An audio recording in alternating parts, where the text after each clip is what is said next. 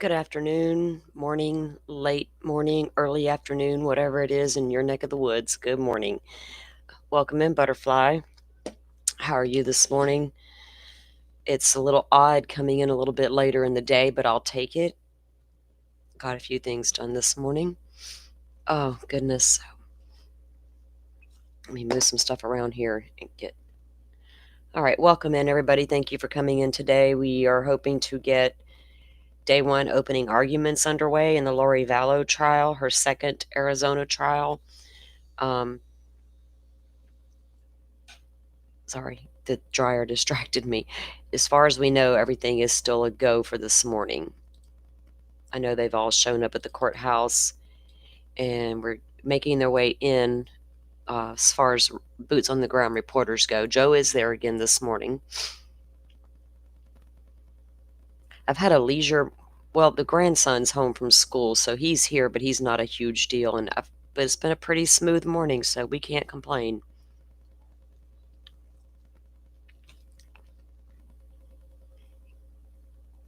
Can't complain. I'm going to pull up the feed on the side so I can kind of monitor. Actually, I was going to go look at something first.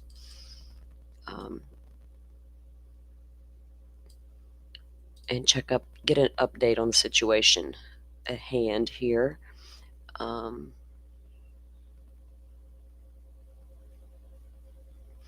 Yeah, let's see if they'll have to drag her into court order her back into court this morning, or she'll just get up and walk in there willingly.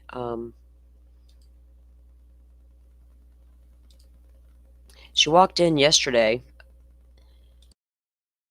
all crooked and stuff. Well, you saw. Good morning, Rachel. How are you? Welcome in. Boy, Twitter likes to tell me that I'm not verified yet. I beg to differ with Twitter, X, whatever you call yourself.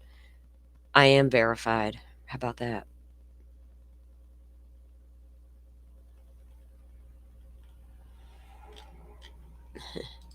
Why in the world is this not showing the actual update? Yeah, it's like the big mystery. What Lori will we get today, right, Rachel? Will we get a strong speaking Lori or a feel sorry for me Lori?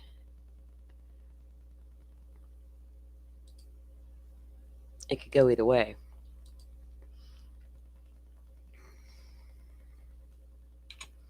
We all know she doesn't want to face the music, right? But too bad. It's going to happen regardless. Okay.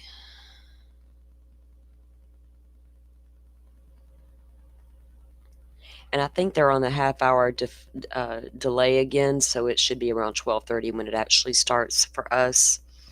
She looked like a cave woman.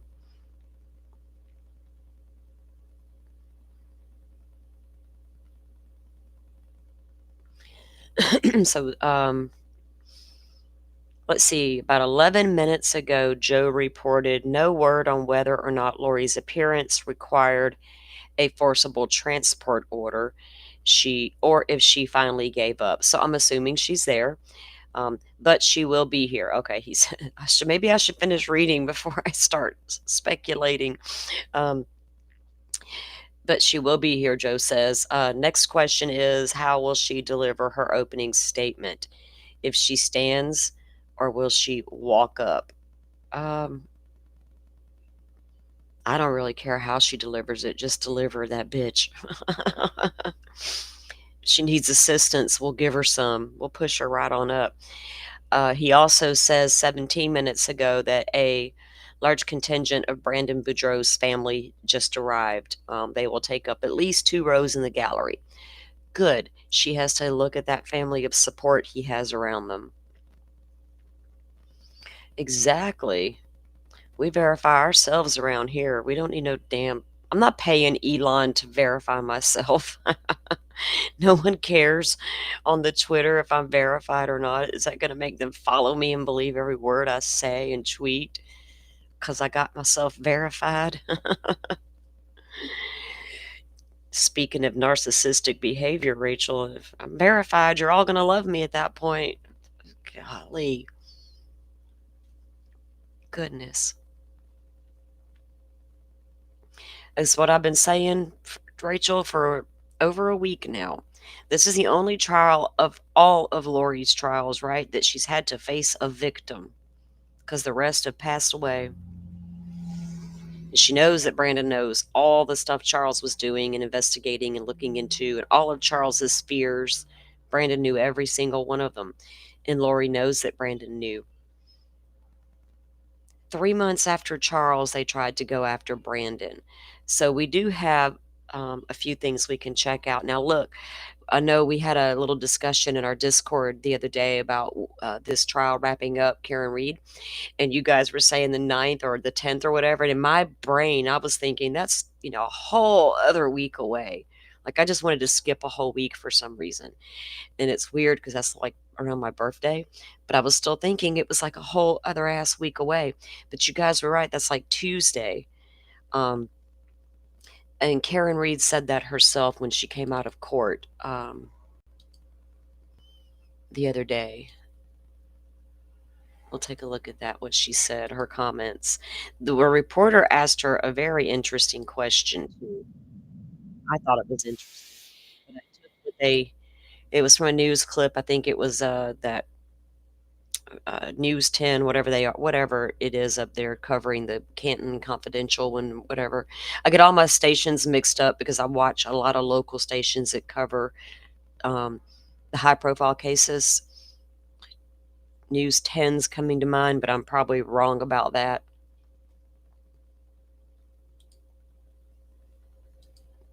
Okay. So this was Karen speaking to the reporters after court the other day.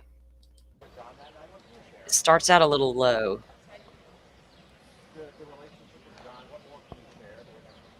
I think the video speaks for itself. Happy, loving, affectionate, attention. Do you think John and Brian Higgins were at odds? We see this angle of them looking at each other. That way. Did you pick up on that though? I mean, you were with John all the night. Were they fighting? Did it seem like they were at each other's throats? I was not paying attention, as you can see, if you watch the full length of the waterfall between the two trials. I was pretty much in that spot with Karina. We were there about 90 minutes. So you didn't notice in the same that. spot. I didn't pick up on it. Have there been any sort sort of of... friendly with Karina? I have not seen Karina in person since last trial. Are you happy tomorrow's off, or would you rather just talk through? I'm happy. We need to How do you feel about get the work defense's done. case? When do you think How you'll feel wrap? about the defense? very, very well, solid. When do you think you'll wrap? Tuesday, give or take. Tuesday. Thank you. Thank you. So Karen says, give or take, they should wrap on Tuesday. And also, that reporter asked her that question. Did she get a sense of anything going down between John and Higgins? I thought that's a really good question to ask her. She was there. Was there anything, at the bar leading up to anything? But she says that she didn't pick up on anything because she was engaged in conversation with Karina all night, or for that like 90 minutes they were there. So we'll see, guys. If y'all think if they go till Tuesday with today off, and that gives them all day Friday, Monday, and Tuesday, are they going to call? Who else will they call to the witness stand? Right? That's the big question. I think Proctor's out. The 9th butterfly. Kaylee's is the 8th. Kaylee Gonzalez. I always think of her first. I don't. But yeah. But yesterday was my granddaughter's birthday, and for some reason, I just took a whole week out of June and went to the next week. But y'all know me, I don't look at calendars and study them that hard. I have to go back and look constantly. What the hell did I say it was yesterday? Good afternoon, Sajoy. Welcome in with your sunshine name. Okay, they are not, says they go live in like 17 minutes, guys, over there. Let me take a look at something. Welcome in, everybody. If you don't mind, please hit the like button on your way in. If you want to if you don't like to chat, that's fine too. A lot of you like to just sit and listen and watch. I appreciate that as well. If you don't mind hitting the like button, that would really help a lot. We get a lot more views than we do chatters, and that's fine. But if you just don't mind hitting the like button, would certainly would help the channel out. We are trying to grow, and I'm looking forward to Karen Reed wrapping up. I want to hear from specific witnesses for my own mind. Nothing to I'm not looking for the state to prove Karen Reed did anything. They have failed in my mind. They wrapped their cases over. And as someone who didn't watch the first trial, you failed to prove to me that woman did what you claim, which is murder this man. So I still want to hear more of the defense's side of the what happened story. That's human nature. You can't help it. But I don't know who else they're going to call if they're planning to wrap up by at least midweek at the latest, right? I don't know. But with all that said, I'm looking forward to that trial wrapping up. It's taken away time from other content that I want to be bringing out. So kind of looking for a change of pace. But it's at the same time, you guys know I cut my teeth on trial coverage with Lori's first Arizona trial. And we rolled right into Karen after that. So I feel like I've been streaming a trial for forever, which has kind of been a good practice run for Koberger's trial. Because Lord knows I'll be covering that one. Might change up the way we do it just a tiny bit, but I don't know for sure yet. Right? We'll never know what really happened. Because if I'm being honest, I knew going in, none of the experts were going to be able to prove beyond a reasonable doubt what happened. They were going to give their best theory on what happened. Then it was going to be up to me to decide which of those experts made the most common sense. What is really logical here? They haven't proved to me he was even hit by a car at this point. Right? Not even enough for me to say, well, that was just a damn accident. Y'all way overcharged. I was prepared to say that. That was an accident. Y'all know you overcharged her. This is bull. But I can't say that there was a vehicle accident because it sure doesn't line up. There's way too many reasonable doubt features, right? So I feel like there may have been enough reasonable doubt in those jurors' minds where the defense is confident, right, that there's been enough, because that's literally all they had to do. But would they be able to elevate and raise that level by bringing on and not badgering, that's not the word, but putting some of these witnesses to the test, right? About what you said, what you were texting. But then again, that gives the prosecution another chance to come in and try to do damage control. But I don't know if they got what it takes. It's hard to gauge where these attorneys are thinking, what their next step's going to be, what their game plan overall will be, and what they're thinking that we're not thinking, right? It's like we're over here like armchairing it going, what are they thinking? But they're like, we got this. Y'all quit worrying. It's hard to trust the process sometimes, isn't it?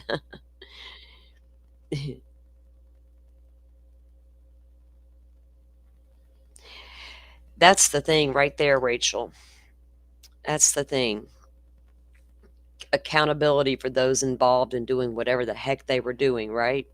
We know it doesn't look good for them. There's a lot of reasonable doubt or reasonable information to believe these people may be involved in a cover-up. And if not this one, then they're tied to other stuff and other cover-ups. I guarantee it. This is not their first rodeo.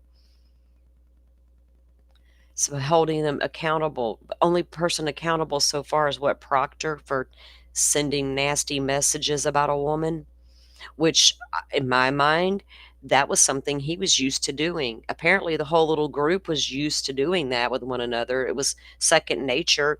It wasn't a shock to anybody in that little text message group, except maybe that guy that was forced to read the text noticed he wasn't responding to Proctor's text in that thread. Was he the one guy that was like, oh man, but I've known these guys since high school. They're going to rag me if I say, hey guys, this isn't right.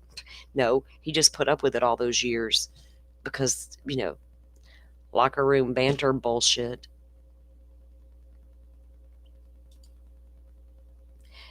You know what, Rachel, though? There might be some accountability if the feds are still, if they really did find anything, because we know there's been other investigations into the Massachusetts State Police. We went through some of that here on the channel a few weeks back when we had a break from the case that day.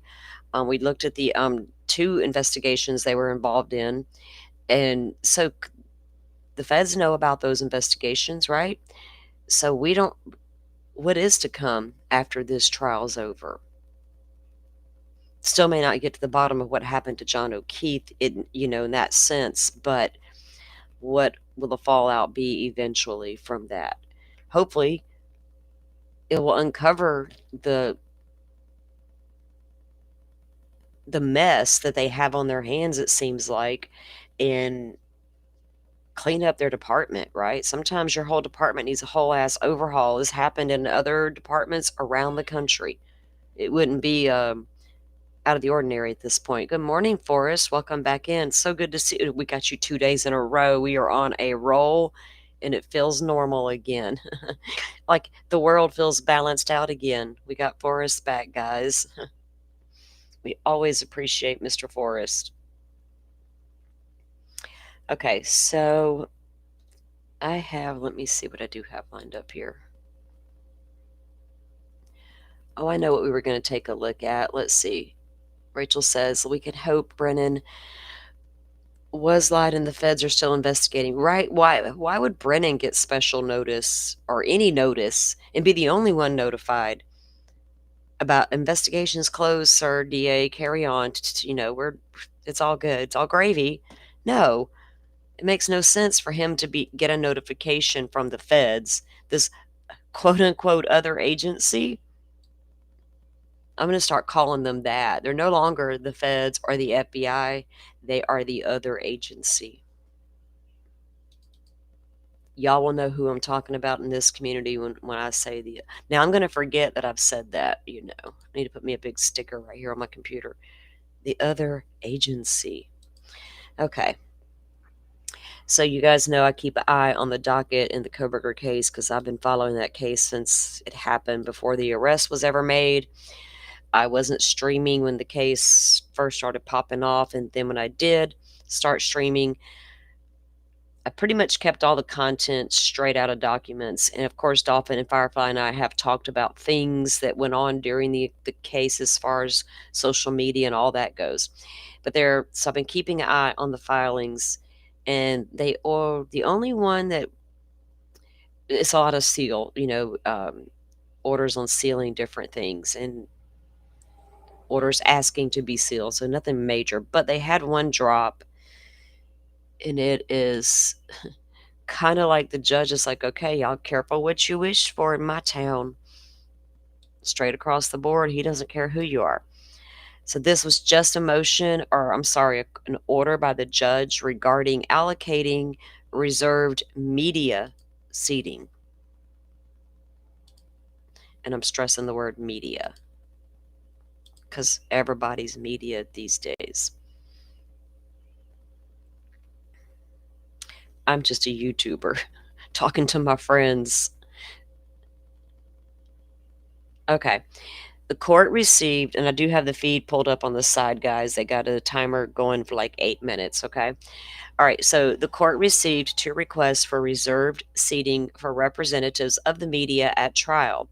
Specifically, the court received a letter on May 28th, 2025 from counsel for a media collection asking, among other things, to ensure that someone from the media is always able to be present at trial, that a seat for a pooled media member be reserved.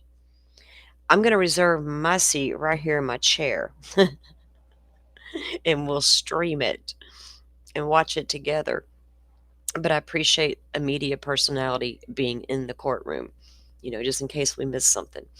On May 29, 2025, the court received a separate letter from a local AP journalist asking that a pooled seat for a member of text media be reserved. The asserted rationale for both requests is a concern that the concert-style ticket reservation system that will be utilized might result in days when no members of the media is allocated a seat. The competing requests highlight part of the problem with reserving seats for representatives of the media. Reserving seats in criminal cases is a thing nowadays. They should just sell tickets. Idaho courts do not recognize who or what constitutes media. Idaho courts do not recognize who or what constitutes media. So, y'all with your media badges, okay. Like Bullhorn Betty, she makes her own. Golly. Indeed, in today's world, there are unending people and organizations that can make a claim to being media. In addition, traditional or mainstream broadcast media, there are newspaper writers, radio news media, independent investigative journalists, true crime podcasters, video bloggers, YouTube streamers, Instagram posters, Facebook page writers, and publishers and other social media influencers found on an endless number of internet locations, as well as a plethora of other curators, commentators, and self publishing journalists. This judge is like, I know what y'all are up to. Trying to obtain a consensus on who should be eligible to be a pooled representative is impossible, providing reserved seating for endless representatives of various media types. Even assuming those within each category could agree to whom their representative should be, would result in most all of the limited available seats being spoken for, such that interested members of the general public are unable to attend. In addition to the problem of defining the media and getting them all to agree on the designated pooled representative, you see, they'll all be either fighting over who gets to be that one rep. Oh, goodness. The request for reserved seating presume a problem that almost certainly will not come to being. Specifically, it seems unlikely that on any given day every single media member, no matter how defined, fails to win a seat. Nonetheless, the case does have an unusual twist that does not present in most other cases with a lot of media attention. Specifically, the community most impacted by these murders, the citizens of Latah County, also the county financially responsible for the cost of the trial, are unable to easily attend because the case was transferred to a venue hundreds of miles away. So, judge with some damn empathy. Given this and part addressing the broader concern for media attendance expressed in letters to the court, one pooled seat for a member of Latah County local media of wide circulation will be reserved. Oops. The local broadcasters, newspaper, and radio journalists located in Latah and adjacent Nez Perce counties, local media, must agree to a local representative to attend each day. It need not be the same person each day. Any local media member utilizing this seat must agree, act as a pooled journalist for all media members. I like that ruling, Judge. Honestly. They all want to get out there and show out about their media credentials and blah, blah, blah, blah, blah.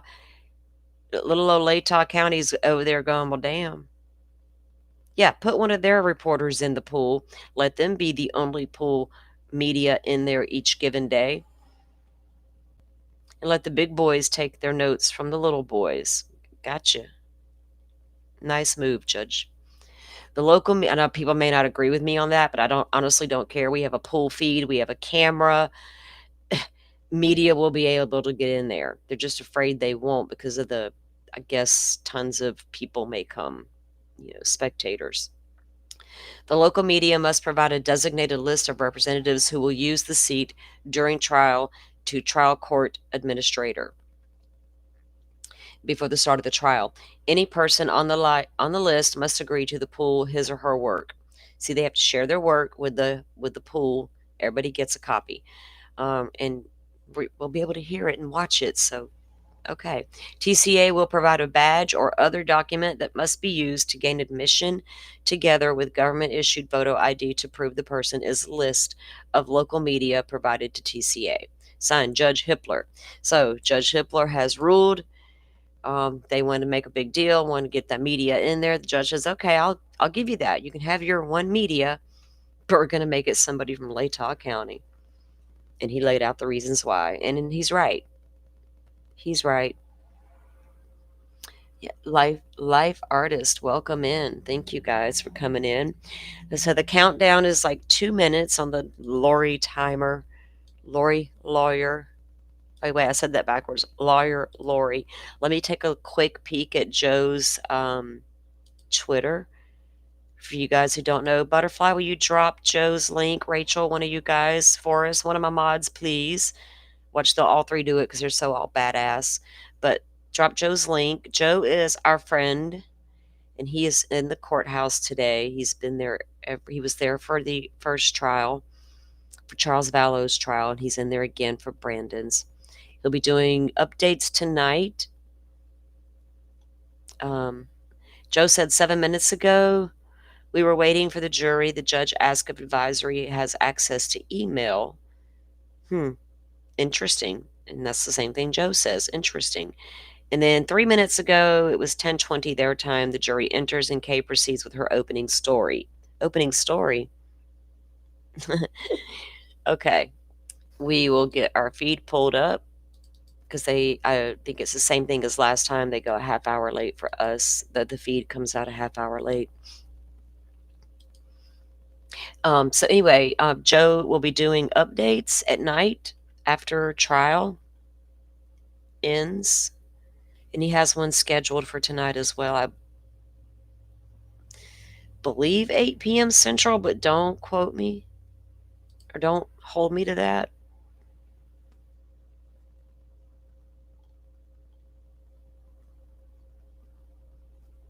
We are so happy to have you, life artists. Everybody coming in to watch the gosh, what that needs to be the final nail in this woman's coffin. I hate to even use that term, but my God, she's put 5 people, her 2 children, Tammy Daybell, Charles, 4 people murdered, 1 almost murdered.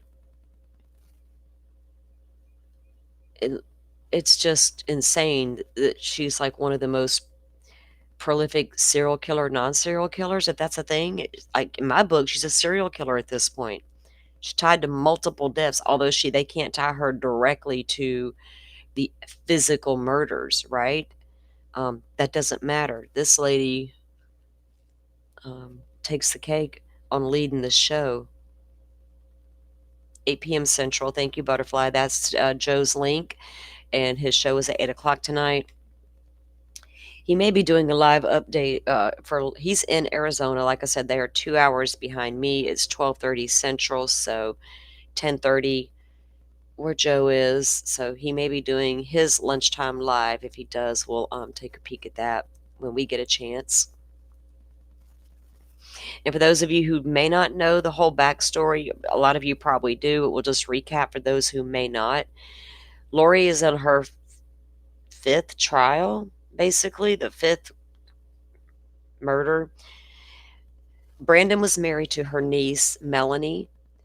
Melanie became a part of Lori and Chad Daybell's cult family. She was already a part of Lori's actual family, right? But Lori kind of raised her. Her mother had passed when she was young, which was Lori's sister. So she was always a big part of Melanie's life. As Lori began to go down her path with Chad and everybody became dark in her world, Melanie began to follow right along with Lori and Melanie Gibb and Zulema and all the girls, and began to turn on her own husband, right? And Charles was sharing all of his information with Brandon and vice versa. Lori's kids and Tammy are already passed away, and then at this point, Charles is killed in what Lori and her brother claimed was self-defense. Then her brother dies. She goes on trial. April was the trial. She was found guilty of conspiracy to kill her ex-husband, Charles. They know that there was no denying that Alex did do it, right? It was just, did he do it self-defense or murder? It was murder. So then 3 months after Charles was killed, they attempted to kill Brandon. And since Charles is gone, Tylee's gone, Lori still had possession of Tylee's Jeep, which was owned by Charles. Her brother Alex takes the Jeep, gets the windows tinted. A few days later, travels all the way from Idaho to Arizona to attempt to kill Brandon. He barely missed, got away, drove all the way back over to Idaho. So there we are. The authorities have been able to bring out a lot of evidence to show what these two were up to during all that time, because it go back all the way back to her first trials in Idaho, where she was convicted of killing her children. And now we're here finally at the last one, right? And she needs to be done. Get this shit over and done with, convict her, and go away, Lori. Some of us are just, I am so over this woman. I remember the first time I saw her on the actual news. I think it was like pictures of her and Chad, and they were reporting these kids were missing, and this mom didn't want to come clean about where her kids were. And I'm like, well, that's odd. So I'm paying attention to the little news pieces that were coming out back then. I just had the CNN. I didn't have the social media aspect of it. And I remember watching Nate Eaton find her and chase her down to Hawaii. Like the first time I really saw her. I was like, whoa, who the hell? Who does what this woman is doing right now? Like, oh, my kids are missing, but I'm just going to traipse off to Hawaii and have this news guy track me down. What in the world? And then look, all these years later, right? All these years later, here we are. It's crazy how we start following cases when they happen, and then you end up following them to the very end. Delphi was like that for me. I can still remember what I was doing the day the girls went missing, and how I remember turning toward my TV and stopping to watch because I wanted to see a picture of these girls they said just went missing in this tiny little rural town of Indiana on a hiking trail. I'm like, well, shit, that sounds like my hometown. What the heck could have happened there? But I wanted to see their pictures, right? In case I saw them in my town. And from that day on, I followed the case.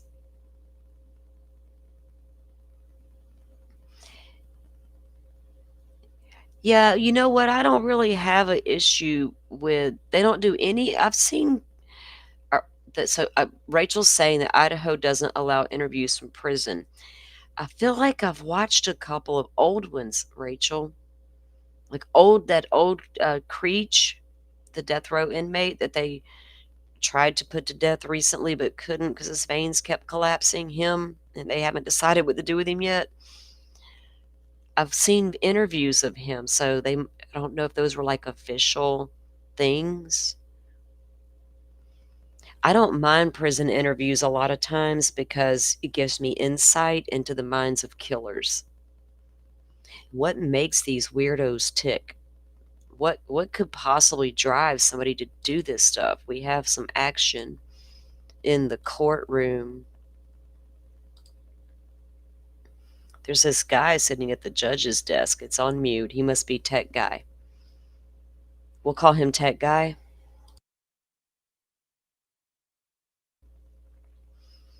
Let's see if let's take a poll, guys. I don't have my YouTube pulled up to do the poll.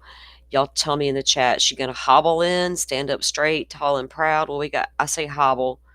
A little slightly hunched because she has to keep that giant rack belt open. Or open, shit. Y'all know what I mean. Secured. Secured. Get my words straight.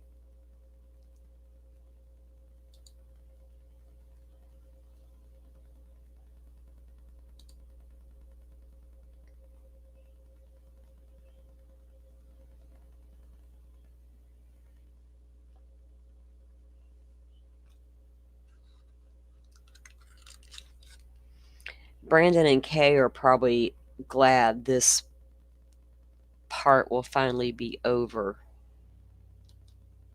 They've come a long, long way. Just the investigation that the two of them were conducting alone. I saw the interview that Kresha, Kay's daughter, did an interview with her after on her YouTube channel, Difficult Research. Can we drop that link as well, guys? Crush is great. But she interviewed Kay Woodcock, her mother, and Kay was talking about how at some point, this was very recent after Charles's trial was over, and it's stuff that Krisha didn't know, I didn't know, about how Kay, they didn't know who was next, right? Because Lori, everybody was turning up unalived all around them, and the measures Kay had to take to keep herself safe while her and Brandon were communicating, right? It was mind blowing, some of the stuff she really went through because of Lori Vallow. You know, Kay's ready to just jump up and oh boy her ass, right? We're going to start oh boy in her ass. Rachel, I would love to see her go up against Dr. Bricado so they can figure out what is happening to identify people like her sooner, right? That would be a good study for him. We should email him and tell him, Rach, like, Dr. Bricado, could you please do us a favor? He's like one of the only ones I will watch that covers that type of stuff. I have a very few that I like to that I enjoy listening to their evaluation. I'll call it that. Sometimes I'll agree and sometimes I won't, but I'm no PhD holder like these guys. And what is that lady's name, Rachel? Dr. Ann. What's her last name? She's pretty cool as well. She's a straight shooter. She's not there to tell you what you want to hear, right? She just, and they talk so matter of factly about serial killers. And when I'm discussing it like that, I appreciate that kind of conversation because I can get real matter of fact about stuff that people might go, ooh, that's cringy. And I'm like, well, I'm not thinking about it like that. I'm thinking about it like in an educational state. I don't know. It's different. Thank you guys. There's the channels. All my mods are back and here today. It's yay. We got to get some members only content going back for you guys. Like I said, these two back-to-back trials with Lori's first trial and then Karen's trial have just really consumed a lot of time. The schedules were so different. The start times and the end times for the different trials was way different. So that was an adjustment. So I'm looking forward to a little break between trials until we get to Kohberger, because I don't think I'm going to cover another one until I get to Kohberger, because there's stuff to cover pre-trial for his case that I need to get to, or I'd like to get to. Dolphin and I have talked about some things and like to put some shows together leading up to that trial. And the Crystal Rogers case, I still need to bring updates about that. We just had a trial there. We're gearing up for another one in her case. I have all the content put together for it. And there's some movement in the Mickey Steins, who shot the Kentucky judge. Movement in that case. There has been. They've been dropping more of that video of where he shot the sheriff. I'm sorry, shot the judge. The sheriff shot the judge. And I have that saved, and it's a pretty good lengthy video. You see it way before the shooting ever occurred. We need to analyze that and go through that. We haven't done that yet. And there's been a new document this morning, or maybe it was yesterday. It was filed. It's hard to get the Kentucky documents, but I do have the article with the document attached, but you can't click the document and read it like most of them. But anyway, his attorneys have filed to dismiss his charges. There's something really deep going on there, and yeah, we need to get to covering some other stuff here. I do. My brain starts to get bored. Dr. Ann Burgess started the behavior unit at the FBI. See, I knew I liked her. That's her last name, Burgess. You're right. She's cool. I just like her a lot. I don't know. She might not be for everybody, but you know what they say. You don't got to be everybody's cup of tea, right? The end of June. Which one, Butterfly?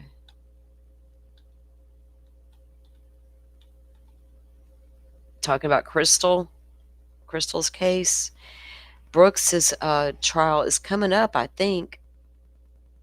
You know what? I don't exactly know the date, though. I think it is. Let's see. Because he and The other Lawson, their cases aren't severed. They're together, right? Unlike the other guy.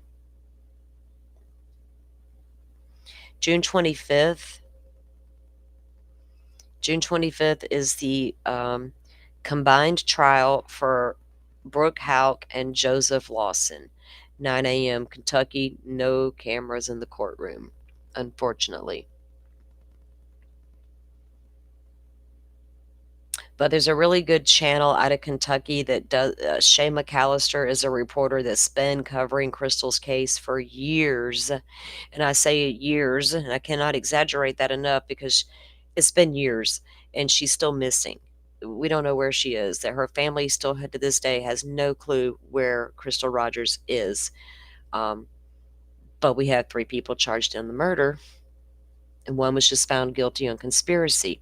The actual murder goes up on trial at the end of June. Isn't that weird that the conspiracy's already happened? They don't found him guilty of conspiracy to commit murder, but the person who committed the murder has not even been on trial yet.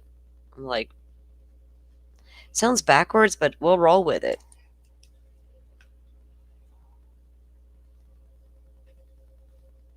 I wonder, Butterfly, they're going to call his mama in there, little miss, I need to go testify before a grand jury about my son's involvement in this woman's disappearance, and I'm going to record my testimony so I can go home and play it for my other son who used to be a cop and make sure our stories match. Yeah, they got caught doing all that.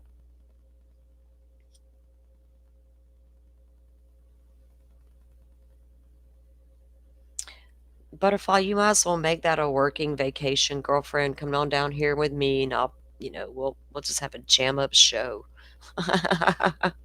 She's like, damn it, Salty, I'm not trying to do all that. She's gonna be out there on the beach with her phone in her hand, going, nah, I'm getting sand and oil on my phone. I'm putting that thing up. Put the phone down, girl. I don't blame you. Put it up. Uh-oh, she's standing a little taller, guys. They must have got her some ibuprofen. It is still on. They're on mute, not us or the feed.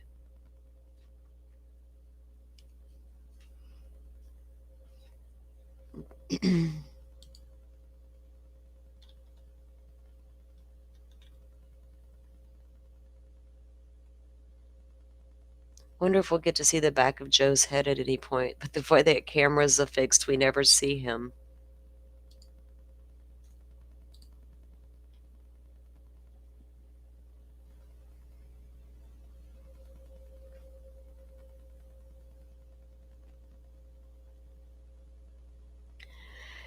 I don't know, Butterfly, but they said there were things. I gotta finish reviewing some of the stuff I saved at the end of the day of the first trial, the one we just had, the Lawson trial, uh, Stevens trial. I gotta review. There was a lot of things said apparently that I haven't listened to yet that are probably going to be brought into Brooke's trial. So we'll see. I still got to finish reviewing some of that as I put it together. We might can just do some of that this weekend as well. I haven't been streaming the last couple of Sundays. I've been taking the actual whole weekend off, except for the weekends I go hang out with Miss Shorty to do the 13th juror stuff that I've been doing for Karen Reed's trial. I don't know if I go back this weekend or if I go back. I think I do go this weekend. I've talked to Miss Shorty. I may be at Miss Shorty's this weekend, guys, especially if there's a wrapping up of things on Tuesday. But yeah, I haven't been streaming on the last couple of Sundays. I've just been taking the whole weekend. I'm like tired. I need to get my rhythm back. I need to get it going back. Right? Look, we had that poll. Kay Woodcock had that poll yesterday. Remember, Butterfly? And my vote was here. I'll read it to you guys because it's. Oh wait, I voted that Chad was going to heal her and she'd be fine. So I guess Chad healed her through the portal.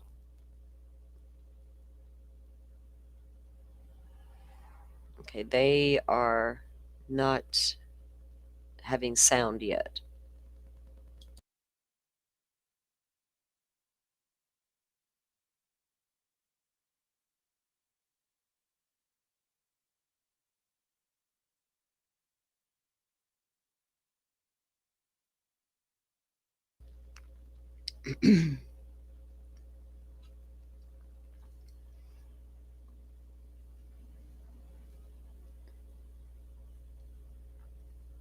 So Kay calls her Loco, and her question was, she's like, "Who wants to guess?" I think I read this to you guys yesterday. Will Loco be on a stretcher in court tomorrow? Will she be in a wheelchair? Will Chud perform a miracle, and she will be healed and prepared for the day? Um, so yes, brought in on a stretcher, in a wheelchair, or will Chud perform his miracle? And I chose three, that Chud would perform the miracle, and look, he did. She's walking. Yep.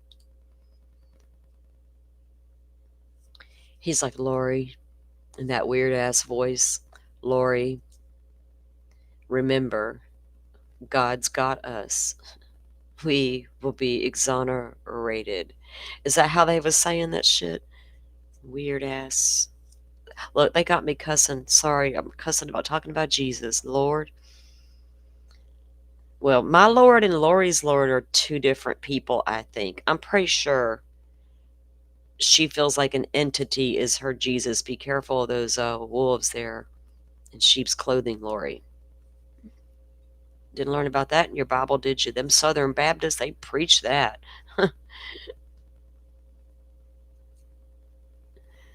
Yeah, she amazing quick recovery.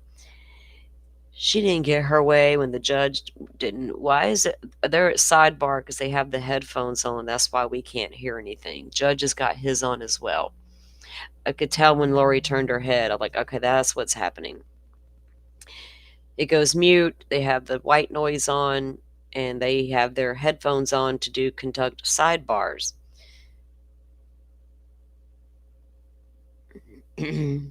Lori can't just get up and have her, all the way up to the judge she goes. Can't have that a potential murderer standing that close to the judge and the attorneys. She might do a Taylor Business move on them. Okay, they took the headphones off. All right, let's go ahead and bring in the jury. We'll commence with the opening statements. There we go. Guys, I have it as loud as it will go. Uh-oh.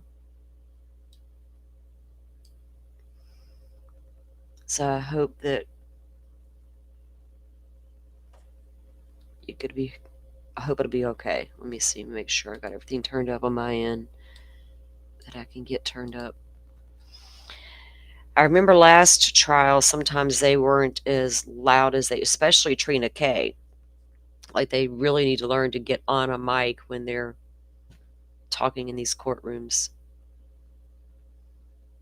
Judge Boreski. Access to email right now? Remember, Lori's done accused him of not liking her. He's partial. Okay, so He's not maybe being an fair. email can be sent to Mr. White to see if, or even your paralegal that's now walking in could see if there's some way to coordinate picking up any documents that are needed. She doesn't have all her documents. Poor thing. Or if they could even be digitally emailed over, if you need assistance printing them, we can do that too.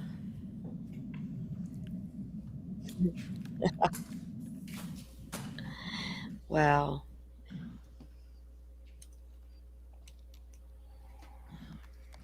Did her assistant counsel not bring all the documents with them? Did she not have them?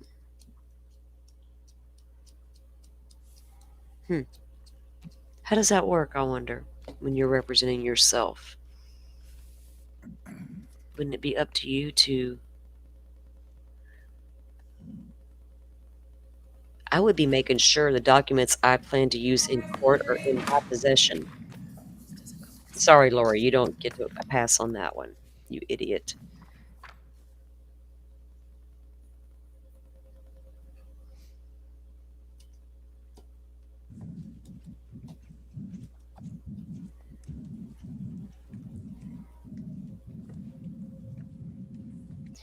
Heck no, Rachel. He's like, "You've been trying to throw me off your case, accuse me of everything under the sun that I did not do."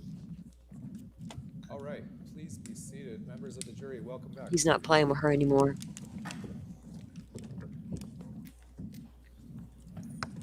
As you can see, we have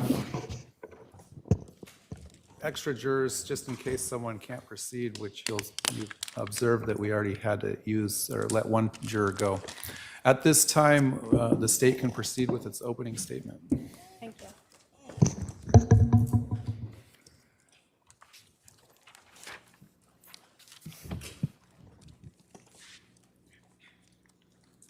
A Jeep Wrangler.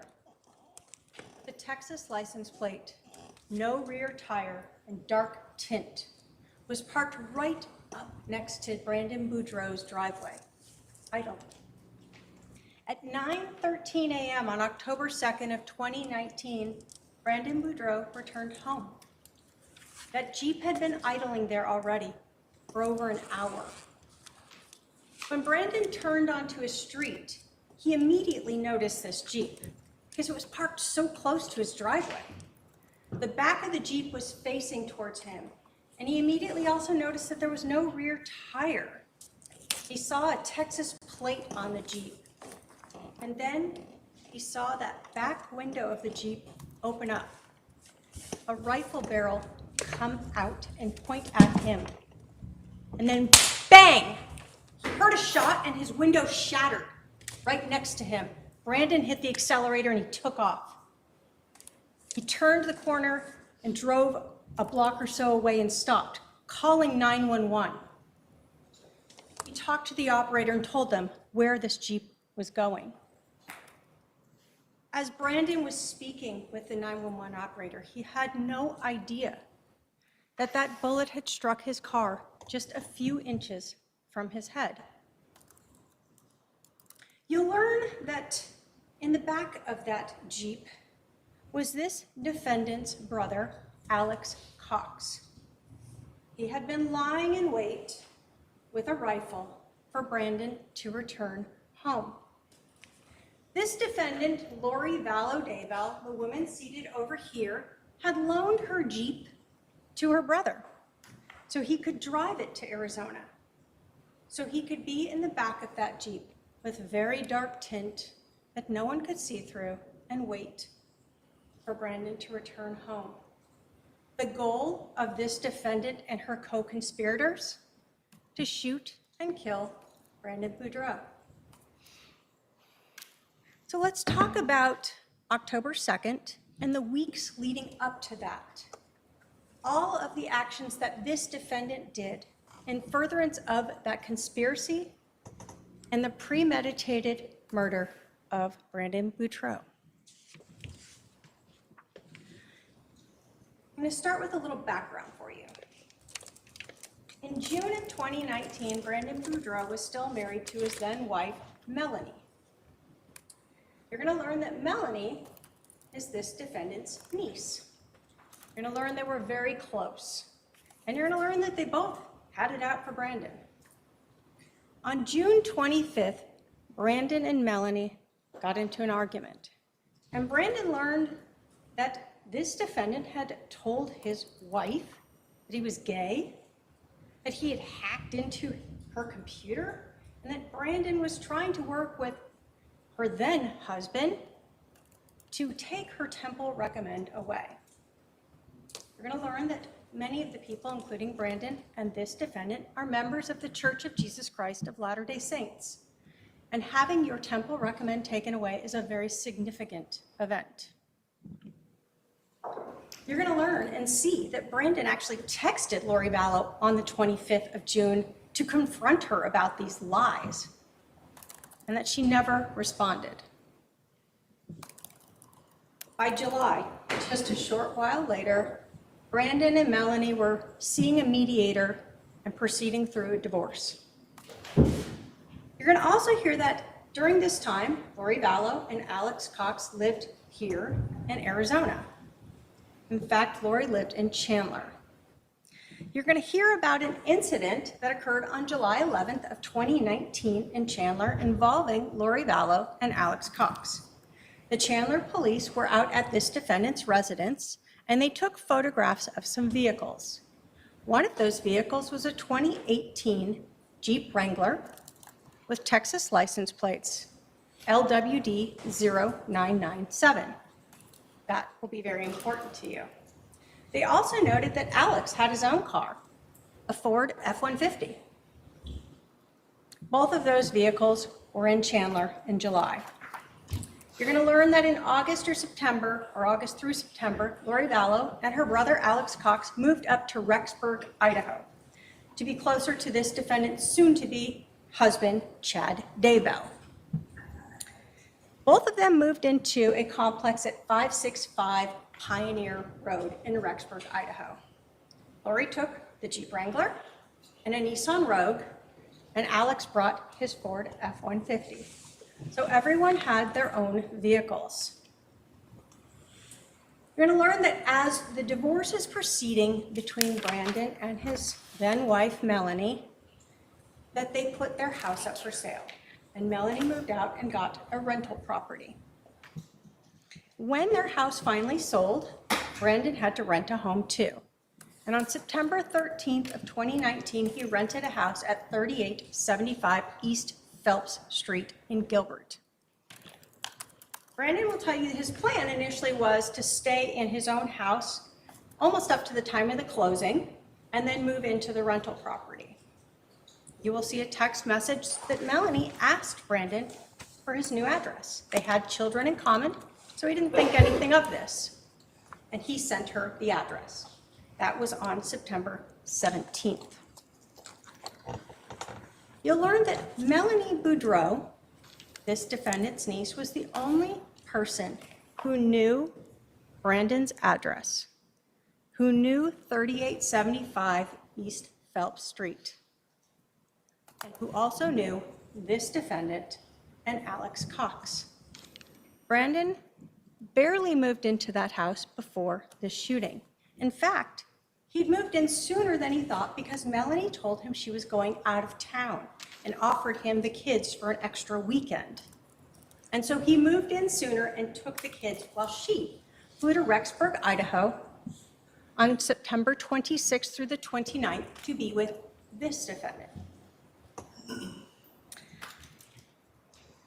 So in the weeks leading up to this October 2nd shooting, we'll talk about all of these things that were done in furtherance of this conspiracy, starting with Lori Vallow's Jeep. You'll learn that Alex Cox searched out a place to have extra window tinting put on the Jeep. And I say that because you're going to see the photos from the Jeep in July, and you'll see there's tinting on the windows, but you can still see into it.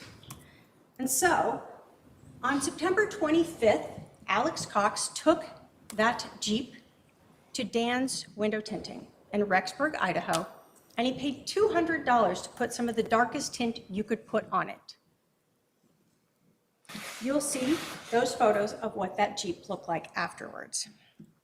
This is the first action of this defendant, Lori Vallow, in the conspiracy, loaning her brother this Jeep and allowing him to put on these dark tint to get it ready so he can lie in wait and no one could see him in the back with that rifle.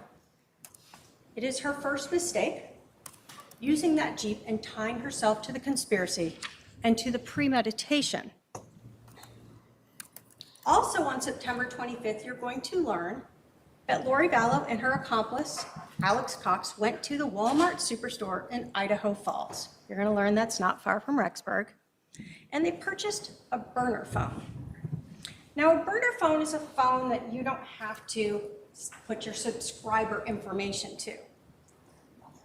And so, how do we know that Alex Cox was there and Lori Vallow was there? Well, you're going to learn they each had their own cell phone, like most of us do, and that Alex Cox's cell phone was utilizing Wi-Fi inside that Walmart at the time that burner phone was purchased with cash. And you'll learn that this defendant's cell phone that was subscribed to her was utilizing cell towers in the area of that Walmart at the time that that burner phone was purchased.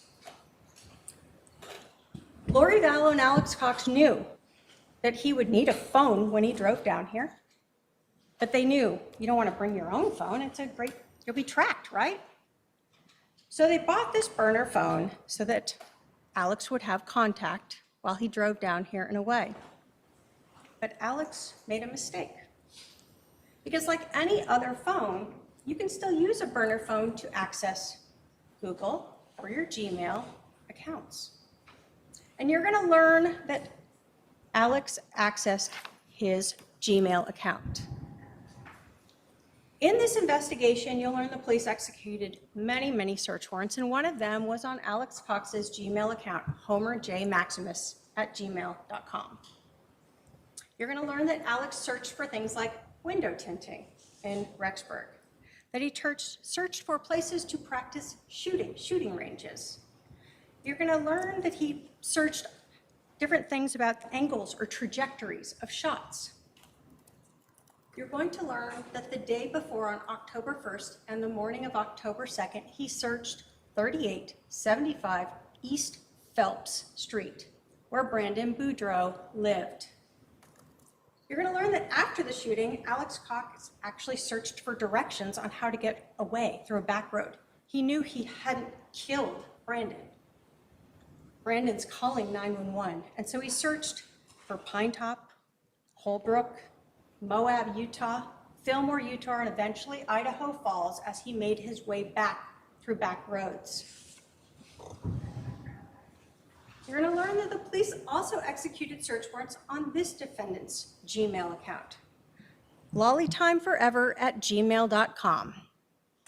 On September 30th, the day when her brother took her Jeep and started driving down to Arizona, she searched, quote, how to get the back seat out of my Jeep Wrangler. And she also searched a YouTube video, Jeep Wrangler JK rear seat removal, how to DIY YouTube video. This defendant continued to be a co-conspirator and to aid her accomplice, Alex Cox, by searching how to remove that back seat of the Jeep so he could better lie in wait to shoot Brandon. This was the defendant's second mistake, and more evidence of her being a co-conspirator and the premeditation. This defendant also, on September 30th, began aiding Alex by becoming his alibi. You'll hear from Nick Valance, who is an FBI agent who deals with cellular analysis, that around 4:30 p.m. on September 30th, Alex Cox's cell phone, the one that he subscribed to, moved from his apartment in this same complex where he and Lori Vallow lived to Lori Vallow's unit. And from them on for the next couple days, Alex Cox's phone remained with this defendant. Meanwhile, that burner phone from that Idaho Falls Walmart on September 30th started moving towards Arizona. You will hear that on October 2nd of 2019, at about 8 in the morning Arizona time, about an hour before the shooting, this defendant created the alibi. She had Alex Cox's phone call her phone to make it look like he was still in Rexburg, Idaho, instead of in Gilbert, Arizona. That fake call lasted about 24 minutes. Both of those cell phones were using the same cell tower in Rexburg, Idaho.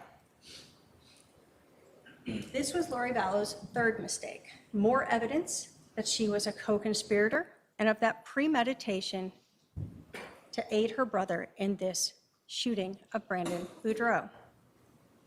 So how do we know, though, that Lori Vallow's Jeep drove from Idaho to Arizona? Well, we're going to start by learning about what we call LPRs, or license plate readers.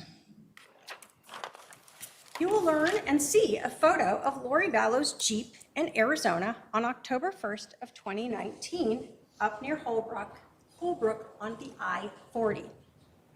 You'll hear that the DEA has a license plate reader there, and they took a photo of Lori Vallow's Jeep with that license plate LWD 0997 on its way to Gilbert, Arizona.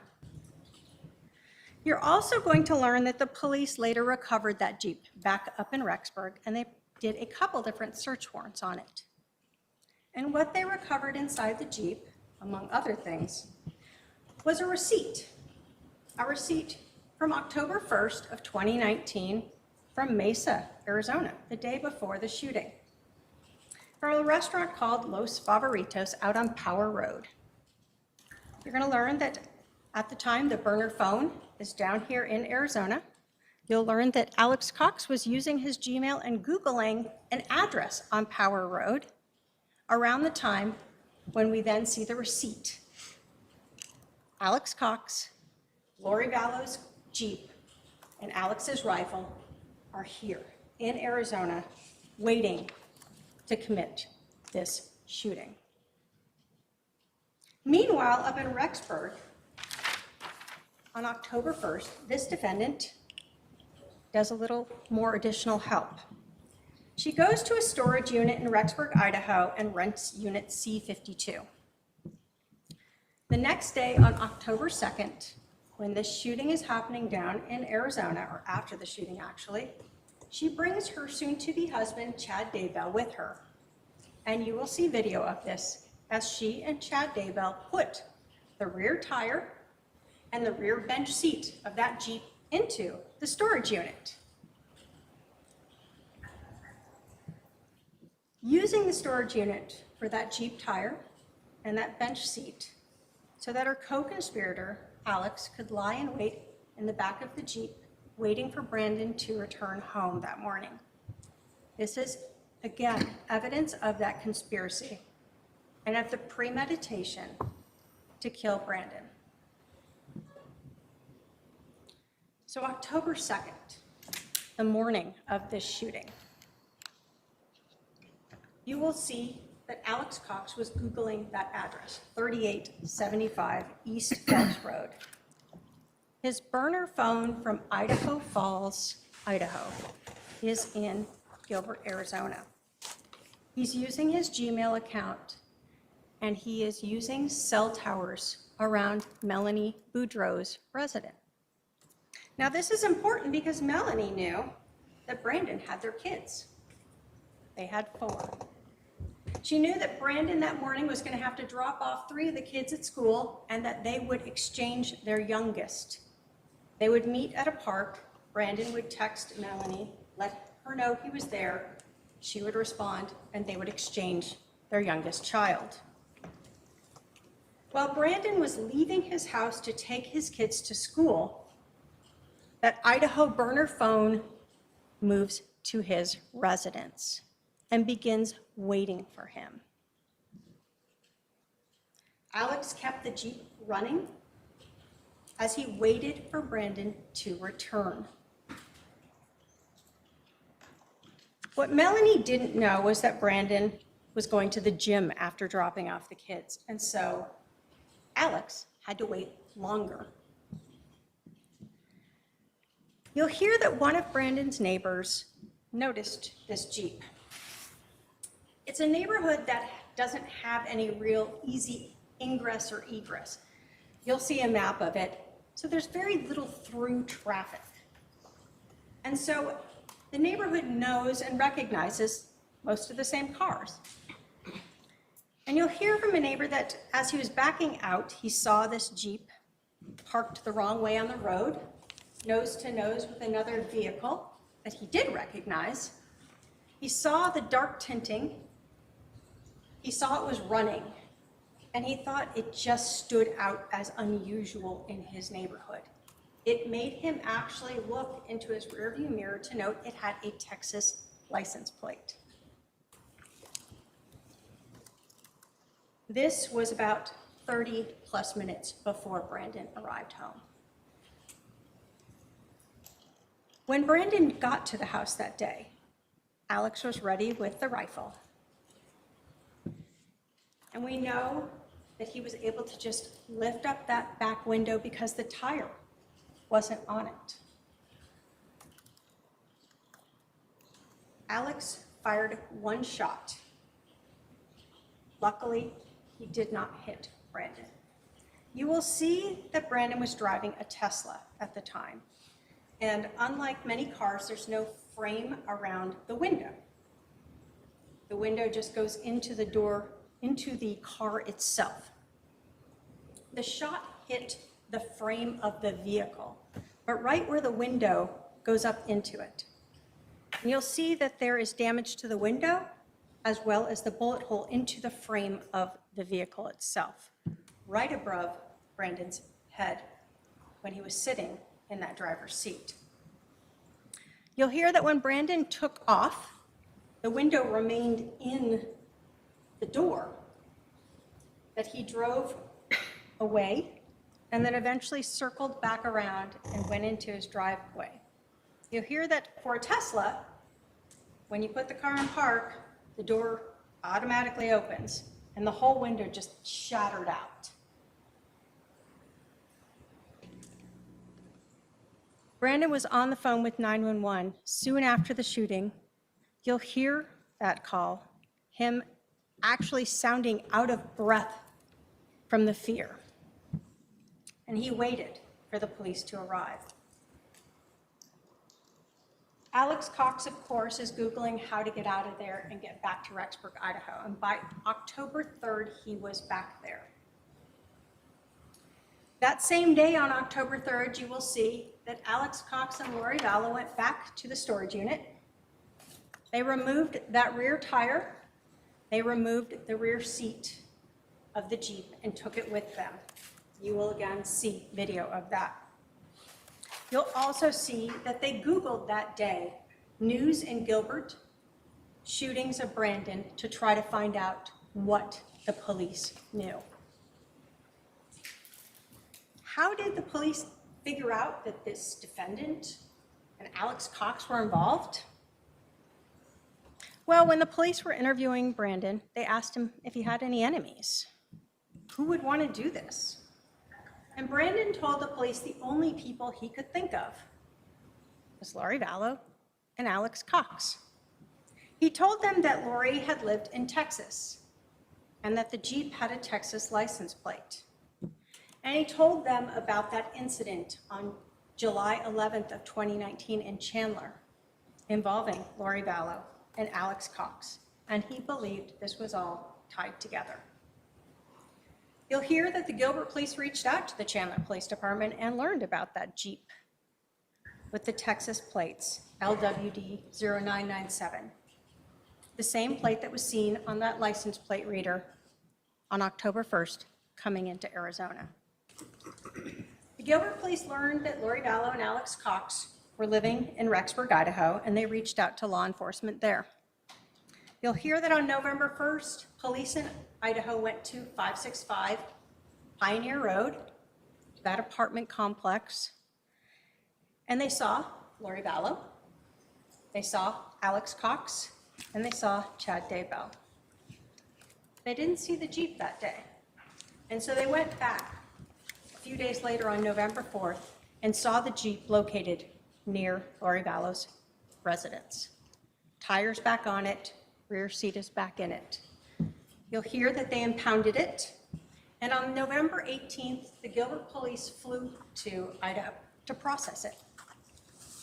You're going to learn about GSR, or gunshot residue.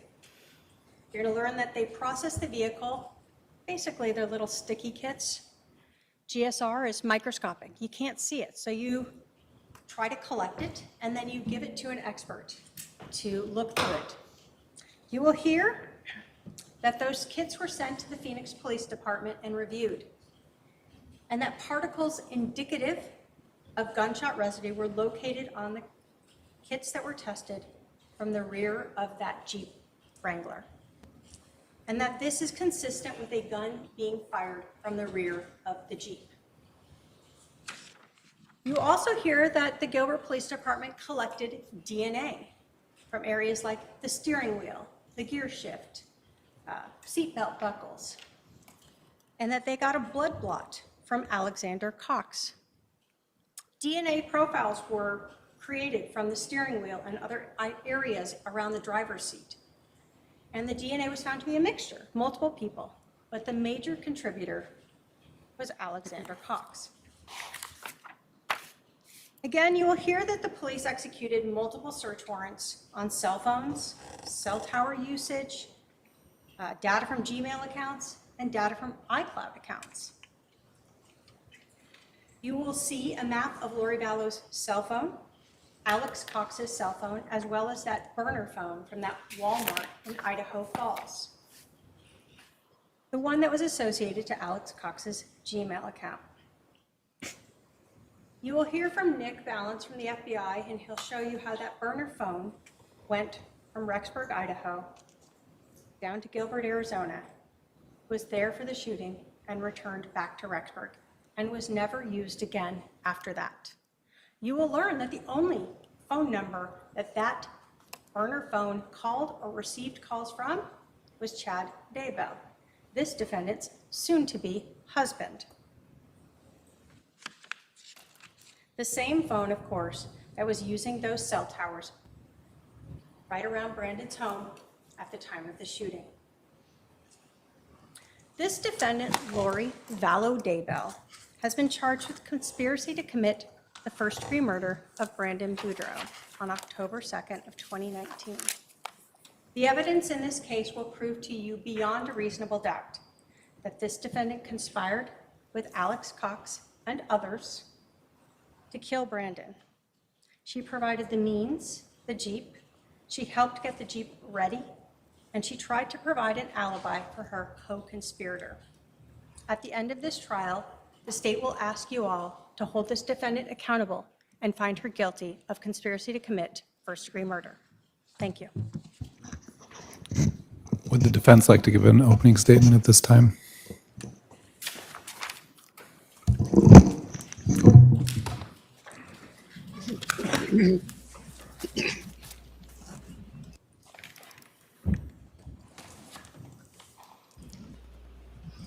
Oh goodness, she got up and walked, guys. Okay. Will she lean? She smiled. She's feeling confident this morning. She feels better. Lori got her Ladies and gentlemen of ibuprofen. the jury, Okay. here we are at trial. And the judicial system can be difficult to understand at times. There are laws and rules and statutes that govern how things will proceed in this trial. You yesterday got to hear the preliminary jury instruction, so you kind of got an order of how things are going to go. In order for someone to be charged with a crime, as I have been, Your Honor, I'm going to object to argument versus an opening statement.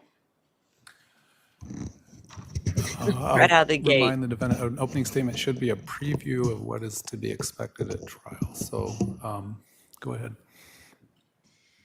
that law enforcement presents evidence that they gather, and the state prosecutors are going to present that to you.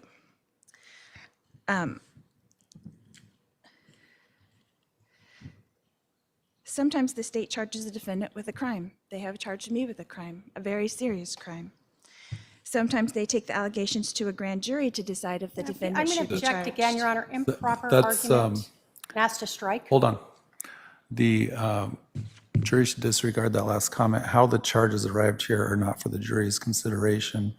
The prior proceedings are not for the jury's consideration. Please proceed.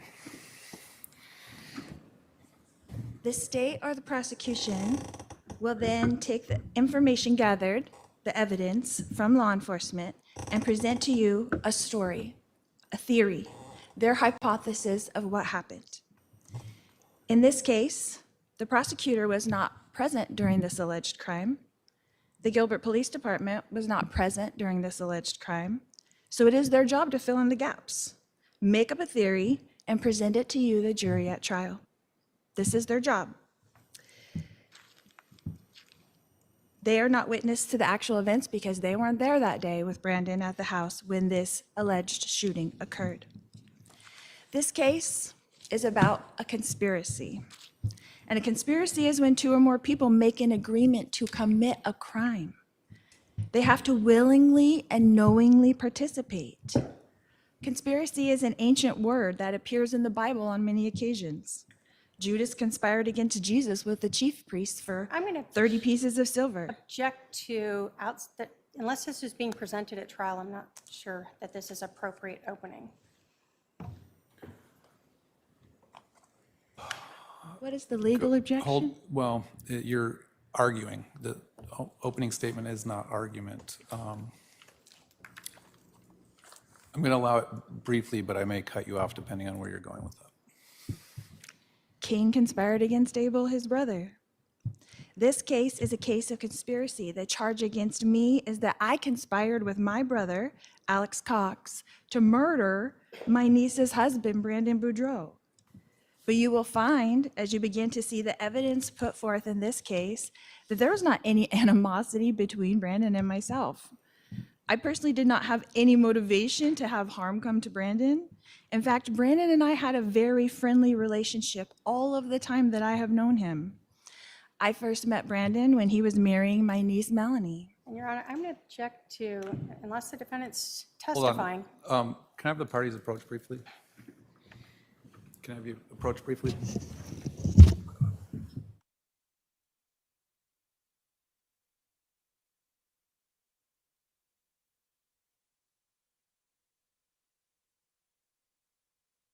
Oh, look, they let her approach this time. And make your argument, Lori, and not an argument. It's not an argument time, it's story time. She's already brought Jesus into the picture, the Bible. Rather, I should say the Bible. It's going to define the word by bringing out the Bible versus the dictionary. We put the oh boy up in honor of Go Kay. ahead.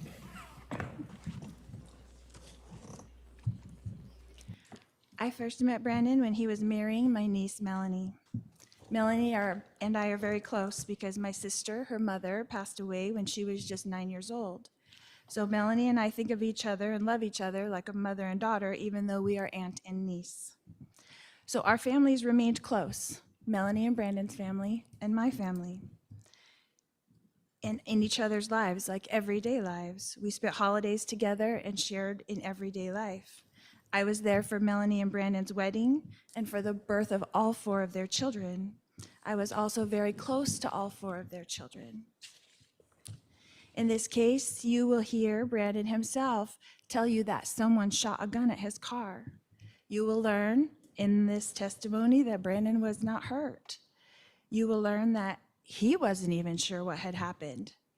But you will hear that Brandon immediately blamed me, which begs the question, was I an enemy to Brandon?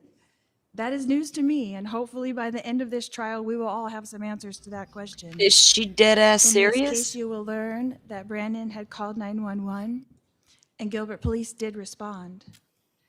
You will learn that Brandon speaks of a puke green Jeep, and then he offers the officers a camo green color that he's speaking of on his phone. He says a green Jeep. Then you will hear the neighbor who says that it was a dark blue Jeep that was parked in front of the neighbor's house.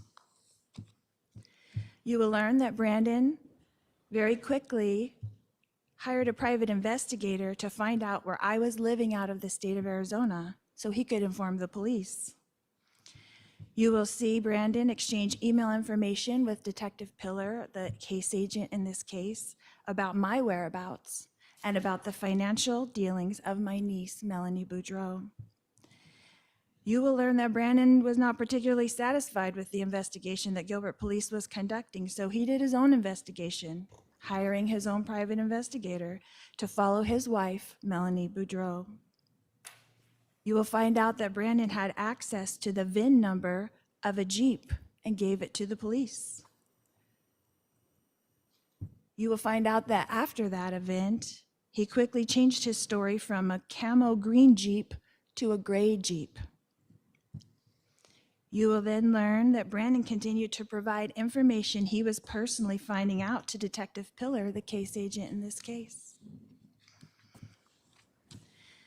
You will learn that Detective Pillar and Brandon discussed through email how they can demonstrate Melanie's financial gain if Brandon were to have died around October 2nd, 2019. This is what a conspiracy looks like. 2 people trying to set up another person for a crime. My niece, Melani Boudreaux, is named by the state as a co-conspirator. However, she has not been charged with the crime. I'm going to object but and I have that have. struck as well, Your Honor. Jury should disregard that statement. You're going to receive an instruction later that all persons that may be involved would not necessarily be charged or called as witnesses, and you'll follow those instructions later. Go ahead. I was not living in Arizona at the time this alleged incident happened on October 2nd, 2019. I was not even aware such an event had taken place. I did have a close relationship with my brother Alex, but I was not aware of his every move. Melani also had a close relationship with Alex, but also was not aware of his location at all times. Brandon and Alex also had a good relationship until this accusation. They saw each other frequently at all of our family parties and get-togethers and would often be seen laughing and talking. Alex was a comedian who kept our family laughing. Alex passed away in December 2019 of natural causes, so he is not here to defend himself. And I'm going to object again to that as well, since he's not party to this. He's All not right, here. I'll just remind the jury that what is said in opening statements is not evidence, it's not sworn testimony. Please proceed. Although the state has alleged that there are several co-conspirators in this case, I am the only one being charged with a crime. So you will be the judge. You will hear and see evidence presented by the state. The state has, according to the law, 100% burden to prove to you I'm that going to a object to misstatement crime- of the law in terms of 100%. All right, again, this is a little bit bordering on argument, but the jury will receive the instructions on what is and what is not proof beyond a reasonable doubt. the state has the burden to prove that a crime has been committed here and that I committed that crime. That is the way the law is written. I do not have to show any evidence or put up a defense. I do not have to testify. That is the law. The prosecutors from the state have to prove to you that I conspired, meaning made an agreement with my brother to murder Brandon. So you will decide. Right now, according to the law, I am innocent. I remain innocent until the state of Arizona and its prosecutors show you enough evidence to convince you that I had anything to do with this alleged crime. And I want you to look carefully and determine if this event was a crime at all. Did a shooting actually occur? Only Brandon claims that it did. Only Brandon names me and Alex. You will learn that Brandon himself did own a gun. You will learn that Brandon knew how to shoot his gun. You will learn that Brandon and Melani were going through a divorce. And you will learn that even though Brandon is the one who actually filed for a divorce, he was blaming me for his divorce. You will learn that the information that the Gilbert Police Department and Detective Pillar, the case agent on this case, learned about me and my brother Alex was from Brandon Boudreaux. You will learn that Brandon and Detective Pillar communicated frequently and were on a first-name basis. I want you to look closely at the motivation of Brandon and the Gilbert Police Department, because I'm the only one charged with the crime, and I need you to decipher what really happened here, because I'm the only one who's being asked to pay a consequence for this And crime. again, Your Honor, I'm going to ask to object and strike that. Sustained, the jury in their instructions received an instruction that said the jury is not to consider a penalty. That will be in the final instructions area as well. The jury's job is to determine whether or not the state has proved the case beyond a reasonable doubt or the charge beyond a reasonable doubt. Go ahead, proceed. You will hear many references during this trial about the state versus Vallow-Daybell. Well, who is the state? The state are the prosecutors. I object to argument and relevance. Sustained. And you, the jury, are brought in to stand between the state and me. And I'm going to object again to improper statement of the law, argument, and relevance. Sustained. You are here to say if a crime has even been committed at all. You are here to say if I committed this very crime and if the state prove this to you beyond a reasonable doubt. If at the end of this trial you have reasonable doubt, then I remain innocent. If the state does not prove to you that I, 1, committed a crime, and 2, committed this crime, then I remain innocent.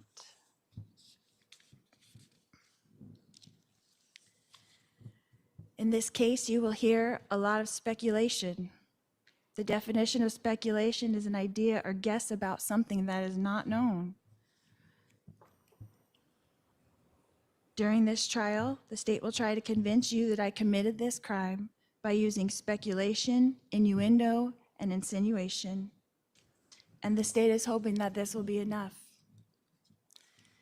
In this trial, you will in fact witness a power struggle between the state and the defendant. Your Honor, For I'm what gonna a fact object to really argument. is. Sustain. Because they want to convince you, the jury, that a fact is speculation, that a fact is innuendo, that a fact is insinuation, that they knew what I was thinking, what I was feeling, what I was planning, when they don't know at all.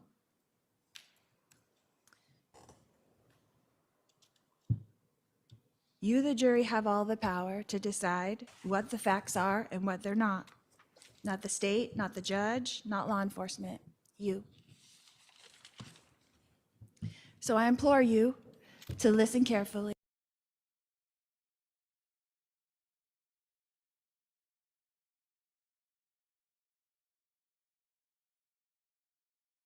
and decide for yourselves if the state's theory really makes logical sense. What motivation did I have? What malice have I ever shown to anyone? What benefit would I gain? I am a person who loves all people and has no malice towards anyone, not even the prosecutors who wrongfully try to convict me. Your Honor, I'm going to object again to relevance and to argument. Sustained. I am all about spreading love and will continue to do so, even after this trial is complete, no matter the result. Thank you. All about spreading love? What All right, the the state will call hell? its first witness. Thank you. The state will call Brandon Boudreaux. Wow. I can't believe she had Your the Honor, balls could we to have a- say that. You're going to come up here and be sworn in by the clerk. Can you please state and spell your first and your last name?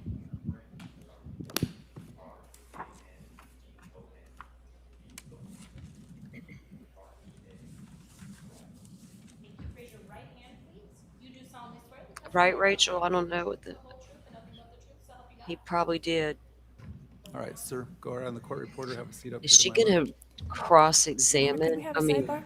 come Is it on. about what we discussed earlier? Let's see. The state's probably going to, you won't complete your direct before lunch? I don't believe so, no. Okay.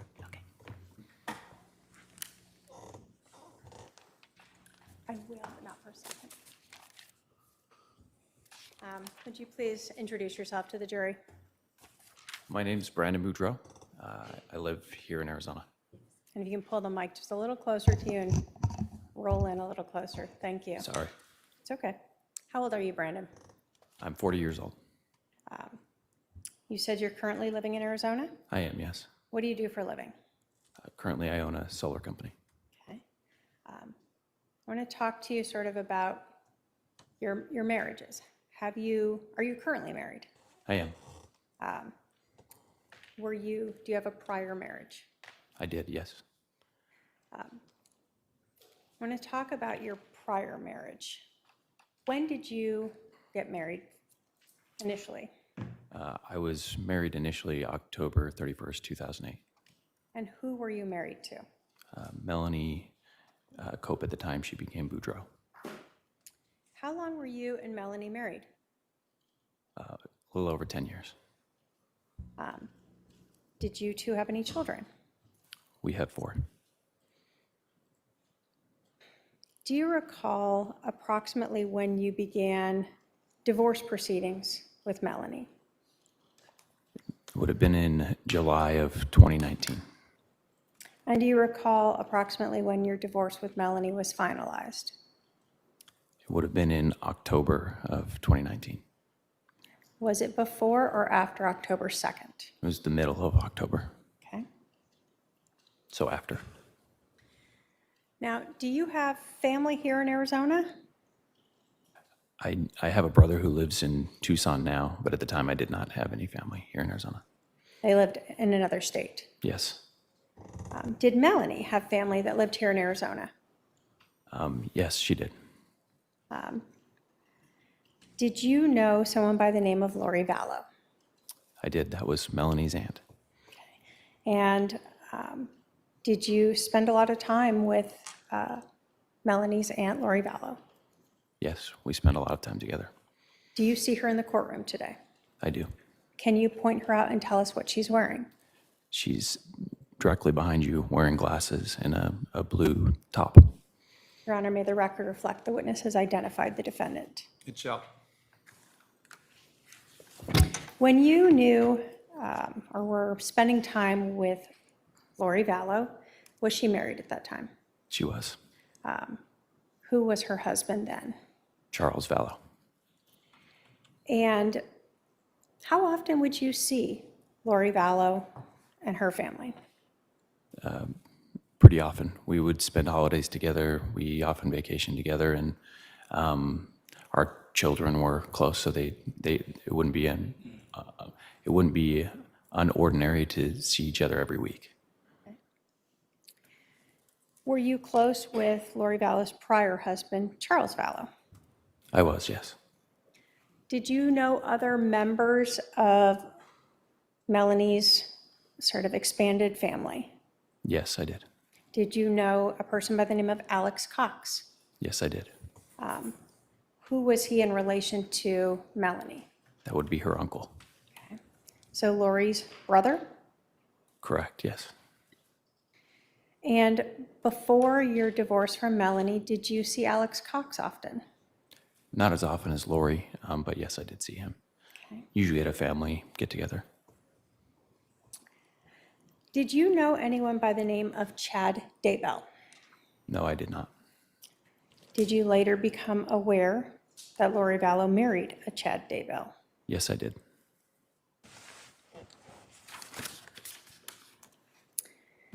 Can you try to describe for us the relationship between Melanie, your ex-wife, and her aunt, Lori Vallow? I would say that she looked at her as maybe more than an aunt, like closer to a mother figure. Her mother passed away when she was younger, and she let her hold a lot of influence in her life. Starting sort of the end of 2018 through 2019, did you notice Melanie spending a lot more time with Lori? Can you ask that question one more time? Sure. Starting sort of the end of 2018 through 2019, did you notice Melanie spending more time with Lori? Yes.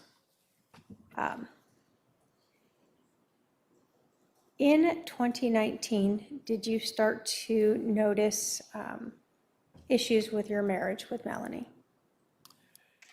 Yes, I did. Without going into what was said, did you ever speak with Charles Vallow about Lori Vallow interfering with your marriage with Melanie? Yes, I did. On a few occasions. I want to talk to you about June 25th of 2019. Did that day stick out to you? Yes, it does. Why do you remember that date?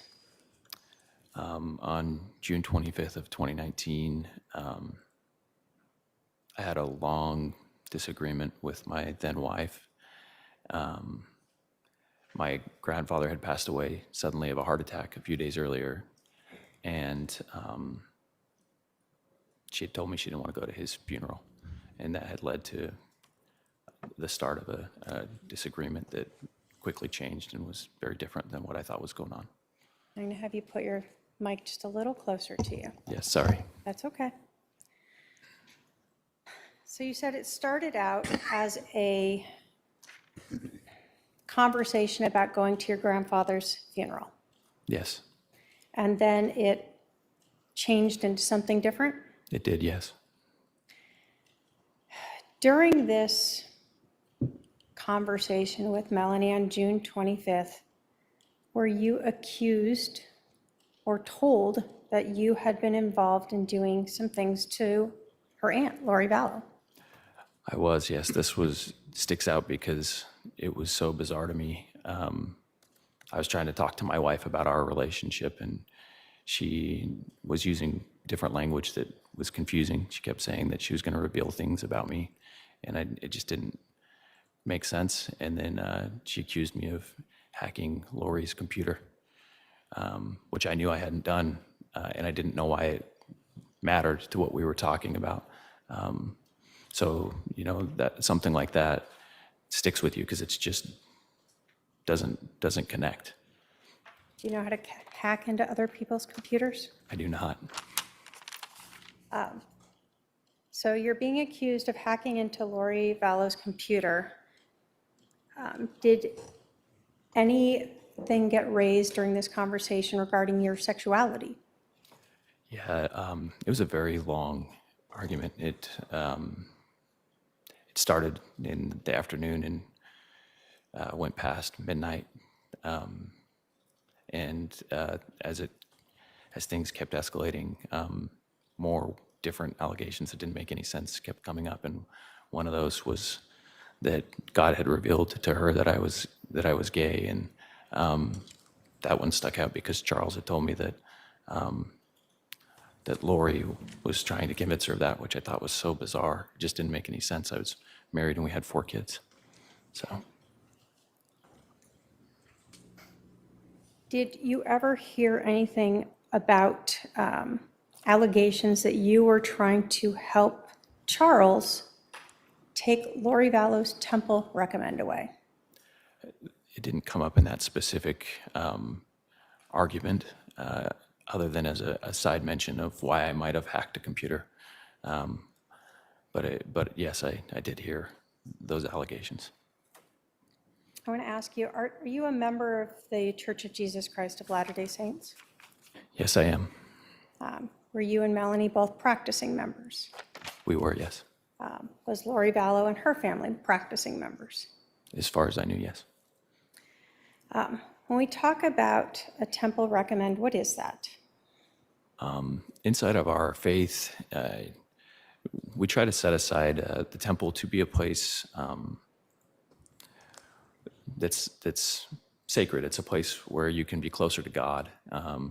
And because you want it to be a sacred place, we try to live to a higher standard if we're going to go in there. It's the idea of trying to be more like the Savior's example and keeping promises or covenants that you make to him. And so in that process, most of us self-report to a bishop or an ecclesiastical leader and a stake president or a higher ecclesiastical leader, just to verify that you're doing your best to keep those promises. It's kind of a way to help you assess, to decide if it's a place that you should go, or am I living in a way that I can go and feel good about, trying to get closer to God in that space, and am I living in a way that sets it aside and makes it somewhere special, somewhere sacred? If someone's temple recommend is removed who is a member of the Church of Jesus Christ of Latter-day Saints, is that a really significant thing? For most of us, we would feel like, personally, I would feel that way. It's something that is sacred to me, and it is important.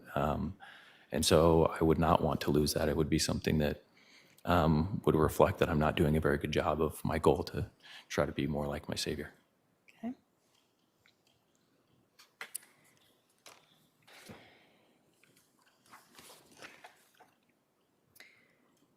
When you are having this argument, this conversation with Melani on June 25th, what are you thinking? It began with just frustration. which when I took a little time and was introverted and thought about it, I realized wasn't fair. If she didn't want to go to a grandfather's funeral, I recognized that me feeling frustrated was something I should deal with myself, but not try to force someone else to do something that they weren't comfortable with. And then it was just really painful because the rest of it there's a lot of frustration that comes from, at the end of it, she was asking for a divorce and demanding that we end our marriage. And, I had 4 kids, and this was going to change their entire world. It was going to change everything for my family. Did you, having spoken with Melani, feel that Lori Vallow was involved in some of these things that Melani was telling you that was why your divorce should end? Can you ask that question one more time? Sure.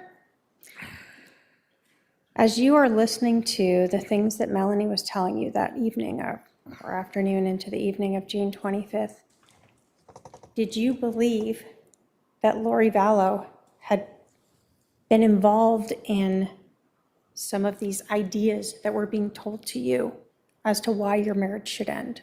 Yeah, I mean, how else does her aunt's computer getting hacked even come up without Lori being involved? So I got pretty frustrated at one point, and I think I told her I'm going to take a break, and I texted Lori and Charles and tried to call both of them to discuss it with them because I wanted them to understand the gravity. This is my family. This is my kids. This changes the rest of their lives. It's not just whatever was going on for those two. So you told us that you just mentioned that you actually sent a text message or a couple of text messages to Lori Vallow that evening? Yes, I did. Can you scoot just a little closer? Thank you. Yeah, I'm sorry.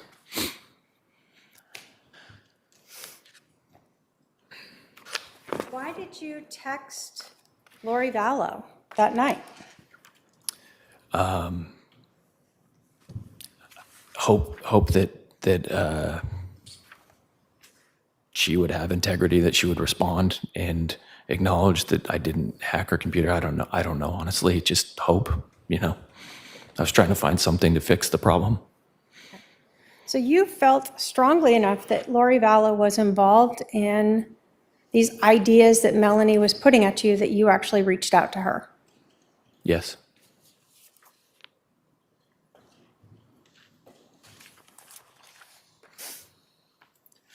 Your Honor, show the defendant Exhibit 122.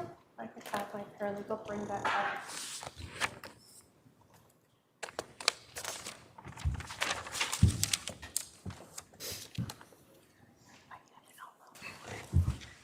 I want you to look at Exhibit 122. Do you recognize those text messages? Yes, I do. Are those messages that you sent to Lori Vallow on June 25th of 2019? Yes, they are. Do those relate to the allegations that were being told to you by Melani that Lori had provided her? Yes, they do. And that was you trying to fix these things that were lies? Correct. State will move to admit Exhibit 122. Any objection? No objection. 122 is admitted. If I may publish.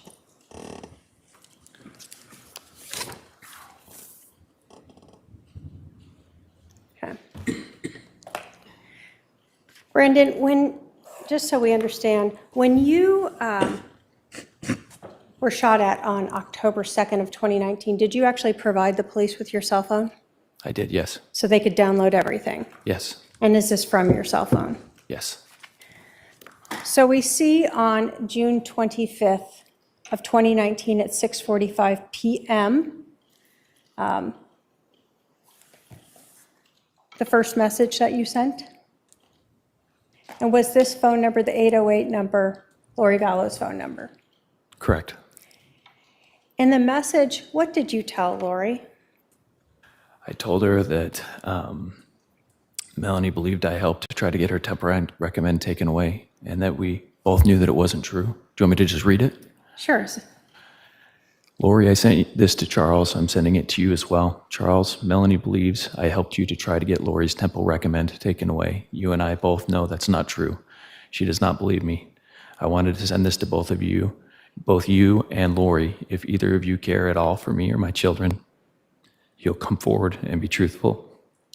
I've never done anything to hurt either of you. I can't believe you would lie to her about something like this. I gave you a blessing when you're at your worst in my home. My children will be punished if my wife leaves me or can't believe me when I have done nothing. This is on your heads to make it right. So your initial thing was about that temple recommend because that was so important, right? Yes. But that was just one of the lies that had been told to you by Melanie.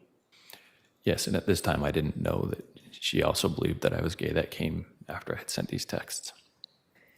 Did you get a response after this first text? No.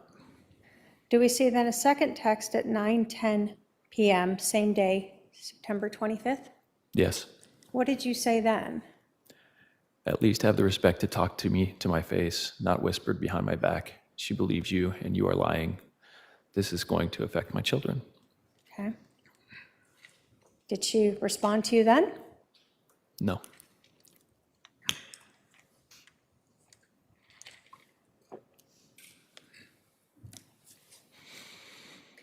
And a couple minutes later, did you send Lori another message? I did.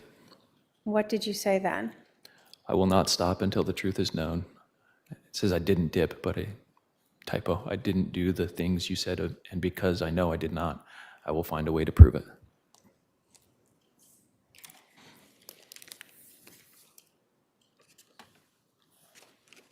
Did Lori ever respond to any of those? No.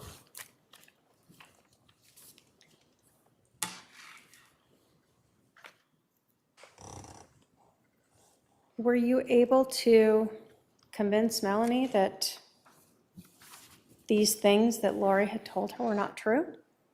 No. Would she listen to you about it? After that evening, she would never spend time alone with me again. There's always someone else with us everywhere that we ever talked or communicated. Did you want to get divorced? No, Did you agree to a divorce? I did. How did you and Melanie decide to go forward with the divorce? We used a mediator. How does that work? You have choices. You can either each get your own lawyer and they can help advocate for you through the process, or you can use a mediator. Those are the two, or you can do it yourselves without lawyers, I guess, as well. And as you go through that divorce process, you really discuss two key concepts: all of the money and the finance side, and then the children when you have children. And so a mediator is helpful in being able to help you understand what the law thinks if you both can't agree on something, and help you go through and think. It's a lot to think about. And you know, you're very I was very emotional going through that. And so they're helpful that they can kind of guide you to make sure you're covering all your bases and you're thinking about the future for your kids, thinking about what's fair in the financials, all of those things. At that time, what were the ages of your kids?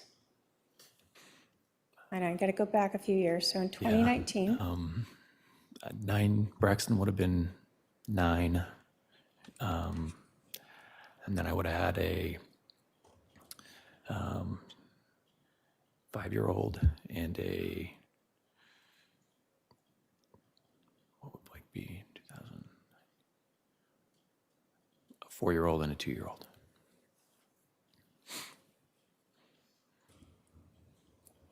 and you told us that you started to see a mediator sort of in July of 2019. Yes, Do you recall if it was the beginning, middle, or end of July? beginning of July. So really fairly quickly after you were confronted with these theories of you hacking Lori's computer and trying to take her temple recommend away. Yeah. As you went through a mediator, did you agree to have joint custody of your kids? I did. Did you and Melanie have a house at the time you were married? We did, yes, and in the mediation, we agreed to sell it. Now, prior to the sale of the house, did Melanie move somewhere else to live? Yeah, we agreed that I would help her find a rental, which we did. And then our house was an expensive house. We were listing it at about $1 million, and so having those young kids inside of it while you're trying to have it show ready all the time was a concern. So we agreed we'd get a rental house where the kids would be able to stay so that they could just be kids and not have to try to live super, super clean. And I would stay in the house and just kind of live in it as a shell house till it sold. Okay. Do you recall approximately when Melanie moved out? July, around the 14th or so, I think. I'm not 100, it's been 6 Mid-July? years. Yeah, mid-July. So the kids were living with Melanie in the rental house and you were staying in sort of I'll call it a community property house at this point. Do you recall when your house sold? In September, I think we got it under contract, and at which point I started looking for a rental house, probably, For yourself? yeah, for me to move into so that we could then do our joint 50-50 custody Okay. with our kids. Did you find a house to rent? I did. And was that the 3875 East Phelps Street in Gilbert? Yes. When you were looking for a residence, did you consider at all the location of Melanie's rental house? Yeah, I tried to, we had agreed we would stay within a couple miles of each other so that it would be convenient for each of us. And I also tried to move close to where I had before I had built the home that we had, I had lived in that same neighborhood. So I tried to move closely to a place my kids would be familiar. Okay. Did you sign a lease for that 3875 East Phelps Street on September 13th of 2019? Yes. What was your plan in terms of when you were going to move into that new house versus staying in the community home? I was going to stay in the community home until right before we finished everything up. So like the end of September, and then I would move over to the new house. And when was the house, the community house, supposed to close? October 1st. Okay. And what was the mediation agreement for that money on October 1st? Who would get what? It was going to be split between me and Melanie, and it was supposed to all go to one account, and then I would transfer the money over to her. Okay. So at some point, did the plan ever change as to when you were going to move into the Phelps house?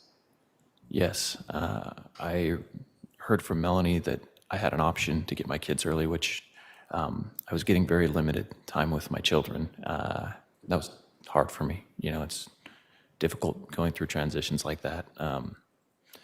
So she had offered, she said she was going out of town and that I could have my kids early if I got the house early. And so I was excited, and I quickly changed my plans and made a quick move from the current house into the new house to get it ready, because when you have young kids, you have to kind of prepare. You can't just move them in. Everything needs to be kind of organized. During the mediation, had you and Melanie come up with an agreement as to when each of you would have the children? Yes. What was that agreement? Mondays and Tuesdays would be my days. Wednesdays and Thursdays would be her days. And then we would rotate weekends. So weekends for you guys was Friday through Sunday? Correct. And then how would you hand off the children, and what would happen with your youngest?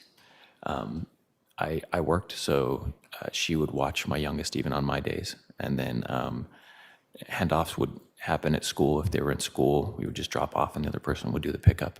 If they weren't in school, then it would be drop off at each other's houses. Okay. So you said you worked. Did Melanie work? She did not. So Melanie kind of just tells you she's going out of town on the 26th and offers the children to you. Do you recall about when you moved into now this residence on Phelps? It's been a really long time. Shortly after, I think, that conversation, about a few days prior to when I got the kids. I think it took me a couple days to move in. So you had the kids on the 26th. I did, yeah. How did you told us you had been planning to move in a little bit later. How did you get moved earlier, quicker? Did you have people help you? What'd you do?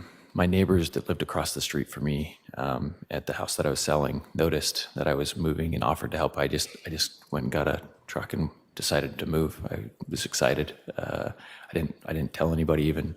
I just kind of jumped after it, and then one other friend found out, and he brought another friend. So there's 4 people who helped me move, and they were the only people. I mean, I immediately had my kids after. They're the only people who even knew that I had moved. It was a very quick decision.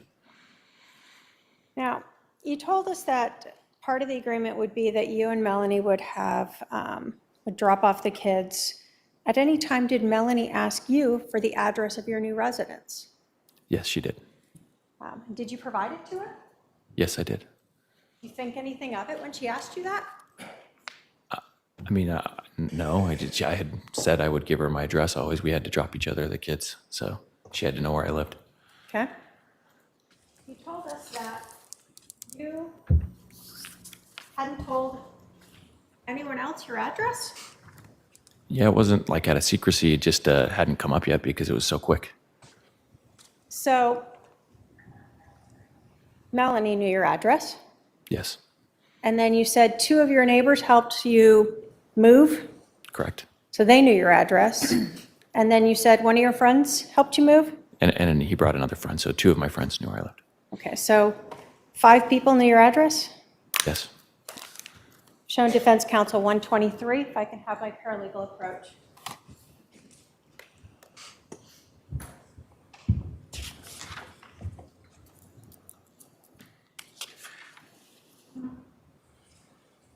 Do you recognize those text messages? Yes, I do. Are those the text message between you and Melanie where she asks you for your new address and you provide it to her? They are. And was that on September 17th of 2019? It is. Your Honor, the state will move to admit Exhibit 123. Any objection? No objection. 123 is admitted. The state will move to publish. Go ahead.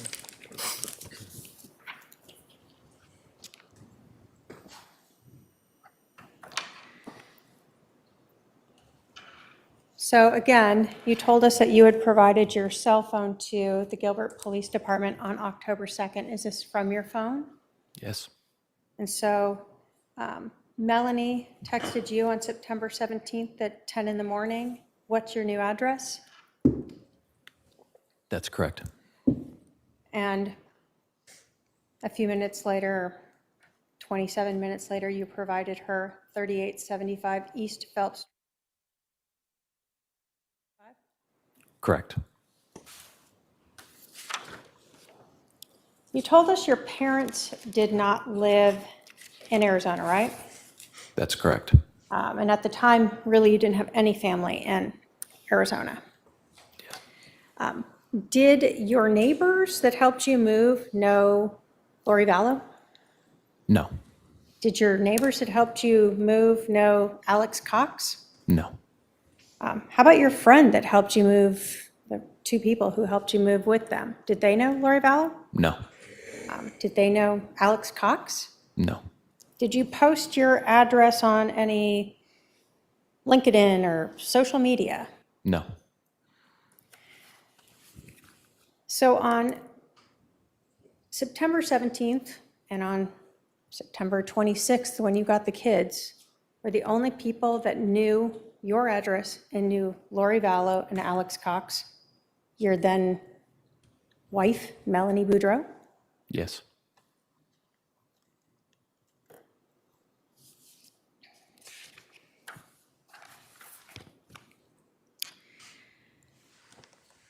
So on September 26th, you're in your rental house on Phelps Street. You have your children with you. And is this sort of the first time you have been there with your kids? Yes, And this was over a weekend, correct? correct. So you had your kids sort of that weekend of Saturday, the 27th and 28th. And then did you follow your normal schedule now of Monday and Tuesday having the kids? Yes, And then was October 2nd sort of Wednesday, October 2nd? And that would be the day you would normally exchange the correct. children? That was the first day that I would not have my kids. Okay. And so on October 2nd would be the day that Melani would now have control of the kids that evening. Yes.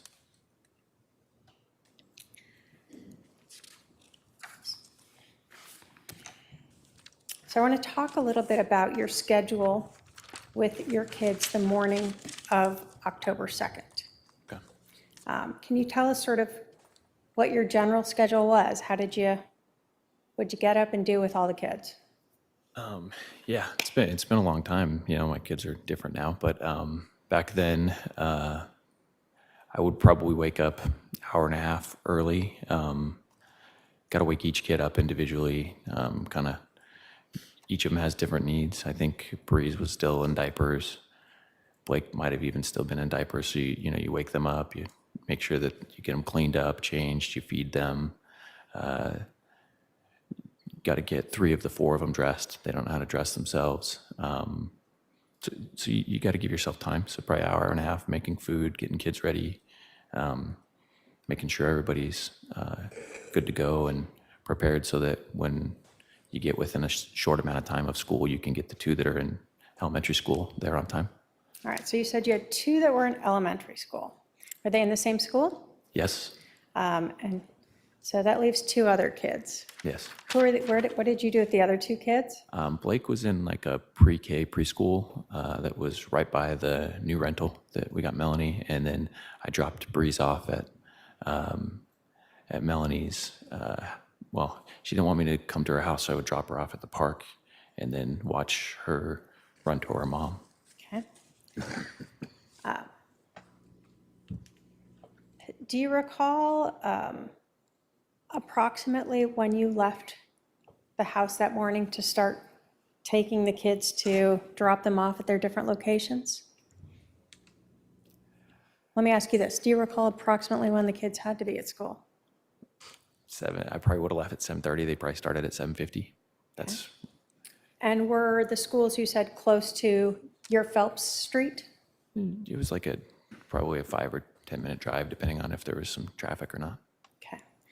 So who did you handle first? Where did you go first? I'd always drop the 2 that were in elementary school first. That was on the way to their mom's house, so we would take those 2, drop them at their school, and then I would drive the rest of the way to their mom's house and at the park and drop at the park right there by her house, and then I would go drop Blake at his school.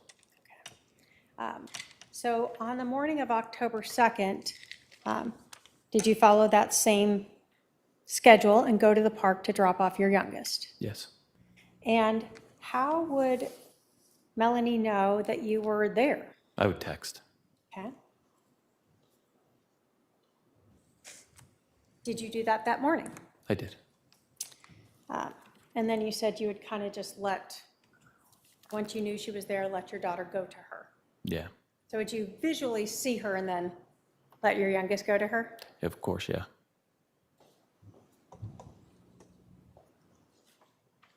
Show Defense Counsel Exhibit 124. Like that, my paralegal approach with that.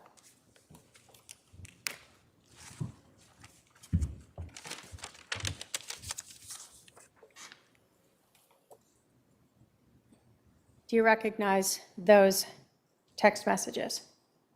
Yes. And are they from October 2nd of 2019 around 7:40 in the morning? Yes. And do they reflect you letting Melanie know that you were there with your youngest? Yes. State will move to admit 124. Any objection? No objection. 124 is admitted. if I may publish.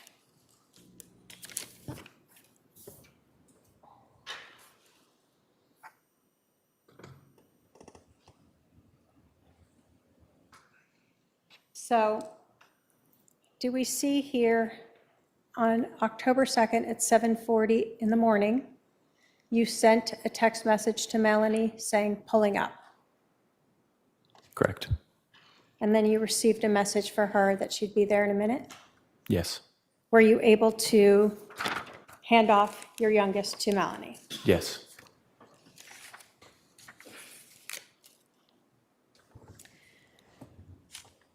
Did you go home after that? I did not. Did you tell Melani where you were going after that? I did not. Where did you go? I went to the gym. How long, well, let me ask you this. Where was the gym in relation to your Phelps house? It was a couple minutes away. It was it was midway between her and my Phelps house. Okay. And how long were you at the gym? About? Hour and a half. Okay.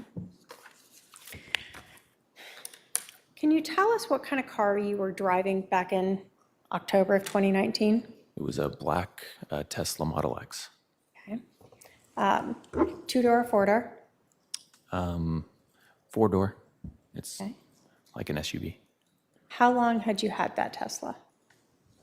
A few years. I bought it, I want to say 3 or 4 years earlier. Okay. So Melani knew about that car? Yes. You had had it when you two were together, Correct. and you continued to have it as you were going through the divorce proceedings. Correct. And you drove that Tesla to that park when you exchanged your youngest. Yes, I did. I want to talk a little bit about Tesla vehicles. They're electric, right? They are, yeah. Do they drive a little different than gas cars? They do, yes. Can you tell us first about the acceleration?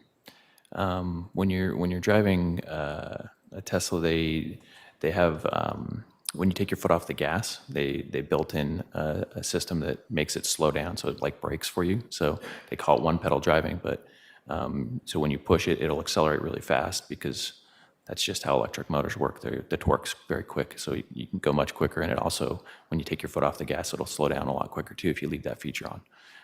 So it drives very different than a gas car. You don't use the brakes as much. Okay. So if you take your foot completely off the acceleration pedal, it almost stops? Yeah, it can be very abrupt. It can feel Okay. like hitting the brakes. And so had you learned over those years how to kind of slow down by taking your foot slowly off that acceleration pedal? Yeah, you drive different. Did your Tesla have any type of technology built in to automatically open a garage door when you're within a certain range of it? Yeah, it did. It had that exact feature. It was when it got in a certain range, it would just send a garage door signal and open it up. Had you programmed that feature at the Phelps house? I did, yes. If you put your Tesla into park, what would happen? I used the feature where it would make the driver's side door just open automatically for you, so you didn't even have to reach over and open it. Would it open all the way? It would just slowly open. Sometimes it would open all the way. Sometimes it would open like a quarter of the way. There's like a sensor to make sure it doesn't hit stuff. Okay. And so that was something you had programmed already, so every time you put your car in park, that would happen for you? Yes. I'm going to talk a little bit about the driver's door of your Tesla.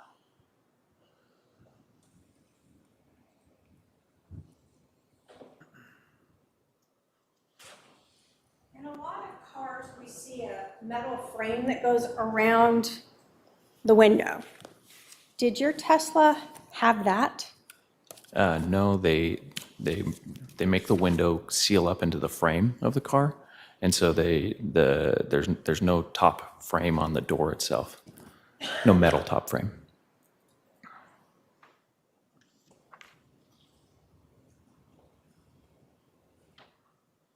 Shown Defendant Exhibit 25. I can have my paralegal approach.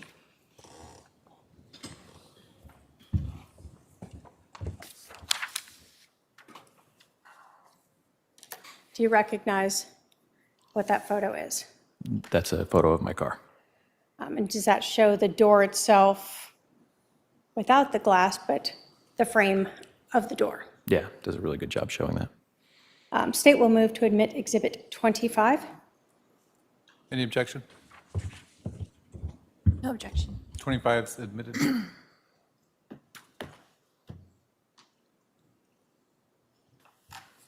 Okay. So is this actually a picture of your vehicle from October 2nd of 2019? Yes, And so we can see that there's no sort of metal frame around where the window would be, right? correct. Okay. And is this actually your glass window right here? Yes, I believe it fell out when I opened the door, or when I put my car in park. Okay.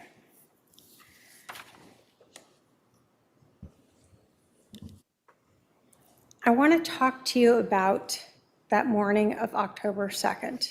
You drop off your youngest with Melanie. What did you said you went and dropped off your fourth child at sort of a day pre-K type of course, Yeah, and then you went to the gym. yes. After you went to the gym, what did you do?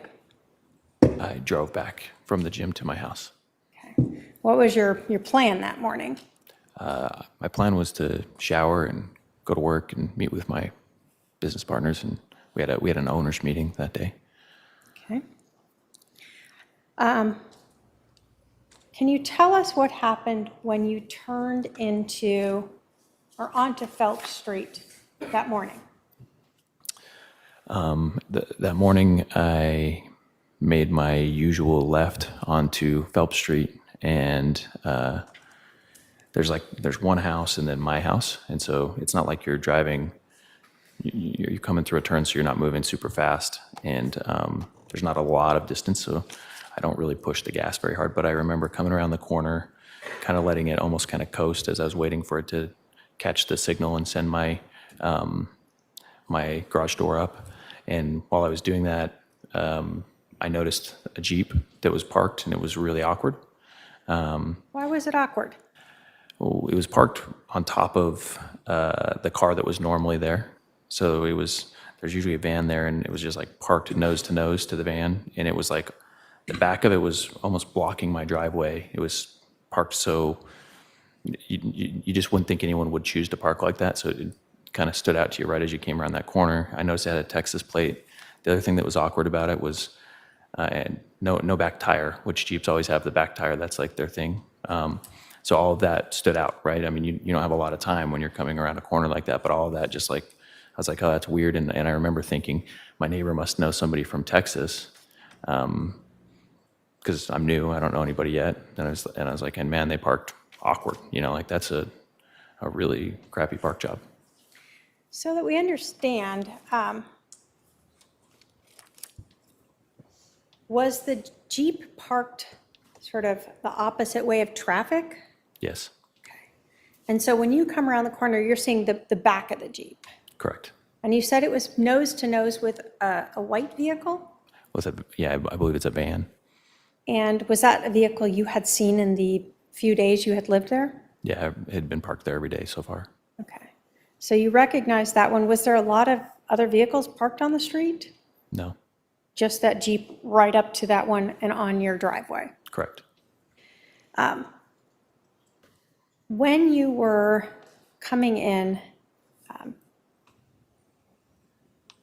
and sort of slowing down, what do you see happen? So as I let the car kind of coast in, the back window pops up. I see a muzzle. I hear a bang. And your fight or flight kicks in at that point. So for me, I just immediately thought, and my window shattered. All that happened in like the snap of a finger. And so I just immediately thought someone's shooting at me because I saw a muzzle. So I hit the accelerator and I just went straight. I no longer was planning on turning into my driveway to let the garage door trigger. I'm going to have you pull your mic just a little bit down again. Yeah, I'm sorry. I can lean forward. Could you hear all of that? So let me go a little bit through it. So you said you saw the rear window open. Yes. Is that sort of the window that normally the tire would block from opening? Yes. Did you see any hands or anything pushing it open? I can't say I did. The windows were dark, and I remember it lifting, and I remember seeing a muzzle. Let's talk about the muzzle. Could you tell, like, was it a handgun muzzle, a rifle muzzle? What are we It talking looked about? like a rifle or a long gun. Yes. Also, possibly like there was a silencer on it or a suppressor or something, because I remember the muzzle looked a little bit awkward at the end. Okay. Have you shot guns before? Yes. Have you shot rifles before? Rifles and handguns and shotguns. Did you grow up sort of shooting, hunting? Yeah, my family hunts. I'm not a big hunter myself. But you're familiar then with rifles and shotguns. Yes. Had you shot handguns before? Yes. So when you saw this, what did you think it was, the muzzle that you saw? I mean, you had a very short window, but it looked like a rifle to me with maybe a suppressor or something on it. Okay, so it was able to come out of the window enough that it looked like a rifle to Yes. you. You said you heard something. Can you describe that for us? It's a loud bang. It's gunshot. That's the only thing I can think of. And you've heard gunshots before. Lots of gunshots, yeah. So you hear this and you recognize that as a gunshot. Yes. And you said then your window shattered? Correct. Did you see a hole through your window? No, which was confusing. So I was, all this stuff is happening quick. I'm sure I had some kind of, what's the word I'm looking for?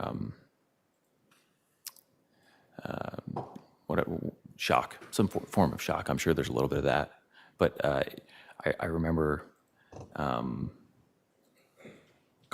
first thought I had was, I need to call 911. Someone just shot at me. So that, and I remember my phone flying forward and backward because I was driving quickly and accelerating quickly. I remember getting my phone and calling 911 and just, I mean, I remember having a hard time breathing, just feeling overwhelmed that somebody shot at me. And then I think maybe because I was feeling a little guilty or something, I remember thinking like, oh, maybe, there's no bullet in my car. I don't see a bullet hole anywhere. Maybe they did, maybe it wasn't a real gun. Maybe I'm overthinking this, You have a lot of thoughts going through your head. Did you ever say maybe it was a paint gun? Yes, I think I did. Thinking now, have you seen a paint gun before? Yeah, I've played paintball lots of times. Does paint come out? And Not as loud, and it marks stuff everywhere. would it have left, in your experience, having fired paint guns, does it shoot out paint that you would then see? Yeah, wherever it hits, it leaves a bunch. That's why it's called paintball. Did you see any paint on your window? No, Were you thinking clearly at that point when you're thinking about that? I think there's a lot of thoughts that go through your mind. It was a very stressful situation. I've never had someone shoot at me before.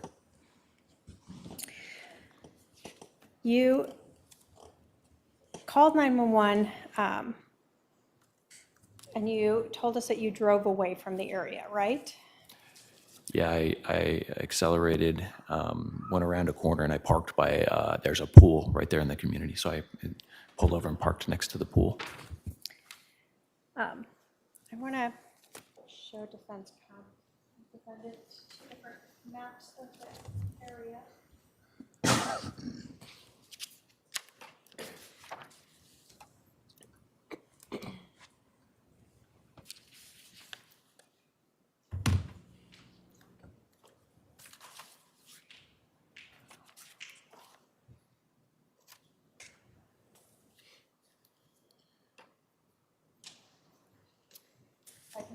paralegal approach with exhibits 1 and 3.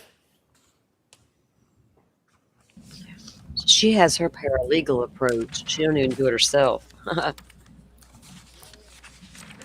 When you look at those 2 exhibits and tell me if you recognize them as maps of the neighborhood, a closer up, as well as a further away map of your Phelps Street address and the streets around it. Correct, yes, they are. And those are sort of accurate maps of that whole area. Yeah, I'd say they're accurate. State would move to admit exhibits 1 and 3.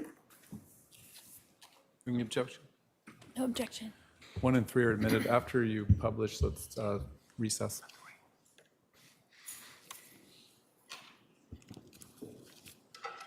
I'm going to start with 1.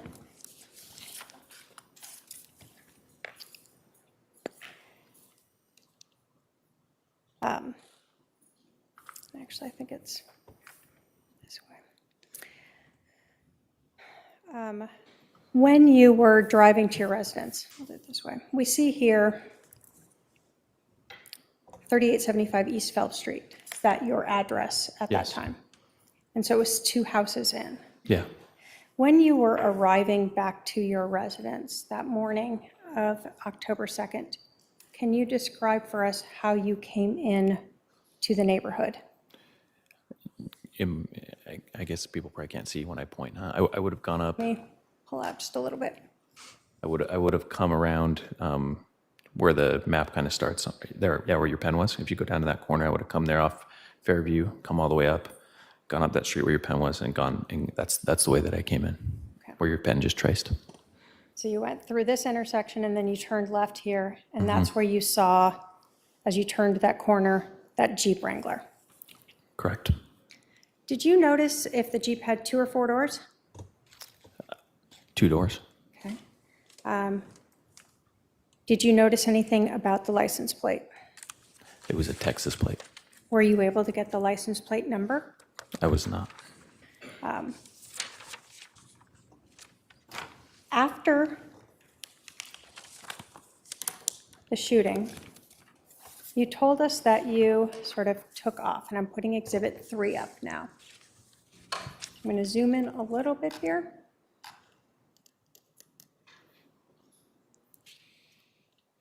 So we see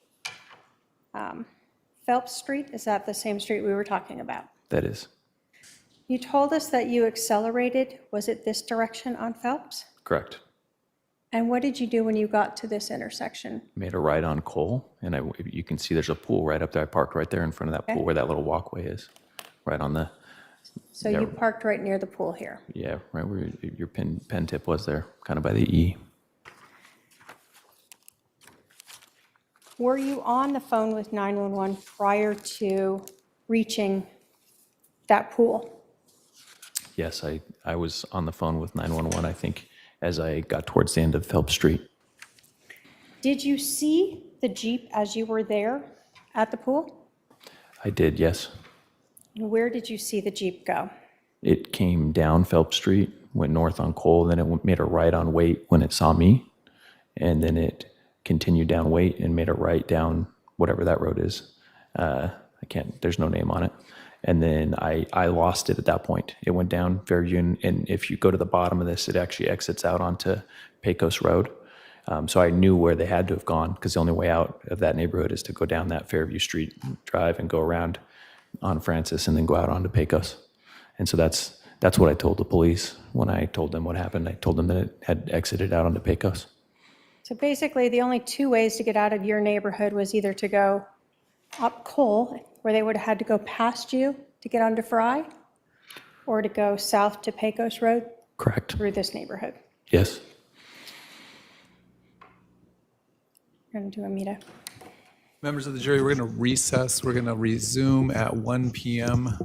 Please remember the admonition. Please be in the jury room ready to go at 1 p.m.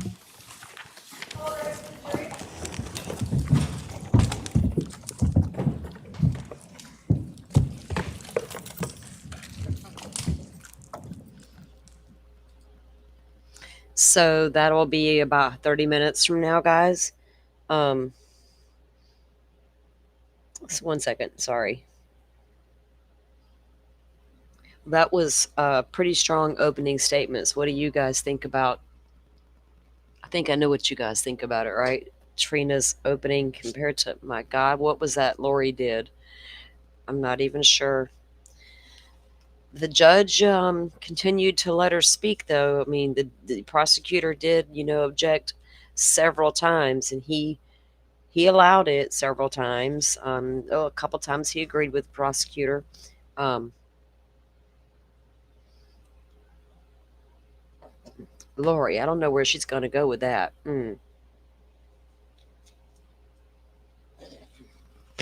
Having Brandon testify first, yeah, and it's there's so many good reasons about having him go first, right? For one, to let it get on and get that part over, so he doesn't have to sit there through the whole trial in anticipation of Lori. Just go and let him get it on. But his testimony it's a trial for the conspiracy to kill him. Only he can tell that story, right? Of what unfolded that morning. So start out with a bang. This is what happened. And everything Trina described in her opening statements about how they did this, Lori and Alex, and how they led up to it, she has receipts for all of that. It's going to be really hard for Lori to defend herself against this one. She failed miserably with Charles. This time it's even, I think, going to be easier for them to convict, right? Hey, Joe, I was just thinking about you. We saw your last update. We just watched basically what you updated a little while ago, so I knew you guys were ahead. Oh, thank you, Forrest Nelson. Look, he's just supporting me today, supporting Joe. Thank you, Forrest Nelson. We appreciate it. Welcome new members to the lead investigators. Welcome in. Forrest, you're amazing. Thank you for being back. Christina from the wild side. All right. Goddess, welcome in. Akasha, welcome back. Charlotte T, 2014. Dog Mom, we love Dog Moms. Deanna, welcome in. Oh, I think I just lost my way. KP in Miss Dakota and Janine. Welcome in, guys. Welcome in. So, Joe, thoughts? Thought that was a pretty good opening statement by Trina K. She laid out a beautiful story, and I feel like she's got receipts to back up everything she laid out there, right? And we don't know what that word salad was that Lori came up there with. We're just going to have to let that sit in the bowl for a while. I don't know. I don't know how to do, I don't even know what that was. I was going to go troll your Twitter while we're on a break, but you're here. We can still go troll your Twitter.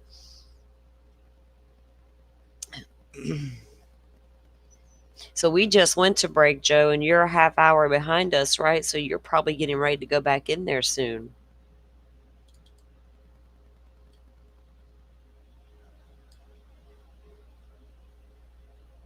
Let me take a look here. And we dropped Joe's link into the chat this morning, guys. I told you he was there, boots on the ground from the courthouse, and he'll be doing his update tonight, 8 p.m. Central, which will be 9 Eastern, giving a recap on today's events, day one, opening statements, and first witness. And Lori's usually runs later in the day compared to Karen Reed's. I think it was like 4 o'clock Central before we would wrap up, before somewhere in that ballpark. But Joe will have his show tonight to recap his efforts of boots on the ground today in the courtroom. We do troll his Twitter in between activities here. He had posted a photo this morning from outside the courthouse. He gave the gist on that.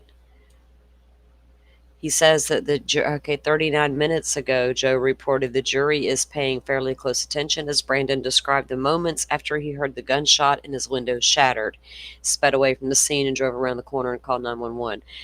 Good, Joe, because there's nothing unbelievable about Brandon Boudreaux, right? Nothing. That man seems very, very credible, very real, very honest. and emotional.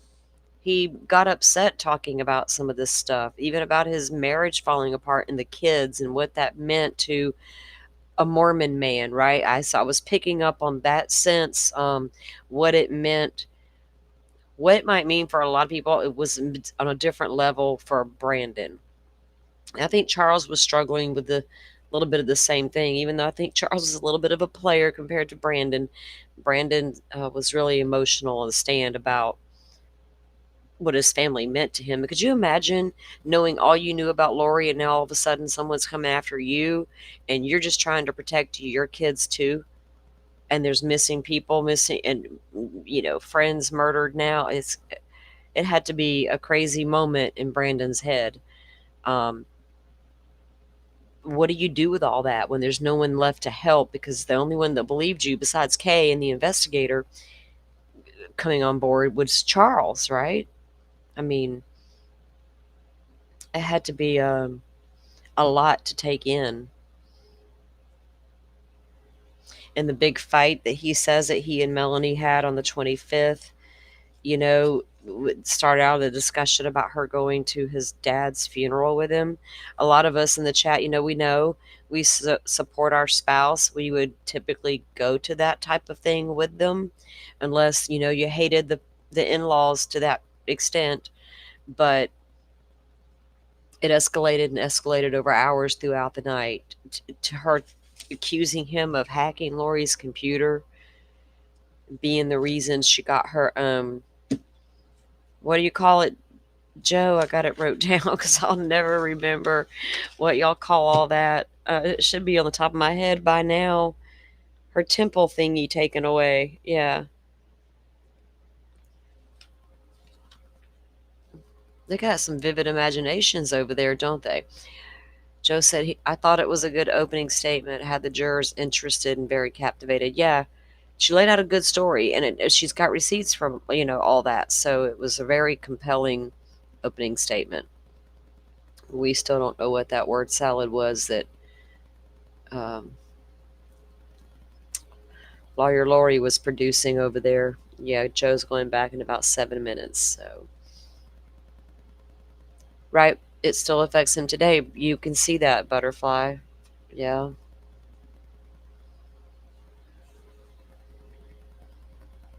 That's right, Rachel. That's what we continue to hear about him. Um, we rightfully so. We've heard a lot about the victims and gotten to know them more. JJ and Tylee and Charles than Tammy, because her family just doesn't speak about it much. Her sisters have said a few things.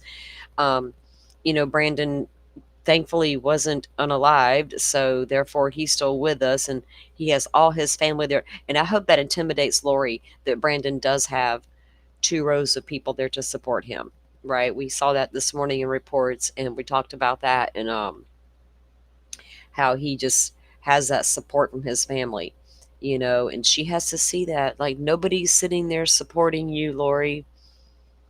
Nobody. Your family is certainly not supporting you. Temple recommend. Thank you, Joe. Temple thingy. See, that's the difference.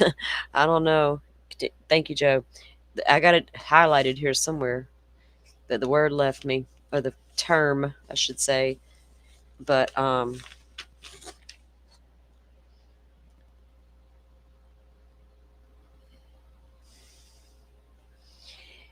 and accusing it, like Brandon said, being accused of being gay, and that he knew that Charles had already confided into him that Lori had accused him of the same thing. Like, was that like an insult, or was that just like a insult to a Mormon man type thing, right? That would hurt just way more than your reputation or your feelings. It's like these ladies were tripping, and it was all happening so fast when you think about it, timeline wise, when the kids went missing, when Charles was killed, when the attempt was made on Brandon, when the storage unit was purchased, when the tinted window, all the things, running off to Hawaii. It's like they just thought they were untouchable, I guess, to the point where they could continue their journey and hurting all the people along the way, right? the people that matter to you the most, you're supposed to love and protect, they're going after them. And you know, Brandon had to be concerned. At what point was Melanie going to decide her children had turned dark the way Lori's had turned dark? Would Lori and Chad have been able to convince Melanie that her four children had turned dark, not just Brandon? What if he'd what if Charles, or excuse me, Alex had succeeded that day in harming Brandon? Where would that lead those poor kids? Thank goodness, right, that he has those kids. I don't know where he and Melanie stand today. I think that I don't think he hates her, but I don't know. Yeah, he seems to have a great wife now, Rachel, which is always good. Those kids need some. He needs someone. The kids need someone, and that's perfect if they found somebody, because that's, you need that. And he's like a really nice guy. That it seems like the family guy. Not all guys want the family. This one does, right? That's the sad part. A lot of times you get good women who just want a family and they get with a shitty guy. And then it's the opposite for the guy who just wants a family. He ends up with a woman that's a little on the sketch. It's like, why can't, what's going on here? Well, see, Rachel, I thought that there was chatter about that she was starting to say that two of them were, but her kids were so damn young. I know Lori's kids were young and JJ was young, but her kids were, two of them were younger, right? A lot younger. And so it was a matter of time before she started to say those kids were dark, in my opinion. So yeah, I could see that they were already leading her toward two of them being dark. Why just two? It's infected all of them at this point.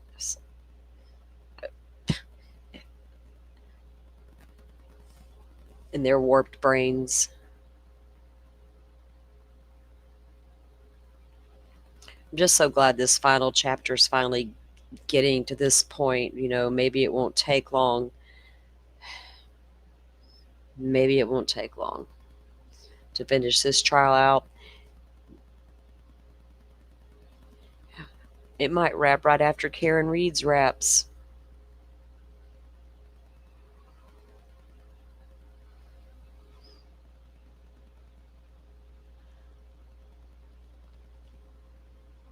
I wonder, you notice how Trina objected when Lori said that Melanie hadn't been charged, even though she is labeled as a conspirator.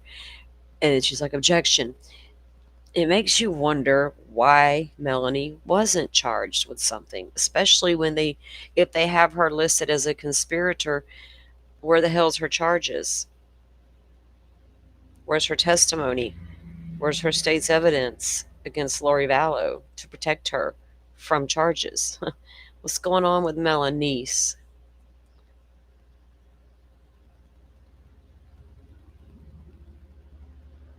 If she texts Alex with the address to Brandon, doesn't that put her in the conspiracy?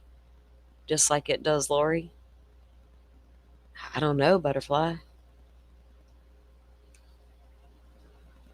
I don't even know if she's on the list. I didn't keep up with all the ins and outs of Lori's trial because I was preoccupied. So I just didn't choose to deep dive all the ins and outs like I probably should have. But yeah, I don't know.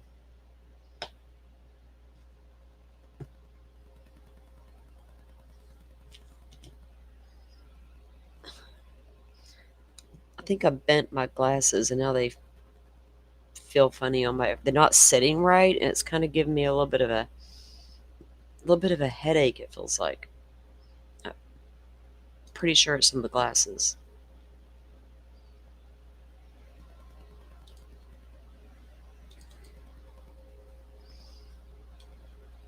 I'm gonna pull the feed back up, guys, so I can pay attention to when it's coming back on live.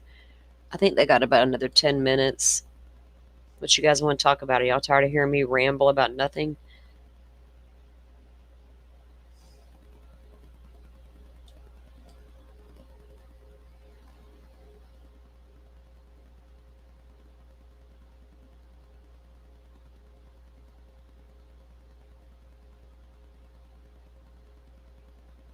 maybe we will, in some of those text messages that are probably going to come out later with Lori and her brother. I wonder if there'll be anything revealing about Melanice. That's who we are calling Melanie, the niece, because there are two Melanies. Thank you, Rachel, for reminding me to. I have a sister named Melanie, and she would get mad if we called her a like Melanice or something. When we were kids. She could like, that is not my name, or don't call her Melody. Oh God, growing up, going to school, she hated that. People would say Melody, and she'd be like, "That is not my name." She's so mad. Just Melanie. So Melanice is the niece Melanie that we'll be referring to. So, Rachel says we still have to wait for the court delay. Yeah. Well, we were already on delay, so when it went to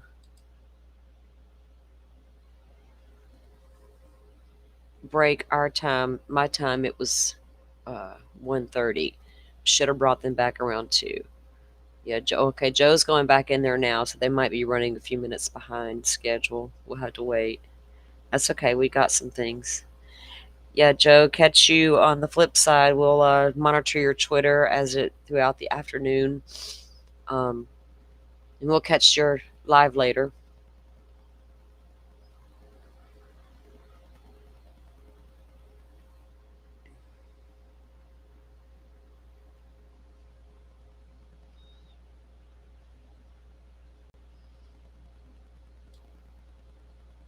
Because they are on lunch break. It'll take them a few minutes to get going in there as well.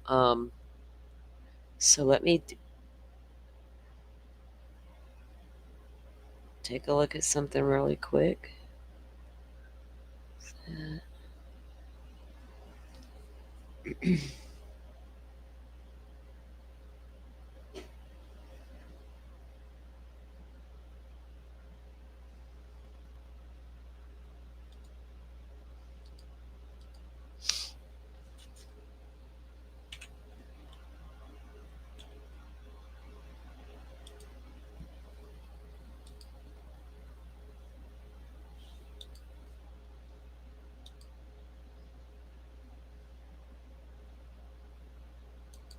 Hold on, guys, 1 second. I don't see it on the.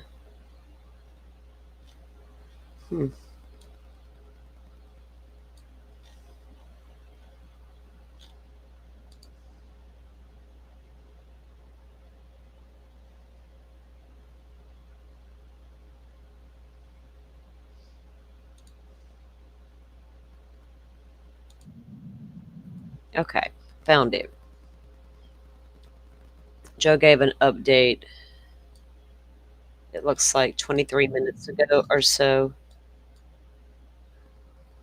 About 23 minutes ago or so over on his YouTube channel. We'll take a look at that. Get him up there. Hey, Joe Schmo outside the courtroom, guys. My grandson's making noise in there. I gotta go investigate. The judge goes until 12:30,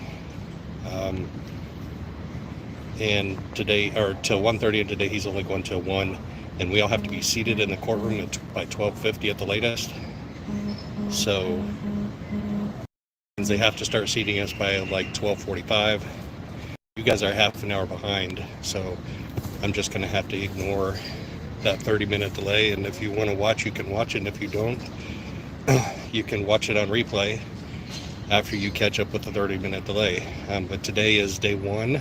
Our day 1, it's court day 4. Our day 1 of Lori Daybell's trial for conspiracy to murder her niece's estranged husband. So we had opening statements, which y'all got to see. We all saw Lori walk fairly normally and talk fairly normally. We saw Trina K's opening. It was, I thought, a pretty strong opening statement for about 20, 25, maybe 30 minutes. She started to lose the interest of at least one juror after that. and it wasn't that much. I don't even know if she went a half an hour. I can't remember my times, but after about 20 minutes, she lost the interest of one of the jurors. But when she did that bang and she smacked her hands, she sure got their interest in that. Hey, everybody in chat. Hey, Butterfly. Hi there. Good to see you. The gray names I have a hard time reading because I've got my sunglasses on. Y'all multi-watchers. As you can see, I I don't love have my it. selfie stick because security wouldn't let me take it in, so that means I had to leave it in my car. I can't do So that from while now I'm on, streaming. the lunch lives will not be with my selfie stick. But if I put it on there, how's that? Let me scoot over a little bit. Okay, so hey, Forrest Nelson, good to see you. All right, so we had opening statements. We had that powerful bang and Trina K smacking her hands together to emphasize it, getting the jury's attention. They were on the edge of their seat for a good deal of that because she told a very captivating story that she captivated them, I think. Was he going live while they were still at trial before they went to break, guys? Yeah, because I was watching the trials. I didn't see him go live. Then during Lori's opening statement, we got an objection right away, and then another, and then another, and then another. I think the judge only let her keep going through one of those objections. He granted several of them. He told the jury he would be giving them instructions on how to deal with the other objections at a later time. So, hold on a second. Yeah, I just got dirty. That's great. Oh well. What'd he do? And then we got the state's first witness, who was the victim, Mr. Brandon Boudreaux. Most of the jury was paying pretty good attention for that.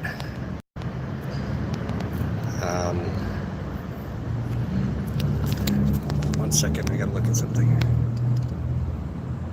Laney's in here too. Hey, Laney. But you all got to watch it on TV, so I'm kind of interested. So when you join me for the recap tonight, let me know the things that you'd like me to look for. Obviously, I'm looking for jurors' reactions, and I saw a few today, but a slim few. Lori did not captivate their attention as much as Trina K did, I thought, just by observation. But then we get Brandon Boudreaux on the stand. And, you know, she does a lot of backstory with him, you know, a story of the relationship between him and the Coxes and him and Melani, and diving into their divorce and that argument that they had where she accused him first of trying to get Lori's temple recommend taken away, and then of hacking Lori's computer. And so, Well, I'm glad I didn't watch that before I said what I was saying, so it didn't look like I stole Joe Schmo's words. Alrighty. Huh. oh, and of being gay too. So all those accusations he was really upset about, and he texted Lori and he said, you know, this isn't right. You need to fix it. She never texted back. She never responded. Yeah, he said he got dirty. I heard The jury was more laughing at interested him. in hearing the story about the day of the shooting. He paid And attention. because that was a riveting story to a lot of them, it appeared. Anyway, you guys think about what questions you might want to ask me tonight when we... Only questions I can really think of is like juror reactions, right? I see everything else, but I just can't see the jurors. And a lot of times that's the one thing I'm always wondering about, right? Especially in Karen Reed, jury reactions, what are their faces, regardless of what Bev said, what's that face look like right now? Things like that always interest me. I can literally see you need to charge up your tablet. Yeah. Oh, let's see. We go back to here.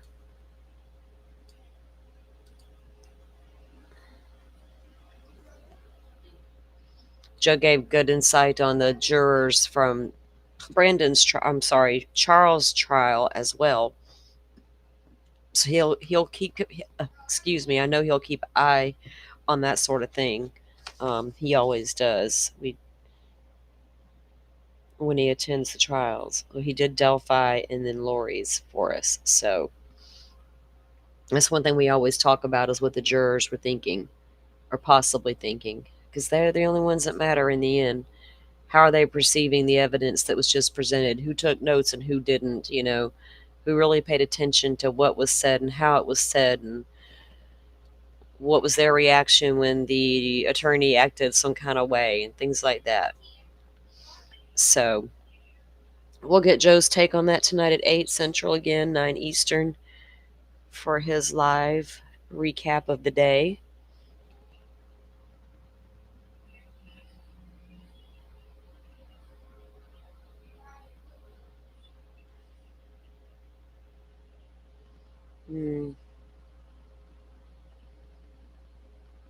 I don't have an iPad. I don't have Apple products.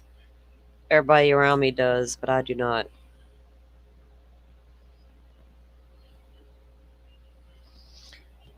My kiddo came and got my laptop. He needed it for school. So I just use the PC and my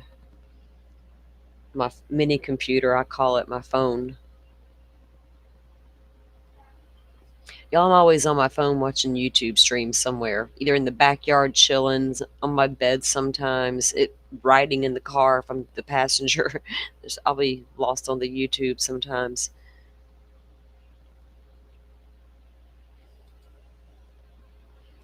Refreshing. Do you think that Lori will have a lot of questions for Brandon? What could she possibly ask him? Are you sure you saw the right color Jeep? She brought that up in her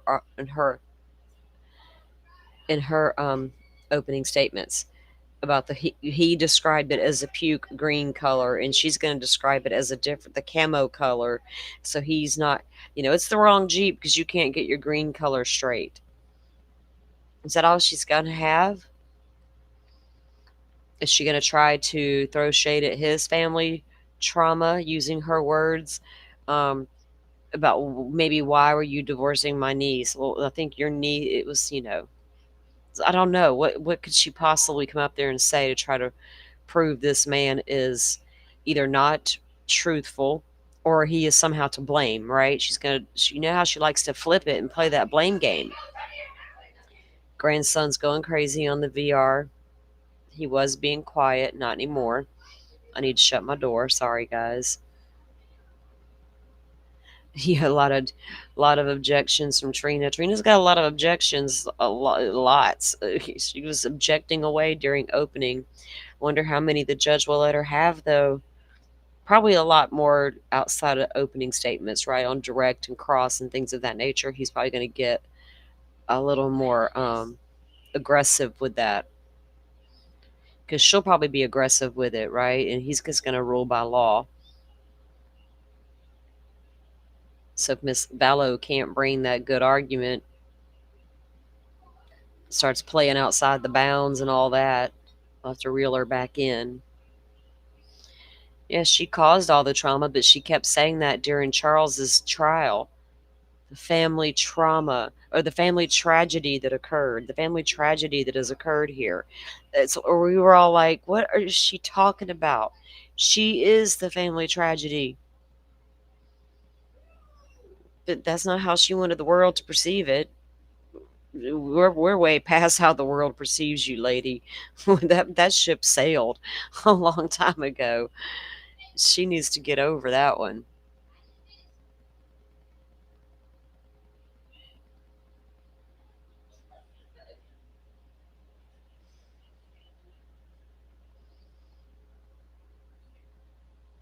A small laptop. That'd be convenient, right? I don't know where. Well, I don't know where I'd use it. Well, I guess I could in the backyard at my little outdoor table out there. Take it with me. Oh, I could probably stream from out there if I took a laptop. I would never go back in the house.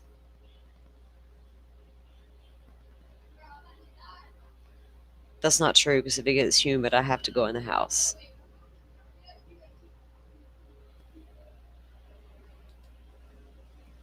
Okay, they still haven't come back to the courtroom yet, guys. They're still on their break.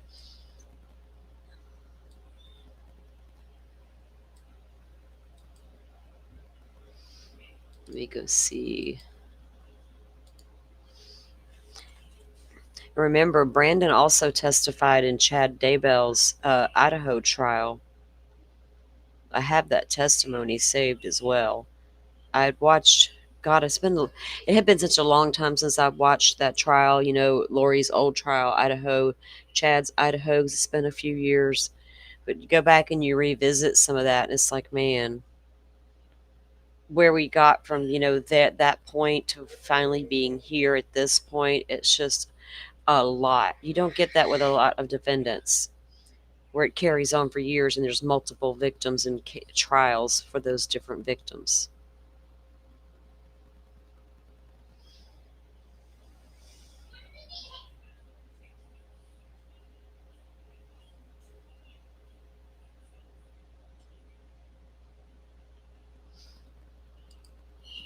Mm-hmm.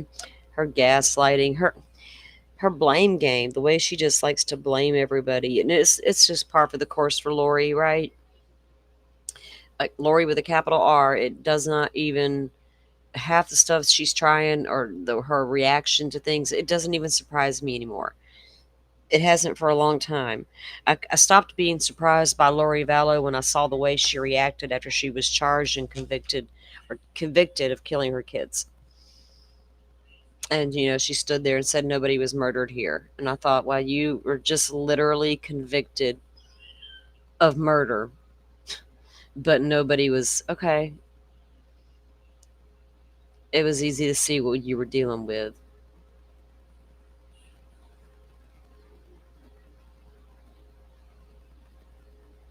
I don't even think Lori understands Lori. She just thinks that she's. I gotta close my door. Hang on, this kid is in there yelling, being some kind of gorilla. They're playing gorilla tag.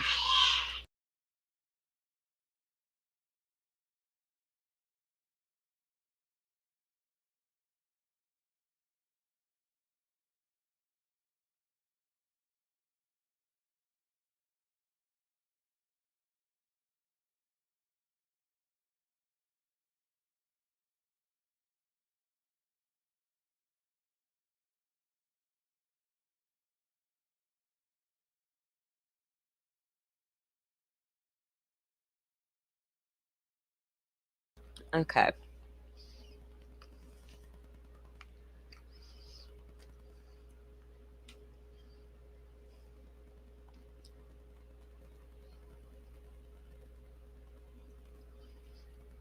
Look, Forrest is wired for sound over here.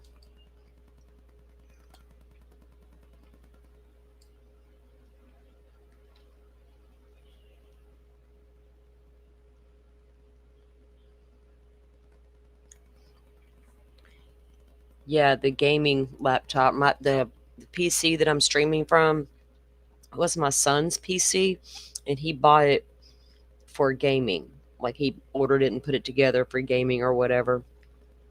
So it was pre-set up for the shit I needed for this.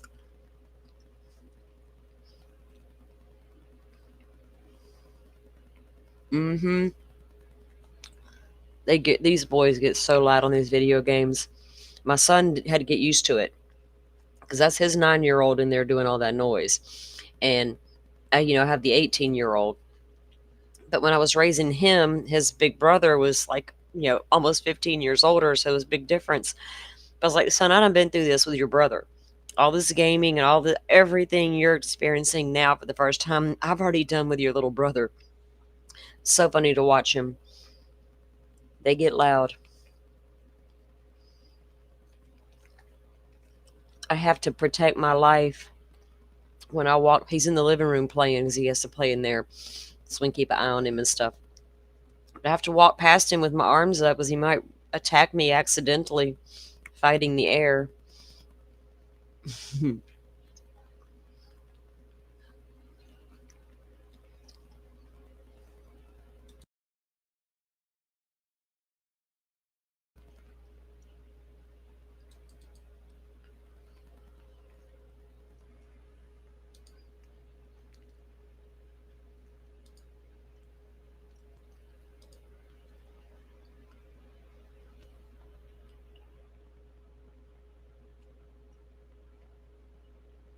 I wonder if streaming's easy from.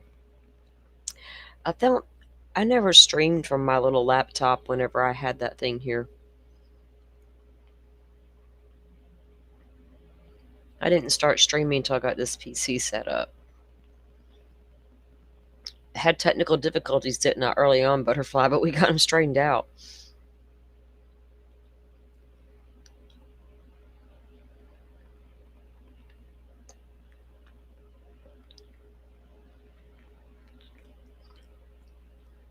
Girl, I think I've made. So I'm not the only one who's helped Microsoft get rich. Is that what you're saying? Good to know. We're not alone. That's all my house was about for years. I swear my 18-year-old was 4 months old with a damn Xbox controller in his hands, and he never looked back after that. Ugh. But I always knew where my kid was. He was always safe and sound, and he's a good kid to this day. So I can't complain. Xbox away, baby.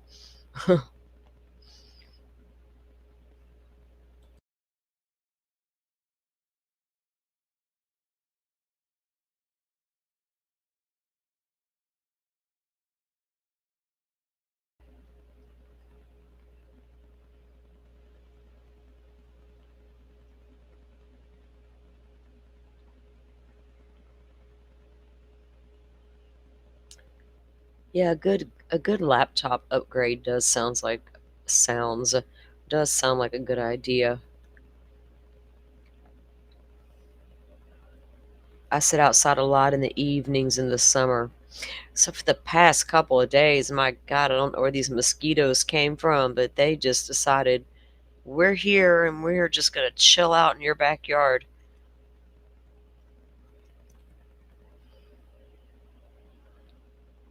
I had to get out my extra citronella candles yesterday.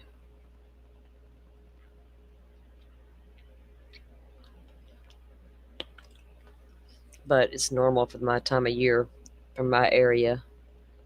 But God, they're super annoying.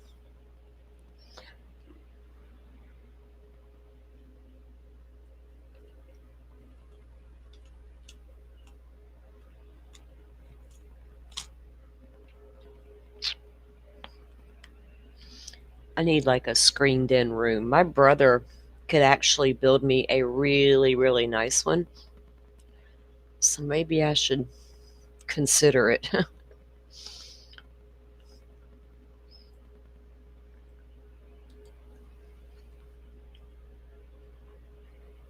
That's actually not a bad idea. I could probably talk him into coming and doing it. I don't know, Rachel. Around the holidays, maybe. I don't know. I don't do that Black Friday shopping, but that's the first thing that popped into my mind. People are always screaming about the Black Friday deals. I don't know. Is that a good time for electronic sales? Do they have like a year-end closeout event on computers and stuff somewhere? It's probably random for different stores. Yeah, they're big, huge ass mosquitoes, Rachel. I don't know. And I used to never get bothered by mosquitoes. Born and raised in Florida, never had an issue with mosquitoes till about, I don't know, probably about 4 years ago. They decided, oh, we're going to eat on you now. We let you go all those years. You're ripe.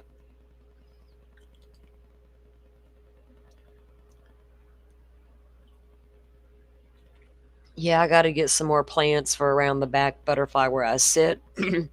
Anything and everything that's going to be natural to help keep these things at bay. Because this is Florida. I'm in the pines. It is what it is. I'm going to have a mosquito.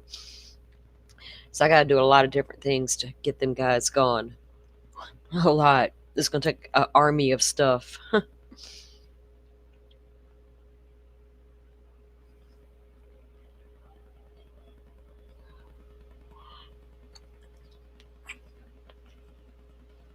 They'll ride down the roads eventually with those damn mosquito trucks. I don't even know what time they start that. It's kind of like I don't want that, but I don't even think it works. They sprayed those kids everywhere when I was growing up. Turns out they weren't so good for us. They're pretty bad, but they still use them out here.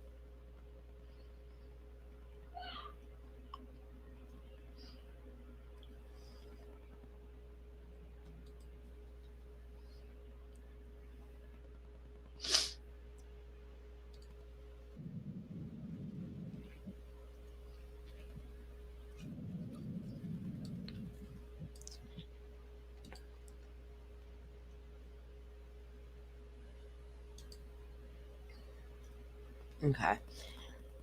Yeah, they say they are attracted to certain blood types and scents off your body that your body omits. Because my blood type has never changed, right? It's never changed, obviously. They never bit me for years and years and years. And then one day they started to they started to attack me.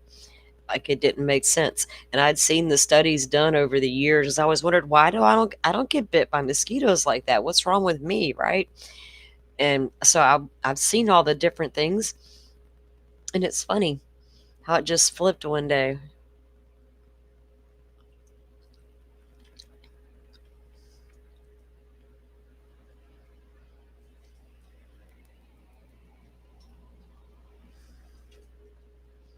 Maybe the mosquitoes just changed, right? Not me, but the mosquitoes.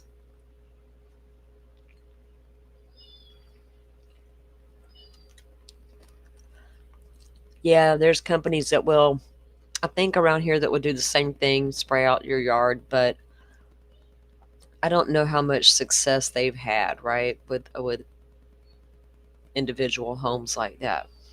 Depends on what they're spraying too. I'd rather take my chances with a bunch of citronella candles, a bunch of plants, some all natural spray, because I have to deal with these things too much too. I don't really want to do chemicals. Shit, I've been exposed to that shit all my life.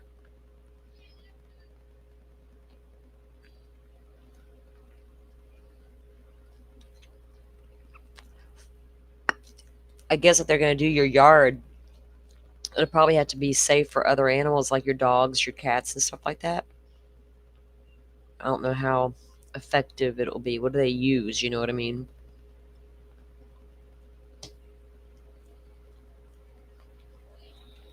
Yeah, I'm type A. Type A who never used to get bit and now all of a sudden does. So I can't explain it. And I always thought the same thing, or was, saw the studies that they seem to be attracted to different blood types and scents that bodies put off. Now, a natural scent the bodies have. You can see the studies where they'll put a person puts the arm into the mosquitoes and they're just attacked, and the other person can put their arm in and absolutely nothing happens. Not one mosquito bites them. It's crazy.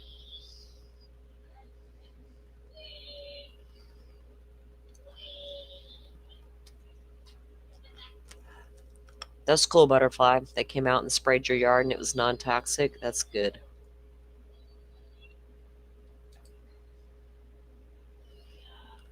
Does it cost a fortune?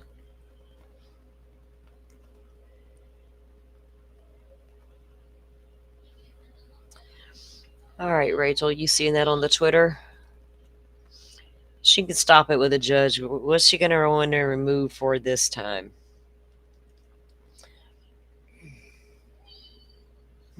Lori,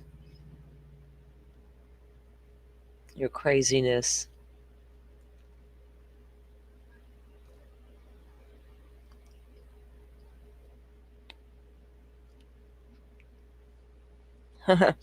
She wants to cross examine Brandon on another day. Lori says that she's been unable to get to a hold of her investigator. Lori asks if she can cross examine Brandon on another day out of order so she can get the information from her investigator. What? No, ma'am. Weird. Judge asks if any of the documents she plans on using may have been marked by the state already as exhibits. Lori also filed a motion during lunch. It was for a change of judge. Again, Boreski said it will be referred to the presiding judge who already denied the earlier motion. He says he will proceed as normal for today. Ask the jury to be brought in. Yeah, I was watching Nate's this morning.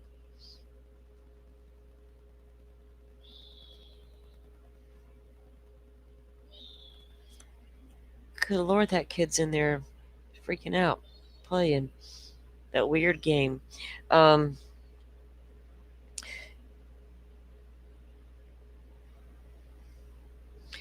Trina's going to continue questioning Brandon about what he saw, about the Jeep and all that good stuff. The 911 call, and then Trina moves but to admit some exhibits a few minutes ago, like a minute ago. But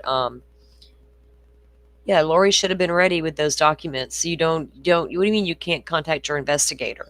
That's literally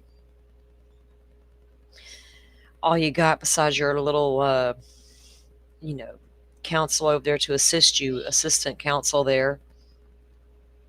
Why would you even need notes from your investigator to question Brandon with to start with? No, you make that make sense. I don't. You don't need it. You don't need it. You know what to go up there and ask. You should. What's the investigator going to give you this far into the game, right? That's going to help you determine what you're going to go up there and ask that man, and put him out like that, to where, oh yeah, it's okay. He can just chill until you're ready to call him, Lori. No, it doesn't work like that. That's such a rude, inconvenience way for her to think. The photos that Trina's moving to admit a few minutes ago are photos of the crime scene on the day of the shooting, where the Jeep was located and all that good stuff. So, no, I don't think the higher judge is going to side with Lori to get this judge recused again, or her attempt to get that done again. I guess she thinks that the more attempts that she makes, the better it looks for her. Yeah, she's stalling on crossing Brandon. She doesn't want to face that music. I'm telling you, she doesn't want to do it. What is she going to ask him? Are you sure you saw a green Jeep? Are you sure you saw a Texas plate? Are you sure you saw a muzzle out of the back window that appeared that it may have a silencer on it? Are you sure? Are you sure you only told Melani where you lived? What else is she going to ask him? Are you sure you aren't gay and wanted your own divorce? I mean, Lori.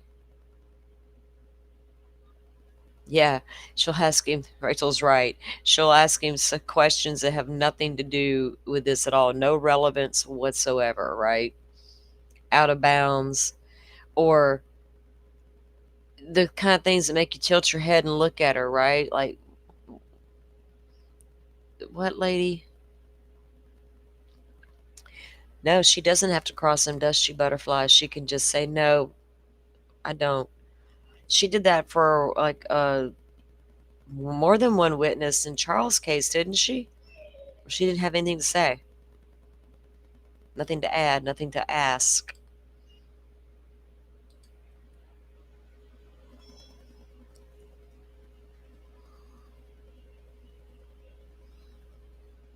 I think it's funny to watch her squirm finally for a change, just by not getting her way, has sent her into a tailspin.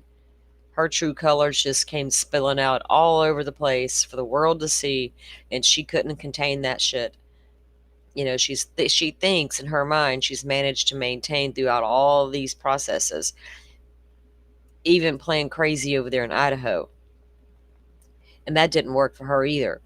So, you know, she's just got a lot of nerve to continue and got it to keep playing it. You know, once you're busted, sometimes you're just flat out busted. You just got to give it up. And I don't think she'll ever give it up. She's convinced she didn't do anything. She'll ask him about the green chicken chili enchiladas. So Joy, she's going to be so mad because he's going to be like, no, I don't remember them. They were, and if I do, they were nasty, like your son said. Colby wasn't wrong. They're nasty, right? She probably will ask him, and she'll say, you didn't enjoy or appreciate my green chili chicken enchiladas at these family weekly outings, because he said they spent a lot of time together, him and Melani and Lori and Charles, about weekly on the average with the kids, as you know, couples with the kids, and then they were taking vacations and trips together as well, which is normal. And you darn right she probably had to force feed him those nasty chicken enchiladas.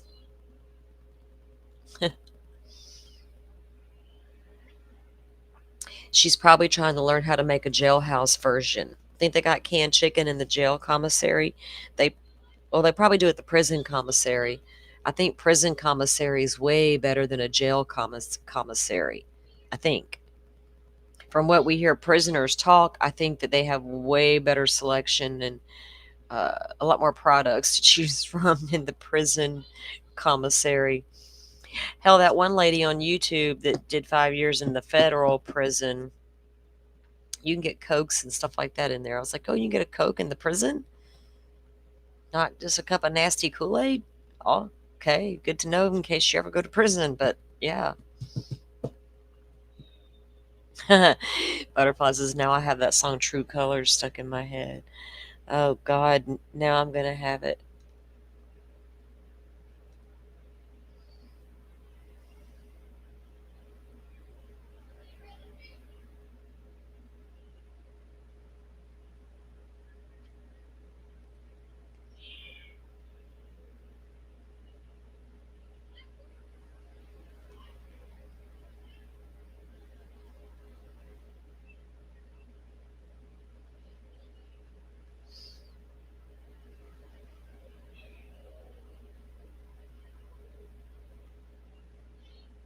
So apparently Lori complained that so Joe said they came back from a shorter than usual lunch break. This is about 14 minutes ago, if Twitter's right. But the judge and the parties were in the courtroom on time. Lori came in a couple minutes late. Lori said she wasn't given access to her team until 5 minutes before court. Judge admonishes the sheriff's office to make sure it happens. That's when Lori filed the 10.1 motion over lunch.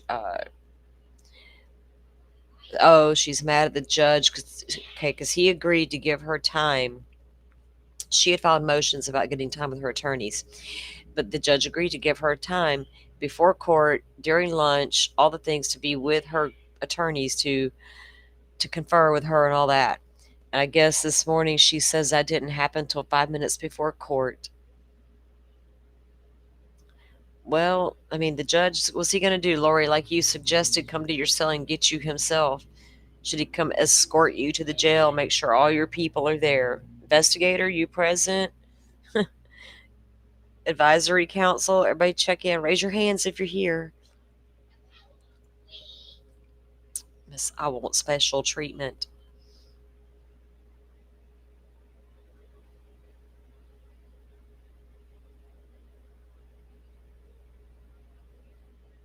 So outside of Brandon's,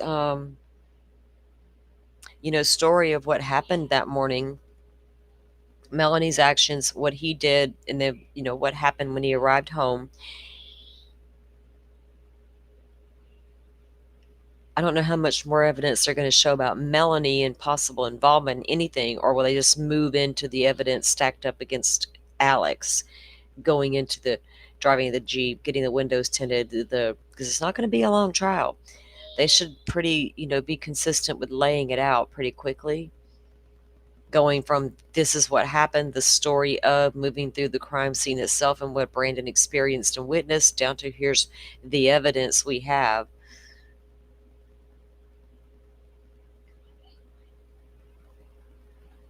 Yeah, she had to save it, and complain about it at lunch, and then give her a reason in her mind, in her lawyer Lori mind, give her a reason to file a new motion to get that judge recused.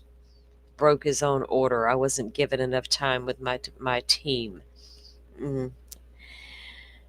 Again, I don't know if that's exactly his fault there, Lori. He made an order. He admonished the jailers for that. So I don't know what else. I don't know if you need a long-term remedy like that, right? I just don't know if that's going to be successful, honey. Doesn't require a long-term remedy to that nature, to that extent. Let's put it that way.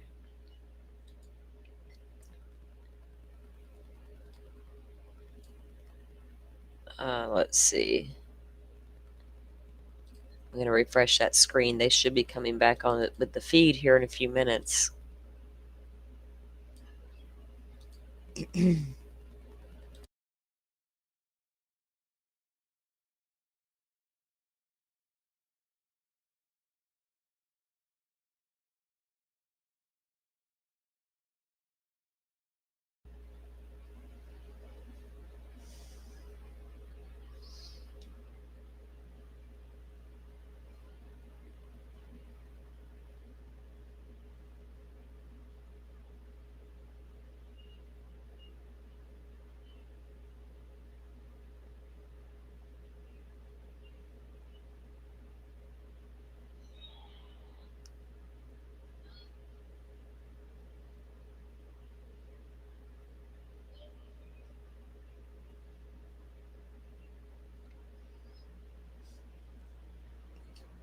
So Tylee's Jeep already had some, like, the mild window tint on them, because here in Florida they have laws. You can only go so dark with your tint. If you go jet black or to the point where you can't see through them, that is considered illegal tint. But people still try to ride around with that darkest tint available. Me personally, I can't see out of my car at night with tinted windows, even though my car had them. It was really hard for me to see at night. But Alex took that Jeep to get them tinted the darkest they would possibly go. You wouldn't do that. Tylee was gone at that point. Charles was gone. Nobody drove the Jeep. Why are we getting the windows tinted to jet black, right? As dark as they can legally go. Why? Why are we doing that?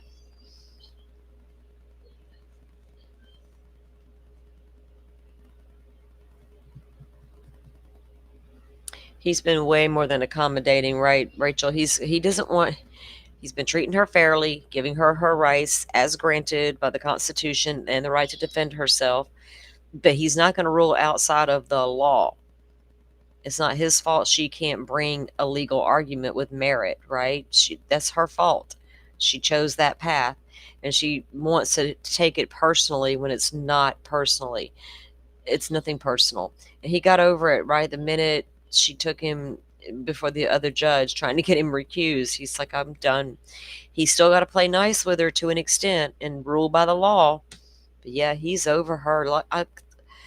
It's like so many of us, right? He's so over her. Especially when she wants to continue to whine like a 2-year-old and throw little fits. And, I don't want you to be my mommy today because you're being mean to me.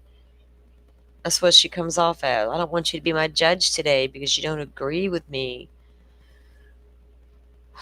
Nobody agrees with you, honey. I wonder if she's in confinement and all that, but she claimed in the Dateline that she speaks to the other women in jail. They have a little bit of time because their pod, the way they have it designed, they can get out. I don't know I don't know how much interaction she's really having with these other inmates, but she claimed that she talks to them. Have any of them really befriended her, right? Like, thought, well, this is really a nice lady. I don't know. I don't know if somebody would get that vibe from her, not knowing, or would they know? Some people will know. They'll spread that rumor all around the jail.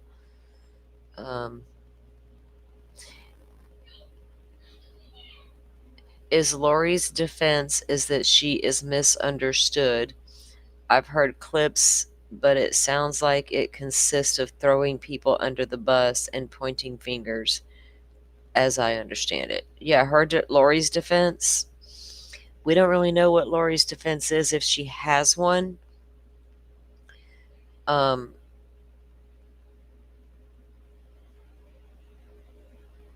I don't know what she's going to say, since it was her brother that allegedly took a shot at Brandon, right?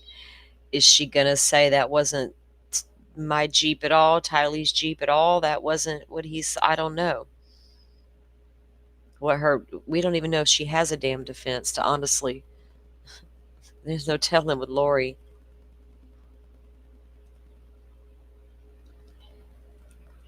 The standard defense one would have to walk into a trial like this from a standard defense attorney is not what Lori's giving herself, right? She doesn't even know to give herself the basics.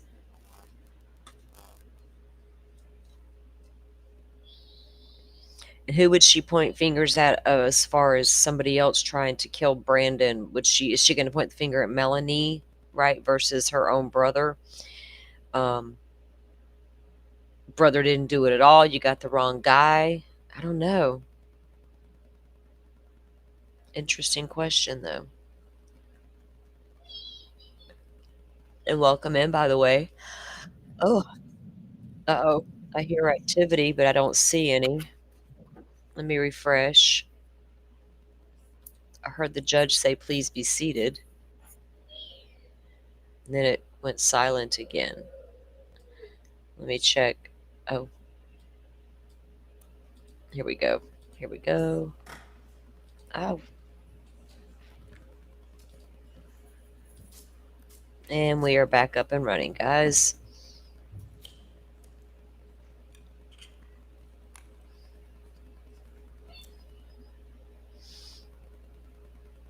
And thanks for joining us in the conversation, XNT. We appreciate it. You guys, if you don't mind, hit the like button while you're in here. We appreciate that as well. Brandon's still on the stand. And Lori still appears to be walking okay. She got that ibuprofen this morning. Maybe they gave her a little Z-Pack and gave her some boost.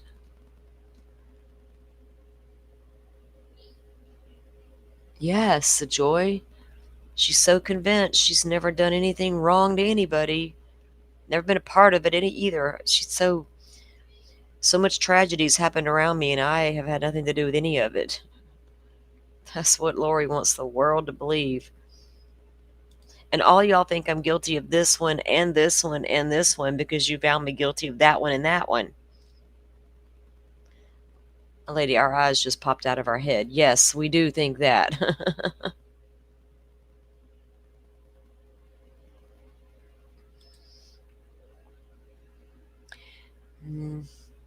She brought up everything in this, all kinds of things in that opening. She's getting people who want to say it's not to do with religion. Lori continues to bring up the religion.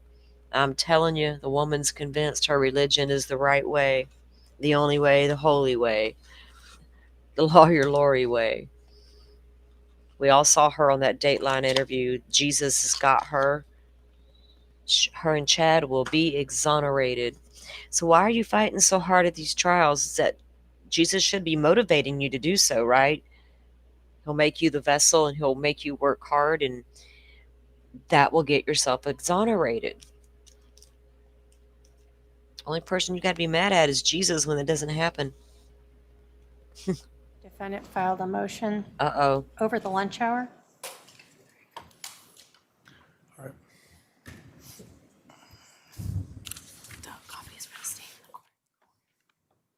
She whispered something. What was that?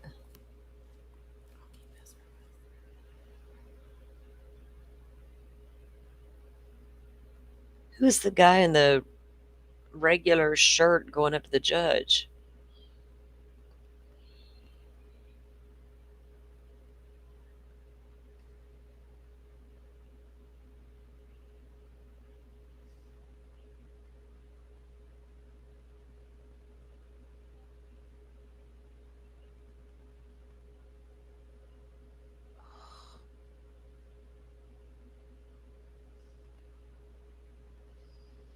I don't think she knows what the word responsibility or the phrase take responsibility means, right? She doesn't know what it means to pull up her big girl pants and own your shit, honey. She doesn't know what that means. Her bathroom mirror would burst into flames if she walked in there and looked into it and tried to own her own stuff.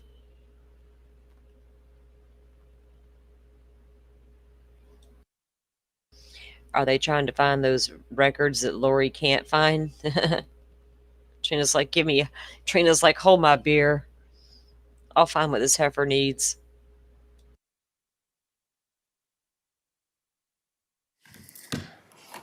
The parties are present, the jury's not present. The jury is not present yet.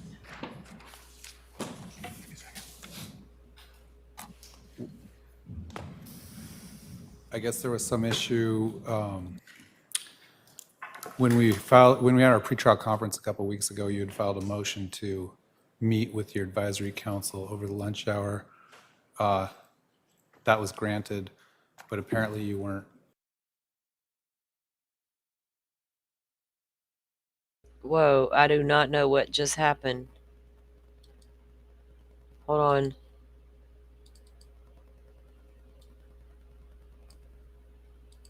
Hold on, let me grab the other feed and see if it did the same thing.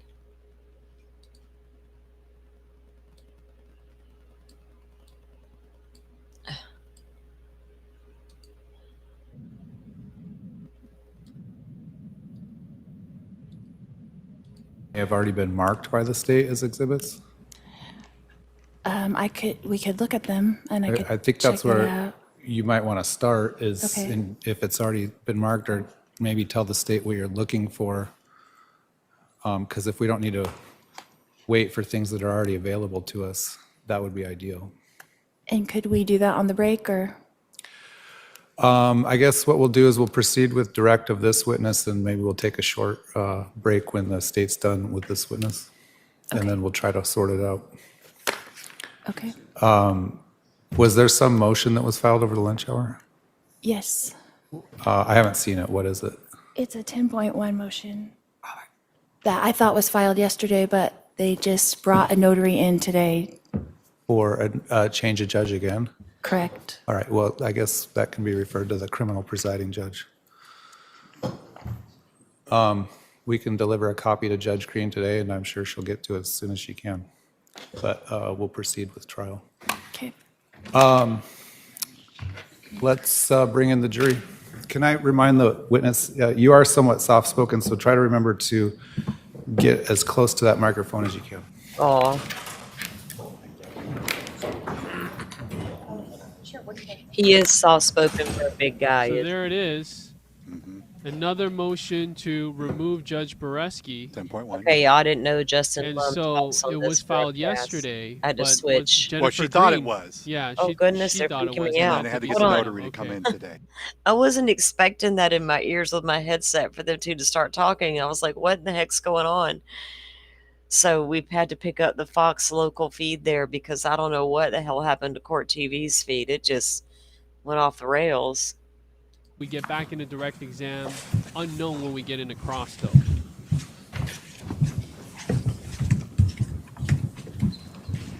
Yeah, the fact that she wanted to do it out of order is interesting. It doesn't sound like you would allow that. So she may have exhibits to show, but then that's where the confusion is. What is available right now?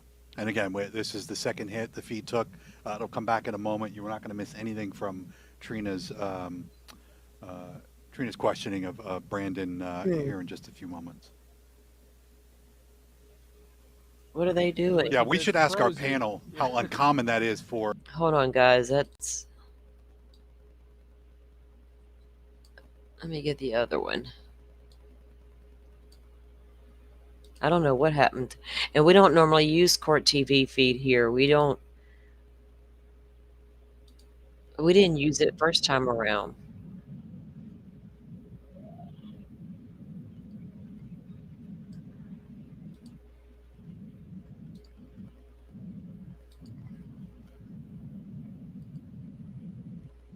And there's nothing else there, it's just bushes. So you can see almost that whole street there on Wade from where I was sitting.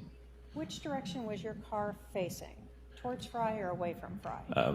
My nose was pointed towards Fry. Okay. So you were able to see the Jeep then continue and turn down this street? Correct. After that, did you see the Jeep again? I didn't. Where did you go? What was your return route back to your house? I did a U-turn there on Cole, and then I turned onto Waite, and I drove down Waite, and then back onto Phelps. So sort of following the path of the Jeep as well until you got to Phelps? Yeah, and then I just pulled into my driveway. Okay. And then I sat and waited for an officer. Were you on with 911 during that whole time? I was.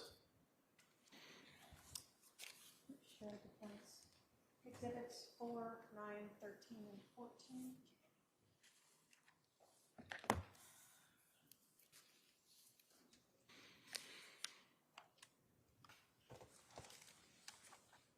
When you came back to your house, well, let me ask you, I want to ask you some distance. When you first arrived at your house and you saw that Jeep, you told us you'd never seen it before. Can you tell us approximately how far away you were from the back of that Jeep when you heard that gunshot? Well, you could kind of see in that map, there's only two houses. I was at the end of the first house, and the driveway was on the end half of my house. So I was past the point of my house and moving towards that driveway. So I would probably say a few feet, 15 feet or 10 feet or something like that was the distance. Do you recall ever saying maybe 20 or so feet? I'm sure I could have. It was a long time ago. I'm going to show, I've shown the defendant exhibits 4, 9, 13, and 14, if I can have my paralegal approach with these exhibits. You can take a look at those and let me know if they depict Phelps Street and the house you rented, as well as some cones to represent different things in the street. Yes, Do you recognize all of those? I do. State will move to admit 4, 9, 13, and 14. Any objection? No objection. 4, 9, 13, and 14 13 and 14. are admitted.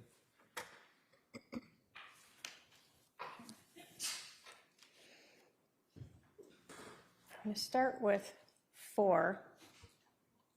In this photograph, we see a police car down here. Is this your car here? It is. So is this the street that when you're turning down Phelps, you're talking about coming from this end? Yes, So you passed one house and your house is the second house. correct. Okay. And that's the white van that was parked there. Okay. So we have another photo. Let me first kind of go here. In this photograph, is this your residence? And this is exhibit 9. Yes, Okay. And this is your driveway. correct. It's on the outside And edge. so is this the area? Well, let me ask you, where was the Jeep parked? You can see just the front of the white van's bumper there. It literally, the bumper of the Jeep was touching that van's bumper, was just right on top of it. So the back of the Jeep would have been right where your pin point is right now. Okay, so right at the edge of your driveway? Correct.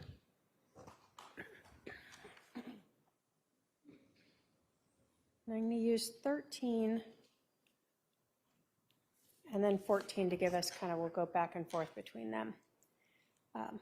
So in 14 here, is this the white vehicle you were talking about? Yes, And this shaded area between the Jeep and the driveway is where you're discussing that the Jeep was parked? correct. And then this is your driveway. Yes, The rear of the Jeep was facing you. correct. It was facing towards me. We see 2 cones here. What do those depict in terms of the location of your vehicle? The front of my vehicle would be that one that your pen's pointing at, and the back of my vehicle would be there. That's an estimate. Obviously, we were trying to recreate, but that's an estimate about where my car was when I heard the shot and my window shattered. Okay. So at this point, when we were talking about slowing down, had you started to turn into the driveway yet? No, So you were still sort of straightforward? correct. Okay. And so the distance that we're talking about is what we see here in 13 from this cone to the edge of your driveway here? Correct. So a little over the width of your driveway. Yeah.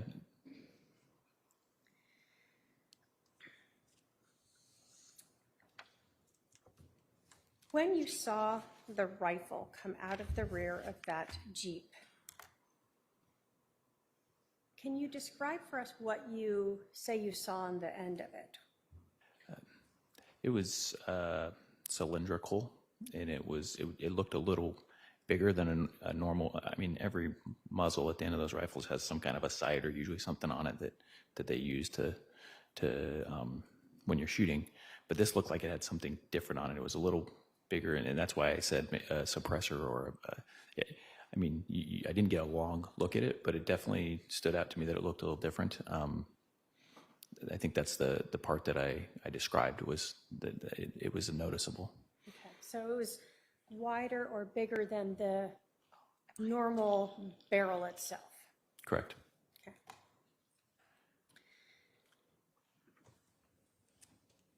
When the window shattered next to you. Did anything come in to you that you recognized at that time? No. Did you understand at that point there wasn't a hole in your window? Correct.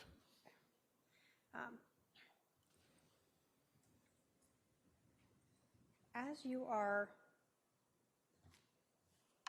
hear that bang and see your window shatter here, is that then when you accelerate this direction that we see down Exhibit 14?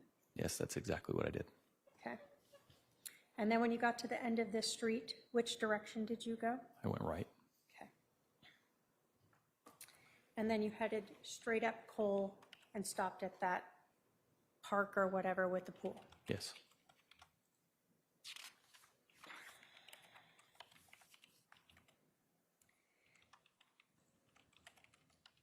As you are waiting in the driveway here in your car, did you get out of it? I know you said the door opened, but did you get out? I didn't get out and look at my car. The door opened, the window fell down, and I think that I just kind of let the window fall there, and I might have moved like part of the window over, but I'm pretty sure I did. I think that and I'd have to probably review, but I'm pretty sure they asked me to stay in my car till the police officer arrived. So I'm pretty sure I just stayed in the car and waited for the officer. So before the officer arrived, did you look at your vehicle itself? I'm going to put up Exhibit 25 again. The first time that I looked at the outside of the exterior of my vehicle was actually when the officer walked me over to my car. And both of us at the same time saw on the top of the door frame there's the spot where the bullet hit. And that was the first time that I knew for certain that I had kind of been shot at. And I remember probably another feeling of shock again, kind of like the first time when someone shoots at you and it's loud, and I remember just thinking like, that's really close to where I was sitting, like it was inches from my head.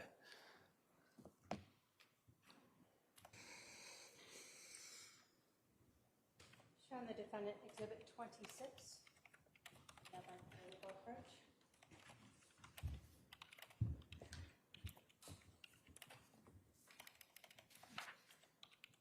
Brandon, do you recognize what that is a photograph of?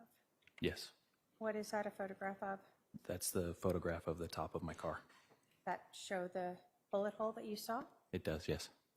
State will move to admit Exhibit 26. Any objection? No objection. 26 is admitted.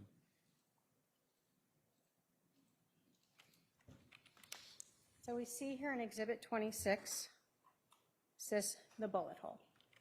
That is. Dumb question, was it there before? No, Was your window broken before this? no, And you were sitting right here. correct. You can't see it as well, but that's, when you sit in that with the way I was sitting in the chair, my head would have been right at that level.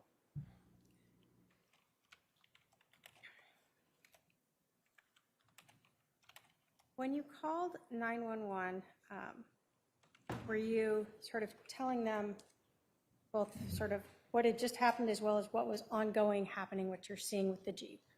Correct. Did you make that, you told us, as you're immediately driving away from this shooting? Yeah, I immediately thought the right thing to do was call 911. Did you tell the operator at one point you were almost out of breath? Yeah, when I remember when I first called, I'm not a doctor or anything, but I just remember I couldn't breathe. I was like feeling surprised, maybe. I don't think we have a word for that feeling. Were you scared? Yeah, Do you have concern for your life at that point? yes, Or were you trying to figure out what had just happened? yes.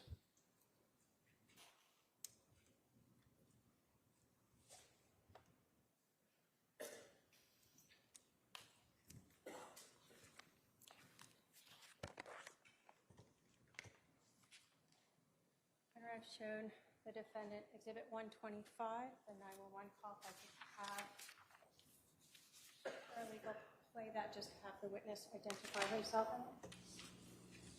Go ahead.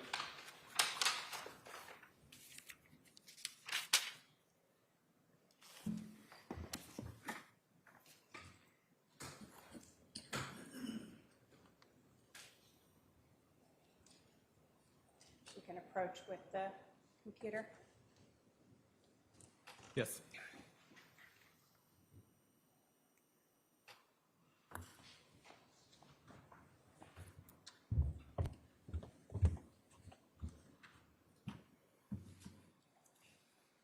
Brandon, if you can just listen to that. Have you listened to your 911 call before? I have, yeah.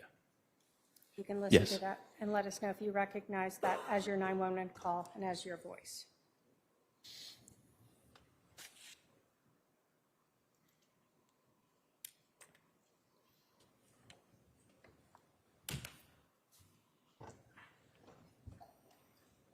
Yes, this is my 911 call. Thank you. Your Honor, the state will move to admit Exhibit 125 pursuant to 8031, 8032, and 902. No objection. Submitted. And if we can publish that. Go ahead.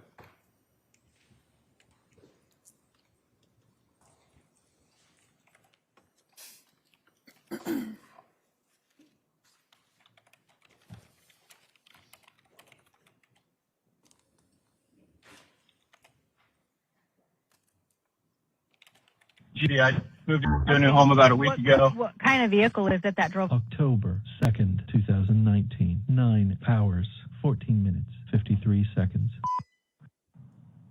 911, where's your emergency? Someone just shot my window. Okay, where they're in a at? Jeep. I'm in the Cooley Station neighborhood. I was pulling in my house at 38755 East. But I can see them driving off. Okay, someone shot at your vehicle? Yeah, and it hit my window. It shattered my driver's side window. Okay, when you pulled into his driveway? As I was trying to pull into my driveway. Sorry, Okay. I'm a little off breath. They just drove off. I saw them drive off. Okay. Do you know who these people are? I have no idea. I moved into a new home about a week ago. What kind of vehicle is it that drove away? Jeep Wrangler, had a Texas plate on it. It was, Jeep It was, Wrangler? yeah, it was olive green. Olive green? Okay. Yeah. Hold on just a second. Texas license plate? Yeah. Okay. I didn't get the plate. I'm sorry. I got a little nervous. That's okay. That's all right. Oh, which way did they go? Do you remember? They're driving south towards Pecos Road, between Pecos and Rector. Okay. Okay. Do you don't see the vehicle anymore? No, they left. They drove off. Did you see how many people were in the Jeep? Sir? Yeah. Hello? Oh, did you see how many people were in the Jeep? There must have been at least two because somebody shot at me and then somebody else drove off, and I don't think they had enough time to go climb from the back into the front. Right. Okay. And then do you have any injuries? Did they shoot at you? They shot at me, it hit my window, it bounced off. It might not have been a real gun. It was loud, but it might have been like a paintball gun or something. 'Cause, I mean, it should have hit me or gone through my window. It just shattered it. It didn't go through. Okay. Okay. And your window is shattered? Yeah, Okay. And you have no idea who these people are? no idea. Are you okay? They were just parked like right in front of my house. Okay. They were parked out. So they were parked across the street in front of your house? You know, in front, right on the same side of the street as my house, right in front. There's a minivan there. They're just parked right in front of that. Okay. I'm pulling into my house because they're gone. Okay. Where are you at right now? In my car. Where are you at? In my car at my house at 38 Okay. East Phelps Street. I'm gonna walk over here and see if I can see what they shot at me. And what kind of car were you in? I'm in a black Tesla Model X. It's a black what? Tesla Model X. Okay, black Tesla Model X. Okay. Okay.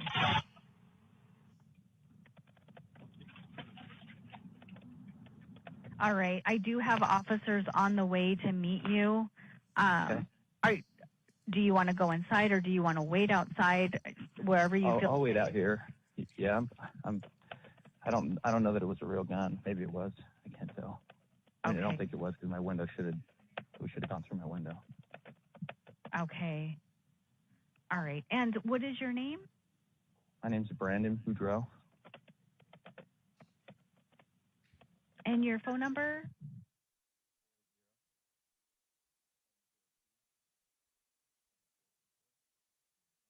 Okay. Okay. I'm going to stay on the line with you just to make sure you're safe, just in case they come back. Do you have any weapons on you? No. Okay. Okay.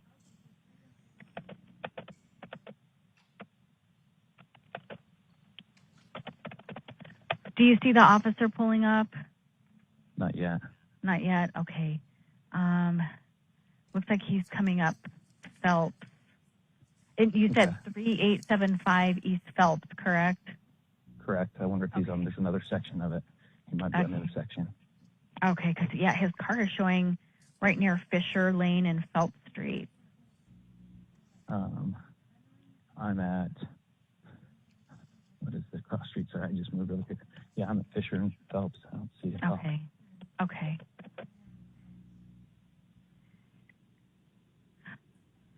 Interesting. It's funny. His car was showing there for a second, and now it's showing back at Higley and Pecos. So that's kind of weird. Wonder if he saw the Jeep drive off or something. Maybe. I know that there's actually an officer that's heading towards you, and then there's other officers that are dispatched that are looking for the car. So we've got several guys looking out for the car, but we have one headed towards your house. Okay. I think he accidentally hit his arrive button is what happened, because he's still moving.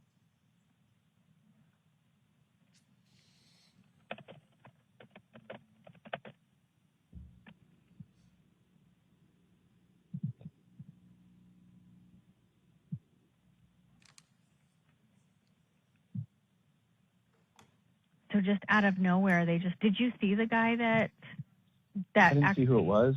It was weird because I was pulling in and I saw a Jeep, Texas plate, and I thought, oh, that's weird.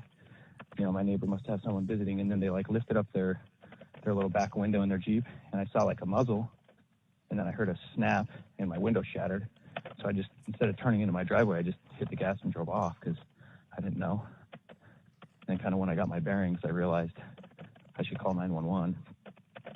Okay.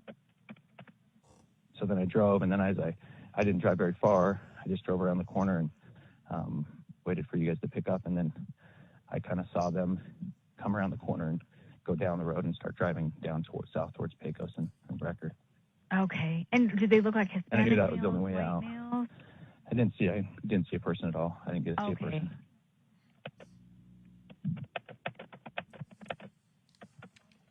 Okay.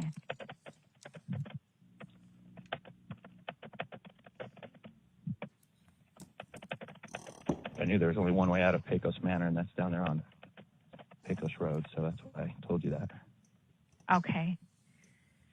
All right. I do see the officer pulling up on Fisher from Fairview. Okay. So he's coming from the other way. He'll come around right now. I'll see him in just a sec. Okay. Yeah, I see him.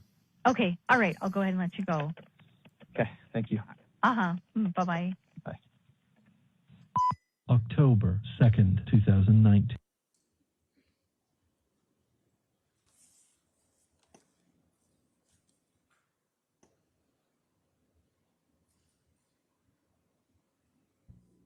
I want to talk a little bit about some of the things that you told the 911 operator.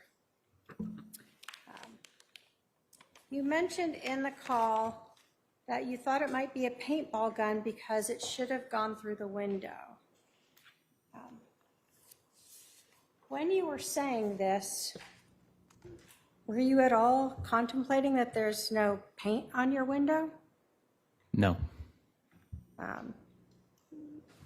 Were you sort of that frantic, you're just trying to come up with excuses or ways to explain what happened? I was just trying to figure out why a bullet didn't come through the window. A bullet should always go through the window was what was going on in my mind. So I was trying to come up with a reason. So you didn't know through this whole call that your car itself had been hit? No. We hear that you, when you got into the driveway, a loud crash. Yes. What was that? When I put my car into park, when it automatically opened that door, and then the whole window just fell right there. And most of it kind of stayed together, like I think the window tint or something held a lot of it together, but also a lot of it didn't. And it was like all over inside my car and all over on a little bit on the driveway. Okay. You also told them that you thought there might be two people. Why did you think that? I was trying to figure out how someone could have been laying in the back shooting at you and gotten into the front and gotten out of there so quick. I was thinking like you'd have to jump over a chair. It seemed like they moved very quickly. So I think I was just trying to come up with a logical reason how they could have moved so fast. We can have the Elmo again, please. Thank you.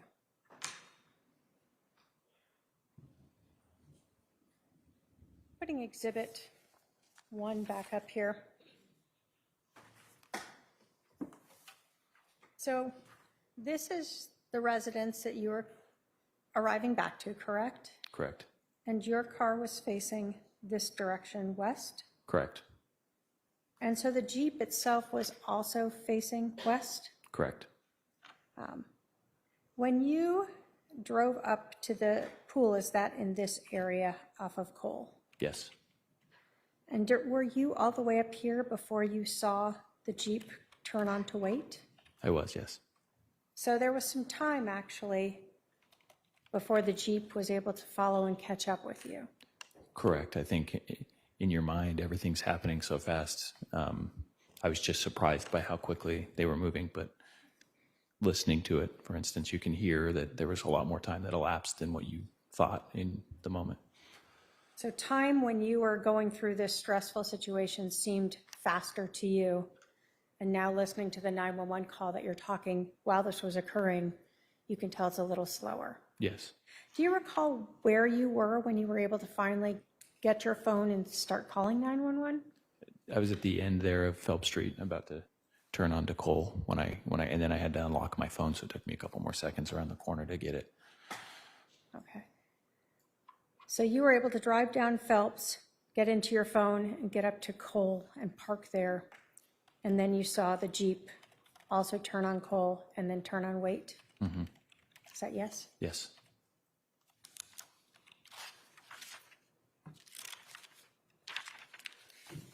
Did you ever see anyone As in a in person? the vehicle, in the Jeep? I didn't see who was driving the Jeep. When you saw the rear window go up, you couldn't see who was in the back? I didn't get a look at a person, no. And then when the Jeep turned, you're looking in your rear view mirror towards it? Yes, and then because I noticed it, I turned my body and looked out across. And so as the Jeep came up Cole and turned onto wait, you were not able to see who the driver was? No. In the 911 call, we hear the 911 operator refer to the officer as a he. Was the first officer on scene a male or female? Female. When the female arrived, you got off the call with 911? I did, yes. And did you speak with her and then walk her over to your car? I did, yes. And did she point out this bullet hole in your car? She did, yes. When you saw that, what happened physically to you?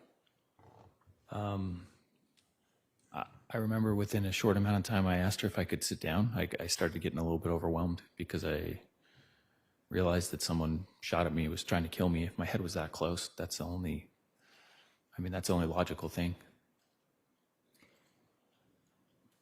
Before you saw that bullet hole, were you still sort of trying to explain how there's not a hole in your window? Yes. After you saw that bullet hole, did you start to think that someone had tried to kill you? Yes. I remember I texted my father, told him that.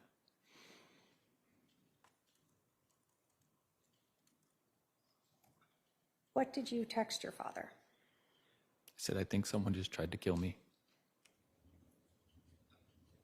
Were you thinking about how close you had come to death? Yeah.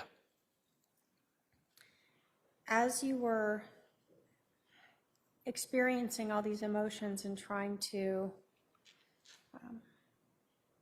figure out how to handle this and texting your dad, did the police ask if there was anyone that could come stay with you? Yeah, they did. And because I didn't have any family, I just said, I had my 2 business partners who were really good friends, and I asked if they could come. Did you have to tell them where to come? Yeah, they didn't have my address. Did they come and stay with you? They did. Did you eventually move with them across the street to kind of hang out in the shade? It was hot, so yes, we moved over to a cooler spot as the day went on. And we see in Exhibit 9, is this actually you guys sitting over here? That is.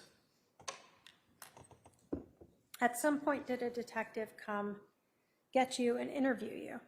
Yeah, Detective Pillar came over and got me. Did he interview you? Yes, he did. Where did that interview take place? We walked around that corner. He had his car parked and in a kind of a shady spot, and we did an interview in his car. Was that recorded? I believe so. The first patrol officer on scene, that female officer, did she ask you if you could think of anyone who would want to harm you? She might have. I don't recall. I'm not certain. Okay. When you met with Detective Pillar, did he ask you if you knew anyone who would want to harm you? Yes.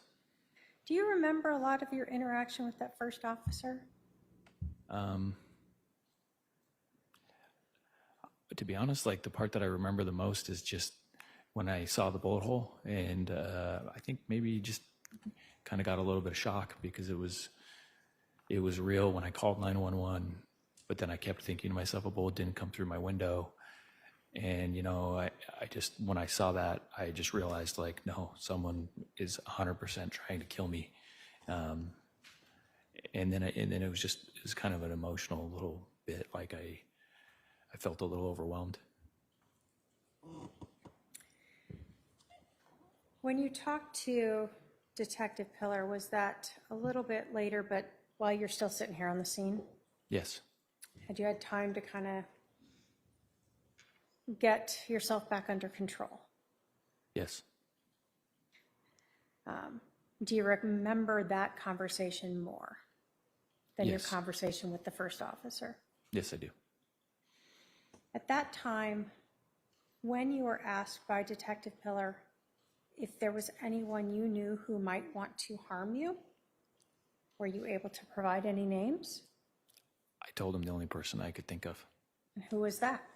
It was 2 people. It was Lori and Alex. Is that Lori Vallow? Lori Vallow and Alex Cox. So the morning of October 2nd of 2019, you have already told Detective Pillar that's who you believed is the only person you could think of who would want to harm you. Yes.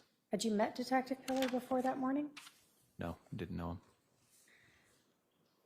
Did you tell the police to tell Detective Hiller that Lori Vallow and Alex Cox had been involved in an incident in July of 2019 in Chandler, Arizona?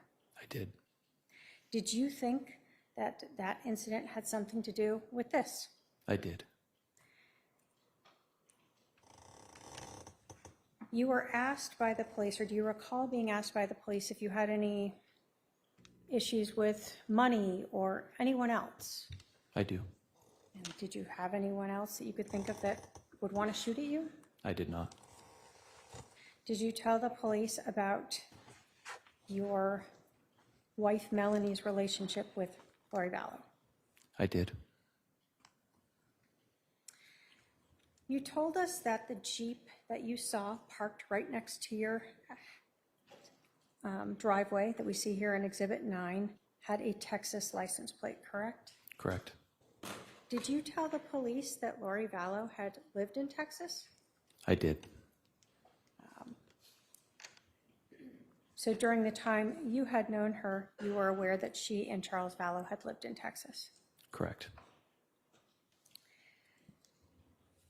Did it seem relevant to you that you see a Jeep with a Texas plate in front of your house?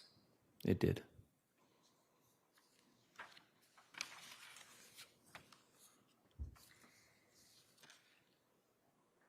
So on October 2nd, when you were shot at, Melani was living here in Arizona, correct?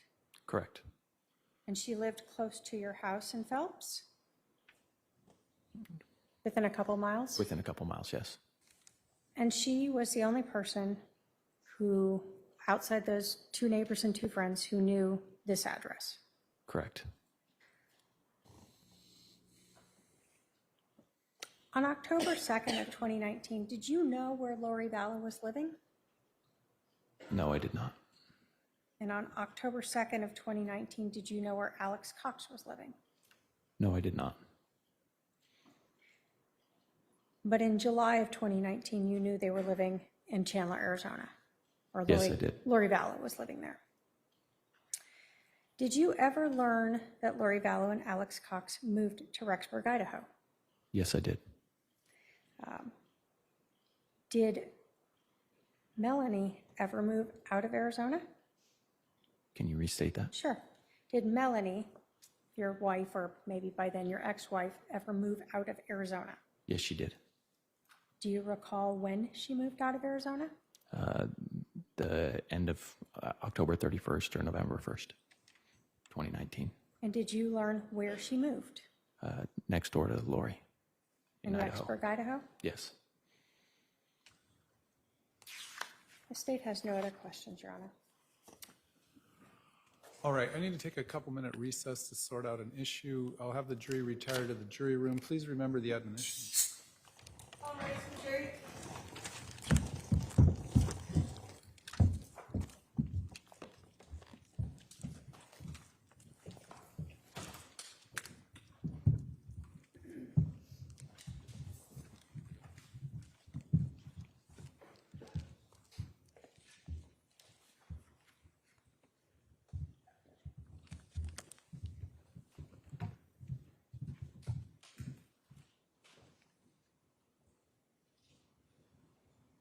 All right, you may be seated. The jury is no longer present.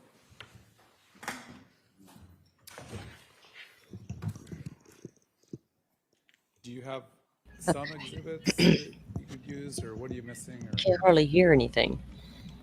I don't have any exhibits that I need. My investigator has he has the whole file. He has the whole file on Brandon. I tried to get it from him last night, but was unable to get Are there in being contact. arrangements made? Maybe your paralegal can pick it up from him tonight or someone? We're trying to do that, exactly. Do you have another witness here? Do you mind going out of order? Your Honor, if that's necessary, we can go out of order so that we can continue proceeding today. Okay. I'll inform the jury that normally, as we said in the preliminary instructions, that there'll be a direct examination, a cross-examination, and then a redirect examination. But this time, we're going to take a witness out of order, and the defense will cross-examine Mr. Boudreaux at a later time in the trial. If you need me to contact OPDS to try to get something done with getting a hold of your investigator, or you want me to, please let me know before we leave here today. Okay. All right, Judge, if I can just make sure, I told my witnesses too, okay, because I obviously didn't know this, so if I could go check and see if they're Absolutely. here before we bring the jury in. that's fine. And Your Honor, can we make this a 15-minute break or no? Do you need some time? All right, we'll go ahead and do a 15-minute recess for the court reporter as well, and just let us know when your witness is here. Thank you. Thank you.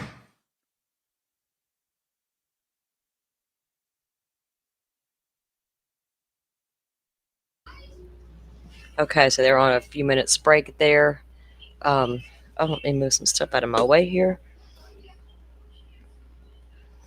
Grandbaby getting loud again on that game. He took a break, then he got back on the game. So according to here, let's go troll Joe's Twitter.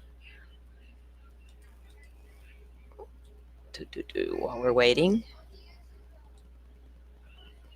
we'll go live in the future.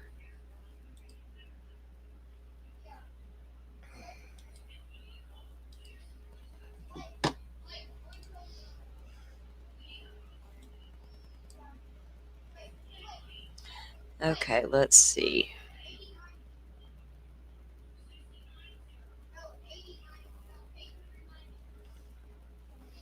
Okay, and he kind of just touched on what the judge touched on a little bit there. Let's see what Joe's latest Twitter feed says. 26 minutes ago, it was 1:47 their time, and Kay finished her direct. And the judge dismissed the jury to sort out the matter, which we were just watching that. Apparently, Lori is missing some documents for her cross-examination of Brandon, so the state is going to call a different witness out of order, which we just saw that playing out.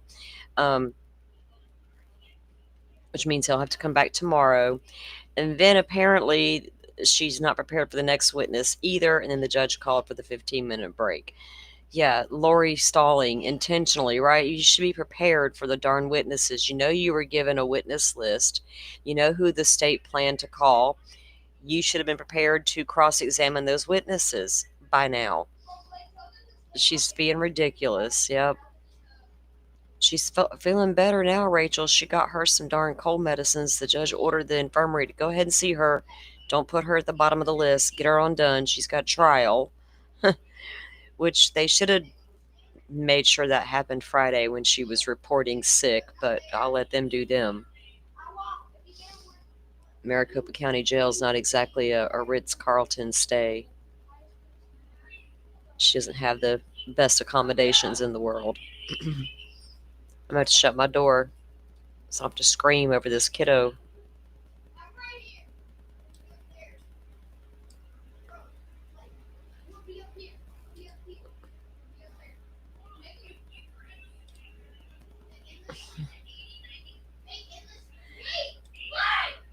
Goodness. Hold on, guys. Let me shut this door.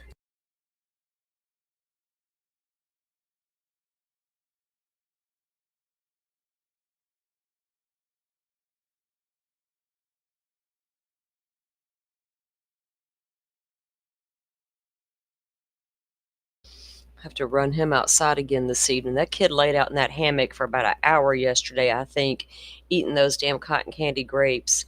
All of a sudden, he walks over to me and he just kind of like drops the bag at the table where I'm sitting. And I could tell he was done. I was like, what, do you eat too many grapes? He's like, I think so. He had to come inside and chill.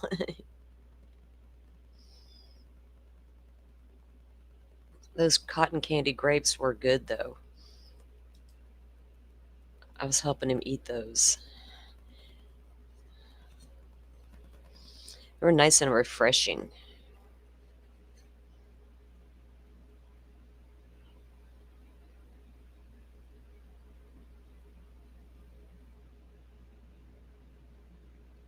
Lori's doing all her stalling tactics, y'all, because she knows she's totally unprepared for this trial. She's so out of her league, it's not even funny.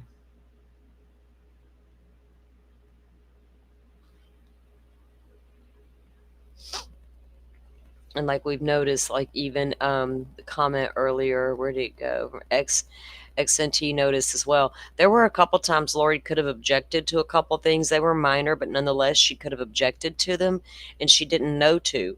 She did the same thing in the trial with for Charles's trial.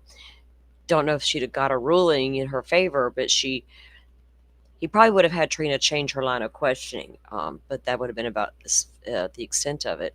But if she's going to miss the small things that she could probably object to, she'll miss the big things more than likely. Which I don't think Trina's going to get out of line and get to that point where she's just spitting out stuff that Lori can object to. You know, she has no reason to do that. Her case seems pretty strong.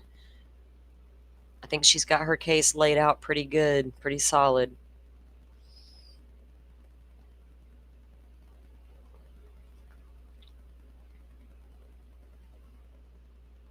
Sometimes you can't fight some of that evidence they got, right? It's like, what do you do when they have the proof in your face?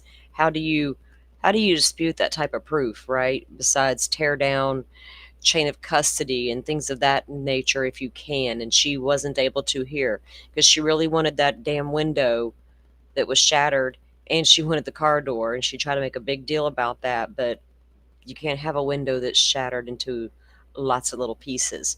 And they didn't retain the door and keep it. For whatever reason, they just didn't. They still had the car and the frame and all that, but for whatever reason, they didn't keep the door. And she wanted to make that a big deal, but it didn't work.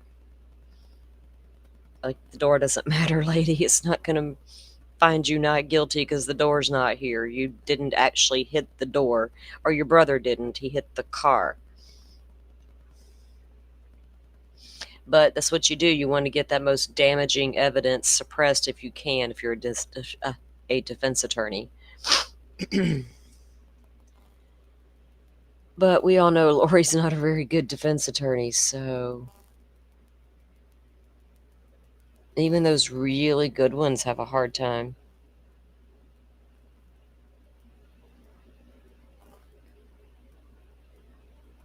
They have a hard time when they have a good case. You imagine not having much of a case at all? What do you do besides fight the general stuff?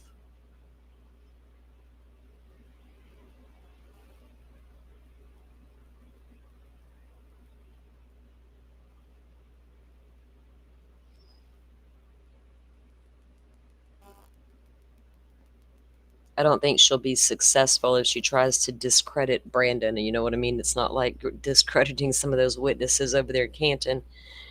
It will not be same level. And I don't think she's going to find anybody else willing to walk into that courtroom and testify on her behalf that Brandon was some sort of a bad guy, mean guy, loser guy, whatever, you know. However she wants to paint him today.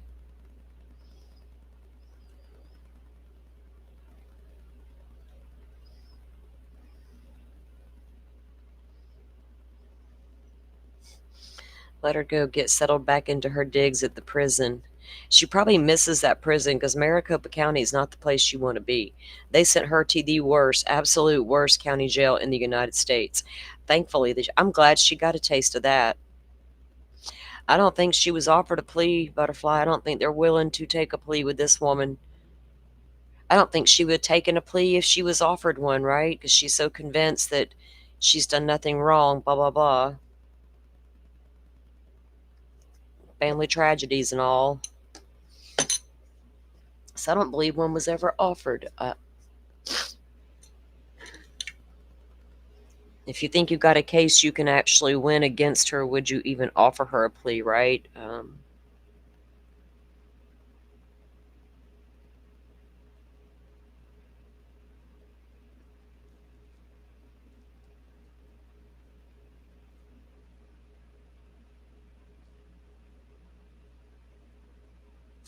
I think a lot of times, too, prosecutors are really willing to offer pleas if they may not have a strong enough case, that they're unsure if their probable cause is strong enough. They might offer one under those circumstances. They may offer them if you're going to turn state's evidence and testify against somebody else. It's got to be a really good motivation for prosecutors to want to cut a plea, right? If they feel like they have enough evidence to get a conviction.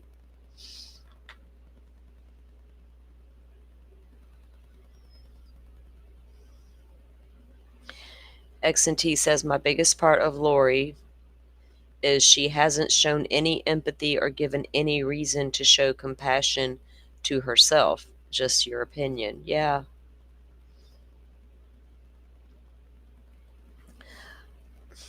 Lori's always about Lori. Lori wants to make sure everybody else feels what Lori's feeling, and we should see things the way Lori sees them.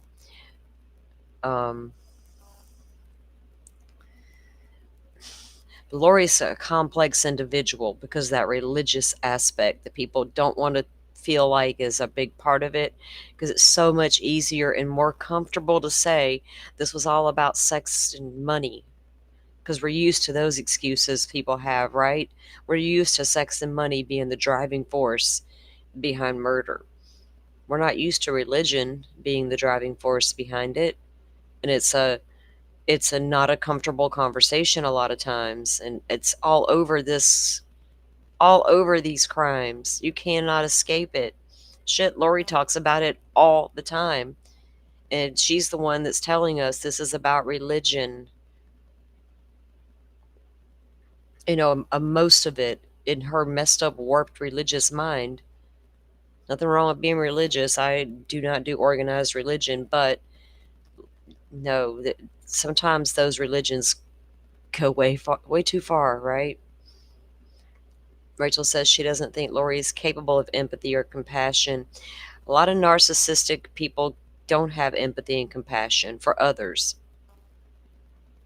because it's a lot about them. They claim they have empathy and they pretend they have an empathy, but the real empathy is hard to come by.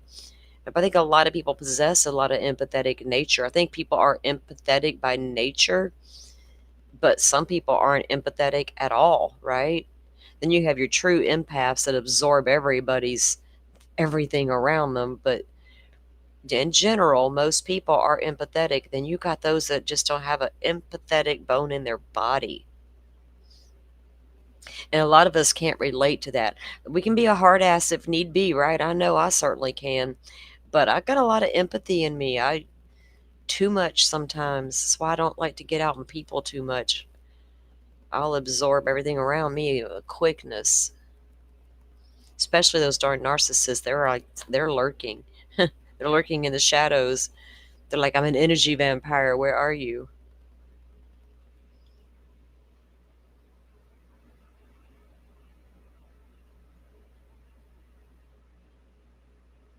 Did Lori already have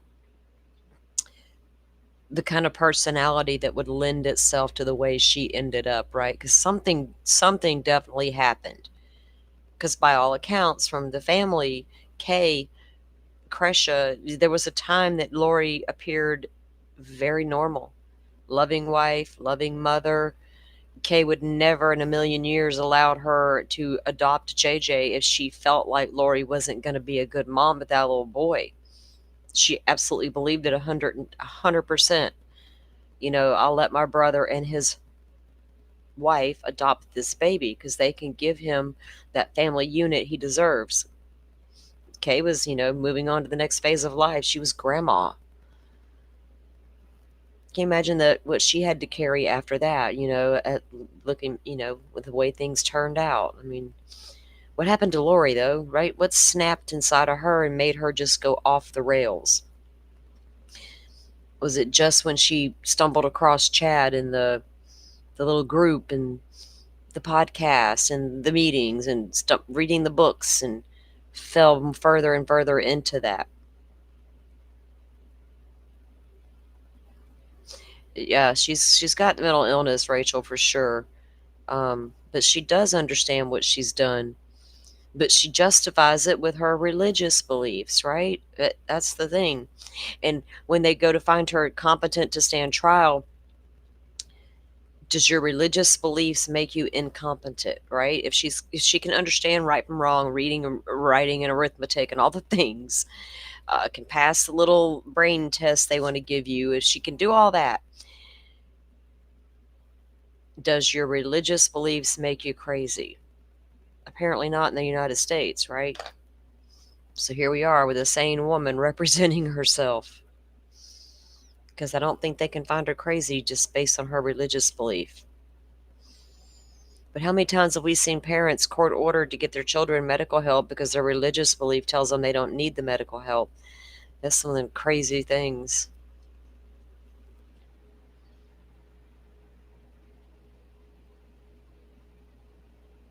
And then you get those aspects of religion involved, and you got two individuals here, Charles and Brandon, and talking about these things their wives are doing and are based around this religion.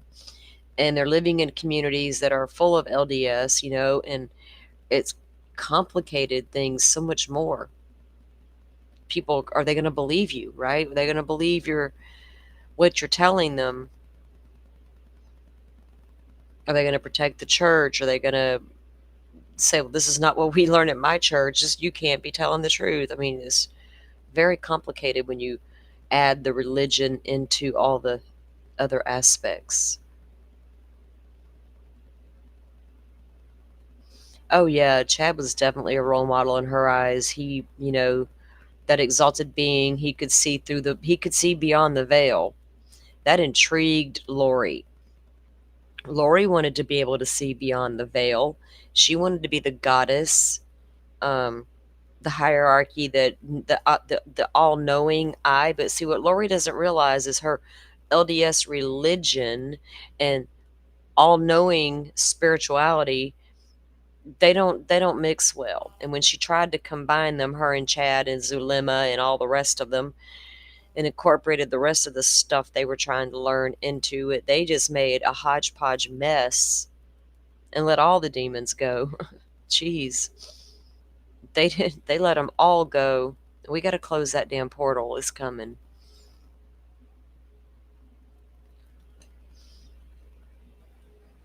Yeah, Chad was creating quite the little following there. These preppers, they're preparing for the end of day. Chad can see everything and knows when the end of time is coming, and Lori was starting to take on the special powers. Yeah, crazy. They probably would have went away and built a compound if they hadn't gotten caught and charged with these murders. And we know they wanted to stay in Hawaii, so would they have tried to build? That's what I've always wondered. Were those two planning to build some sort of compound out there in Hawaii to have all their little people follow them out there? Because Chad is so great. They would have continued their podcast and preparing of the people.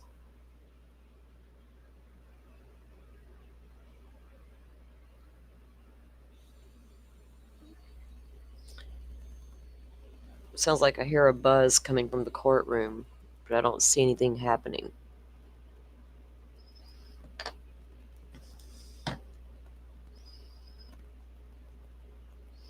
I need to make some coffee. I was about to go make coffee right before they went on break.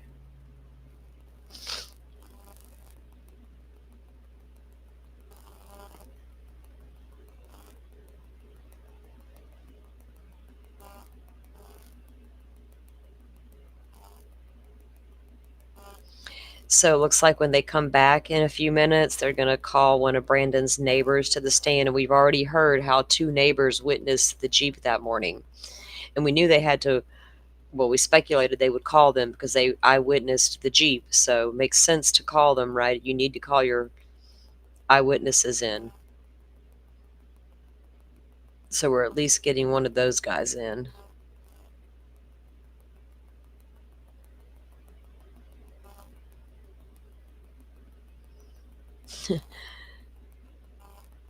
Okay. All right.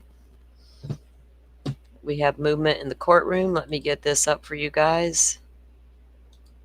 Thank you guys for hanging out and watching the trial with us. We do appreciate it. There's no sound yet, so.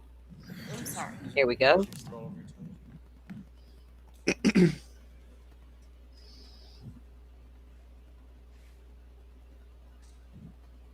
Yeah, right for their tent city. Rachel, shout it out, girlfriend, for those in the back who didn't hear that. Tent city.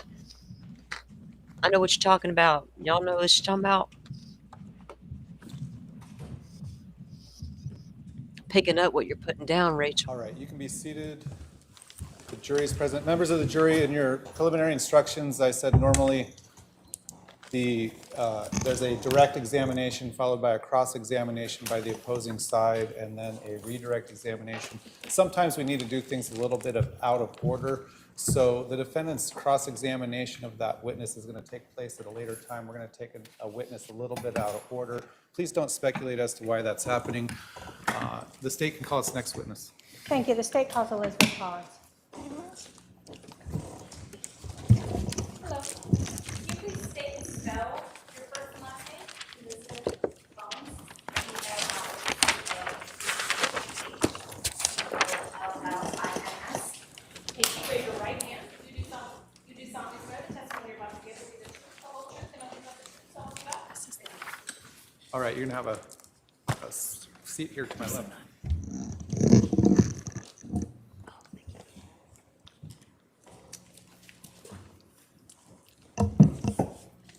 Please introduce yourself to the jury. My name is Elizabeth Collins. And do you live here in Arizona? I do live here in Arizona. Back in 2019, did you own any rental properties? I did. And did you own a rental property at 3875 East Phelps Street in Gilbert, Arizona? Yes. Is that here in Maricopa County? Yes, it is. When did you purchase that house? I purchased that house in October of 2018. And how long had you been renting that house? I've been renting it since I purchased it. Was this a long-term rental or one of those short-term Airbnb type of things? Long-term rental. Did you have a minimum lease length? Our minimum lease length for the initial lease is 1 year.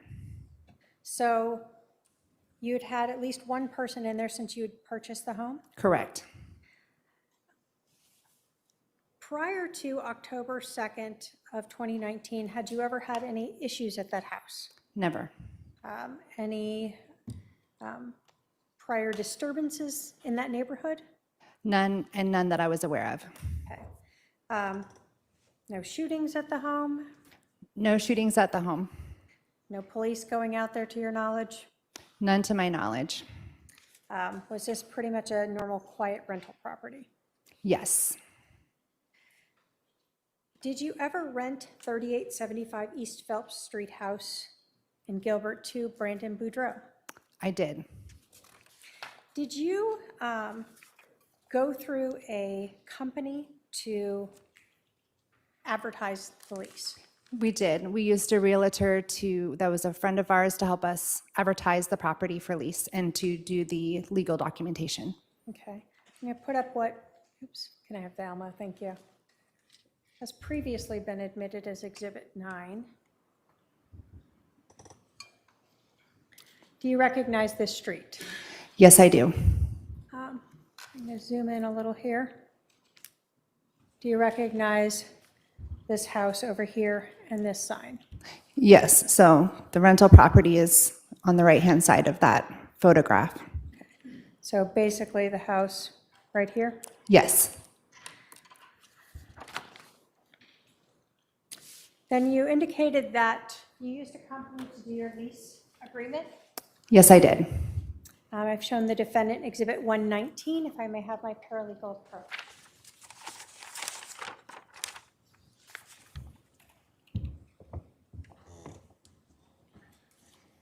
Do you recognize Exhibit 119?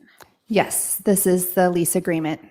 And then that's the one that you made with Brandon Boudreaux? Yes, it is. The state will move to admit Exhibit 119. Any objection? No objection. 119 is admitted.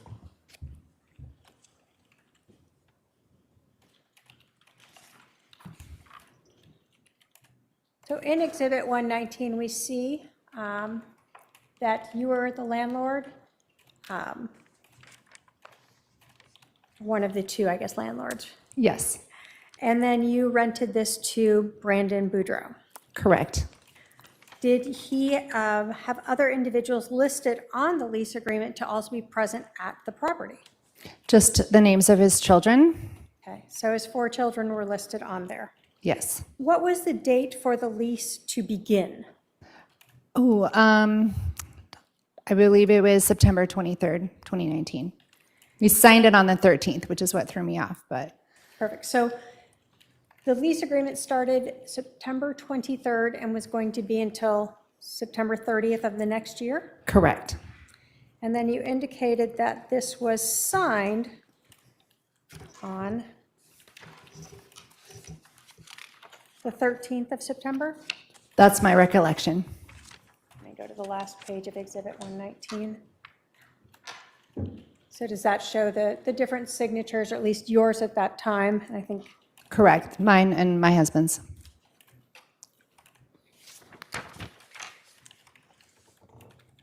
and then we see Brandon's signature as well for the 13th? Correct.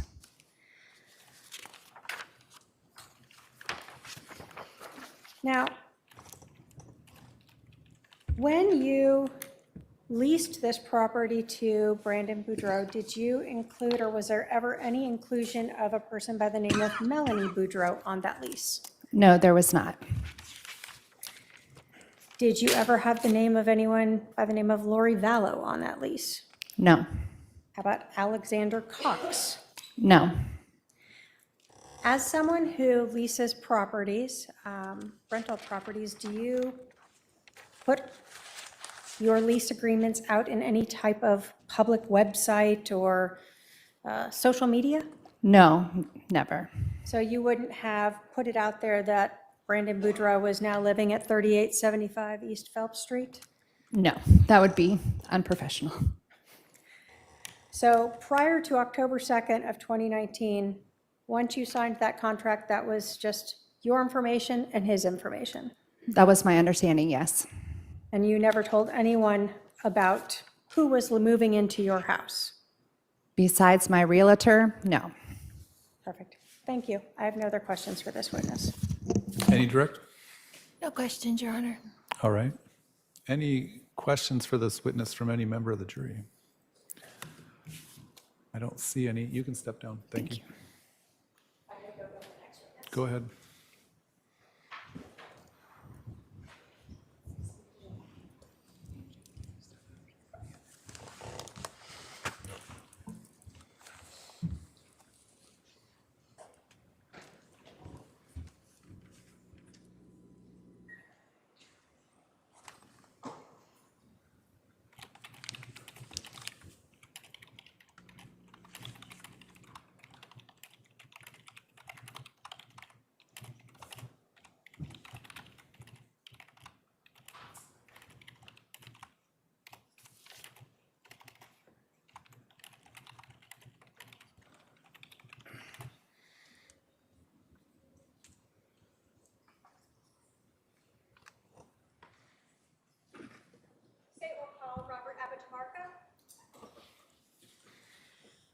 All right, sir, you're going to come on right up here. My clerk will swear you in.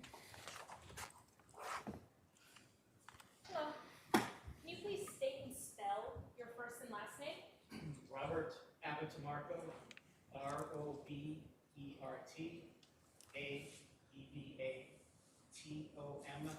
A-E-V-A-T-O-M-A-R-C-O. Thank you. Raise your right hand. You do solemnly swear the testimony you're about to give will be the truth, the whole truth, and nothing but the truth, so help you God? Thank you. Thank you. You're going to walk around the clerk, I'm sorry, the court reporter here and have a seat to my left.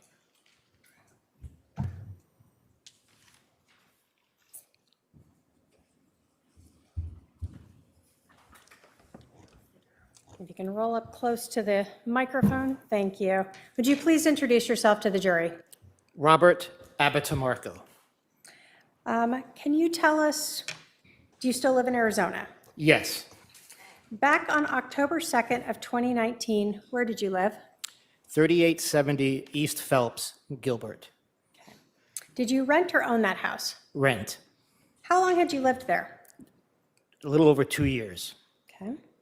Can you describe for us that neighborhood? What was it like? It was a quiet residential neighborhood. It was a very quiet street. It was not a through street, a mixture of families either living there. Okay. Had you ever had any problems or issues on that street? No, Okay. And you said that it wasn't a through street. For that whole neighborhood, I guess let me ask it. Sometimes there are neighborhoods that have that are kind of cut throughs to go to other main streets. What was your neighborhood like in that way? Was there a lot of traffic of people trying to cut through to get to other thoroughfares? No, it was a series of residential side streets winding and into inside the residential community. I'm going to put up Exhibit 3 here. Pull it out a little. Does this sort of show that neighborhood with this being Phelps Street where you lived? Yes. So when you're talking about this neighborhood, there's no easy way to get from Pecos to Fry Road, right? Correct.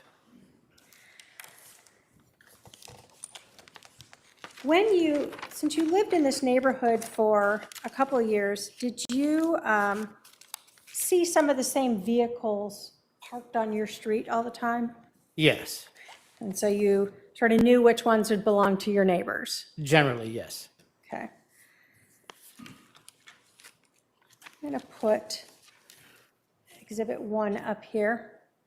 Not sure if you're able to make out sort of the little house shapes.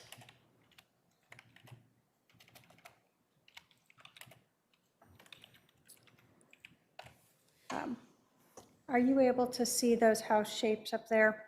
Yes. Okay, so we see this is 3875 East Phelps. Where was your house? Was it on the same side of the street, on the other side of the street?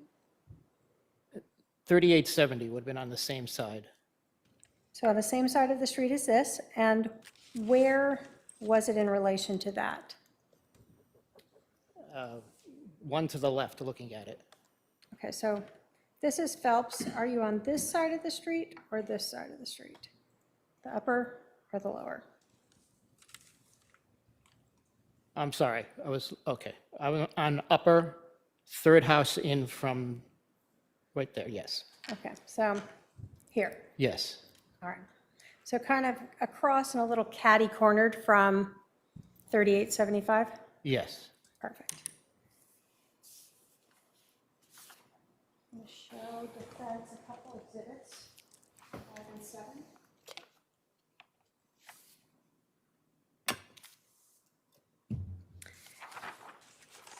Back in October of 2019, were you working? No. Did you have sort of still a schedule of what you would do most mornings? Yes. I want to bring your attention to October 2nd of 2019. Did you leave your house that morning around 8:40? Yes. Do you recall where you were going? Yes. What were you going? I was going to the EOS gym on Higley and Pecos for a 9 o'clock appointment. Okay. How far away, how long would it usually take you to get there? 5 to 10 minutes. So you gave yourself a little room to get in there and get ready? Yes. At that time in 2019 at this residence, did you usually park in your garage or your driveway? The driveway. Okay.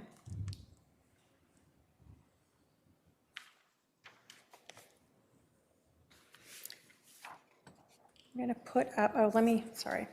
If I can have my paralegal approach with exhibits 5 and 7. Go ahead. So if you can look at these two photos and let me know if you recognize these exhibits, what they're photographs of.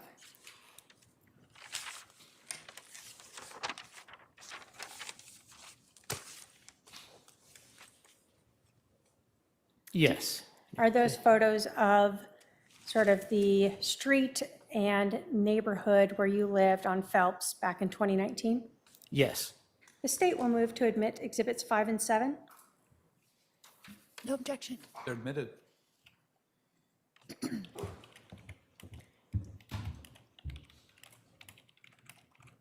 You told us that when you lived on this street that sometimes you'd see the same vehicles there.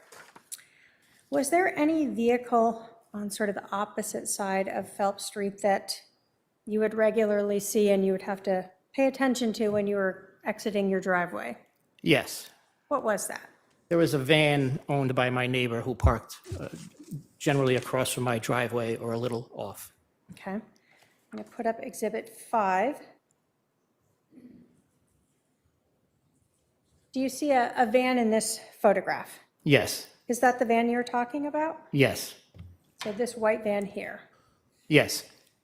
Are you able to show us in this photograph or describe for us where your house or driveway was located? The house is what's seen at the far left of the image, the beige colored house, and the driveway would be right where you're indicating. Okay. So this was your driveway right here. Yes. And so you would often have to kind of pay attention to this white van so you didn't go out and bump right into it? Yes. On the morning of October 2nd, did you get in your car to leave and notice any other vehicles that morning? Yes. I'm going to put up Exhibit 7. In this photograph, is your driveway here? No. It's one over. Yes. Okay, so we can't see your driveway. This would be your neighbor's house. Yes. Where did you see another vehicle that stood out to you the morning of October 2nd around 8:40 in the morning? Parked in front of the white van, nose to nose, where that tree is. So right in this shade area? Yes. All right, so when you say nose to nose, the front of the Jeep was to the front of this van? Yes. And so the rear of the Jeep would have been along where this driveway was? Yes.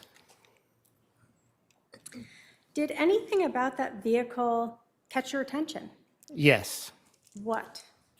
I noticed that it was running. It had tinted windows. I didn't see anyone, and it was right across from the back of my driveway. Okay.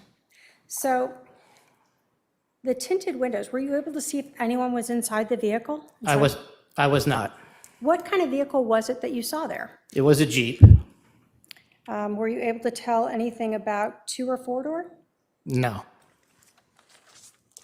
Do you recall anything about the color? It was dark. Okay. And you said the Jeep was running. Yes. When we talk about the Jeep being nose to nose, is that sort of the wrong way on the street, parked the incorrect way on the street? Yes. Did that also stand out to you? Yes. Had you ever seen that Jeep before in your neighborhood? I don't recall seeing it. Okay. So it wasn't something you had seen before? No.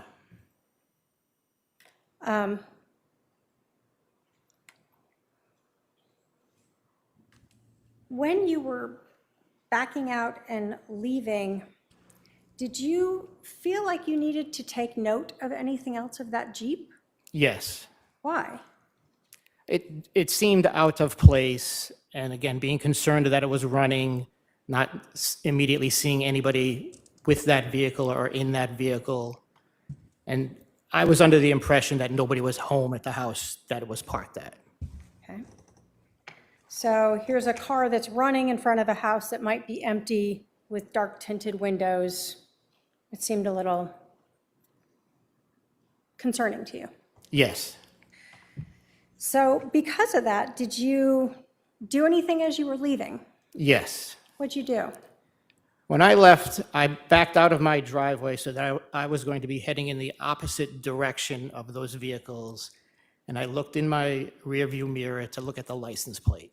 Okay. So in Exhibit 7 here, were you heading this direction? Yes. So in your rearview mirror, you would have been able to see the back of the Jeep. When you were looking in your rearview mirror, you were able to see the back of the Jeep? Yes. Okay. What did you look for when you looked in your rearview mirror? The license plate. What did you note about the license plate? That it was a Texas license plate. Is that sort of the white with black lettering? Yes. Were you able to take down a license plate number? No. Do you recall the vehicle itself, if there was a tire on the back of it? I don't recall. When you returned home after going to the gym, can you describe for us what you saw? Yes. There were a lot of police vehicles and police personnel on the property, on the street. Access to my street, the way I came back, was restricted, and I had to speak to one of the officers, identify who I was, and indicate where I was going. Okay. Did you have a police officer come talk to you at some point in the day? Yes. And did they ask you about whether or not you had seen anything unusual that morning? Yes. And did you tell them about this Jeep? Yes. And why did that stick into your mind to tell them? Well, it was no longer there, and I felt it was, again, out of place or an unusual at that time. I have no other questions for this witness. Thank you. Cross-examination?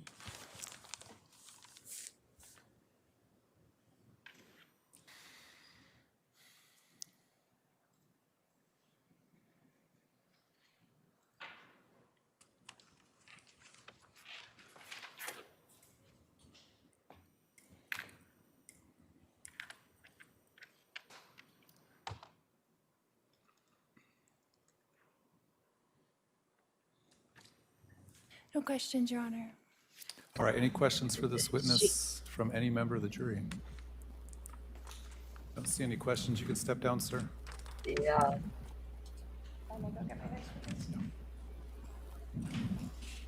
She'll tank her own case. Let her tank it, right? She doesn't know any better.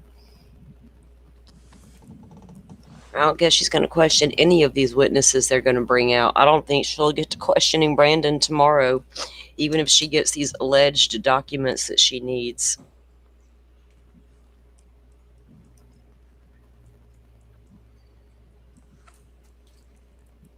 Thank you, Butterfly. I appreciate that.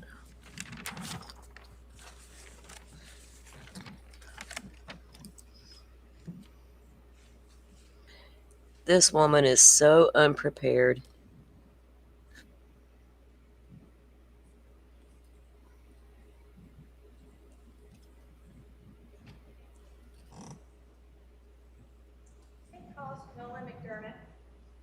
All right. Come on up right up here in front of my clerk, sir. She's going to swear you in. Hello. Can you please state and spell your first and last name? Sure, my first name is Nolan. It's N-O-L, and last name is McDermott. It's M-C-D-E-R-M-O. Thank you. Raise your right hand, please. You do solemnly swear the testimony you're about to give is the truth, the whole truth, and nothing but the truth, so help you God? Yes, I do. Thank you. All right, have a seat up here to my left.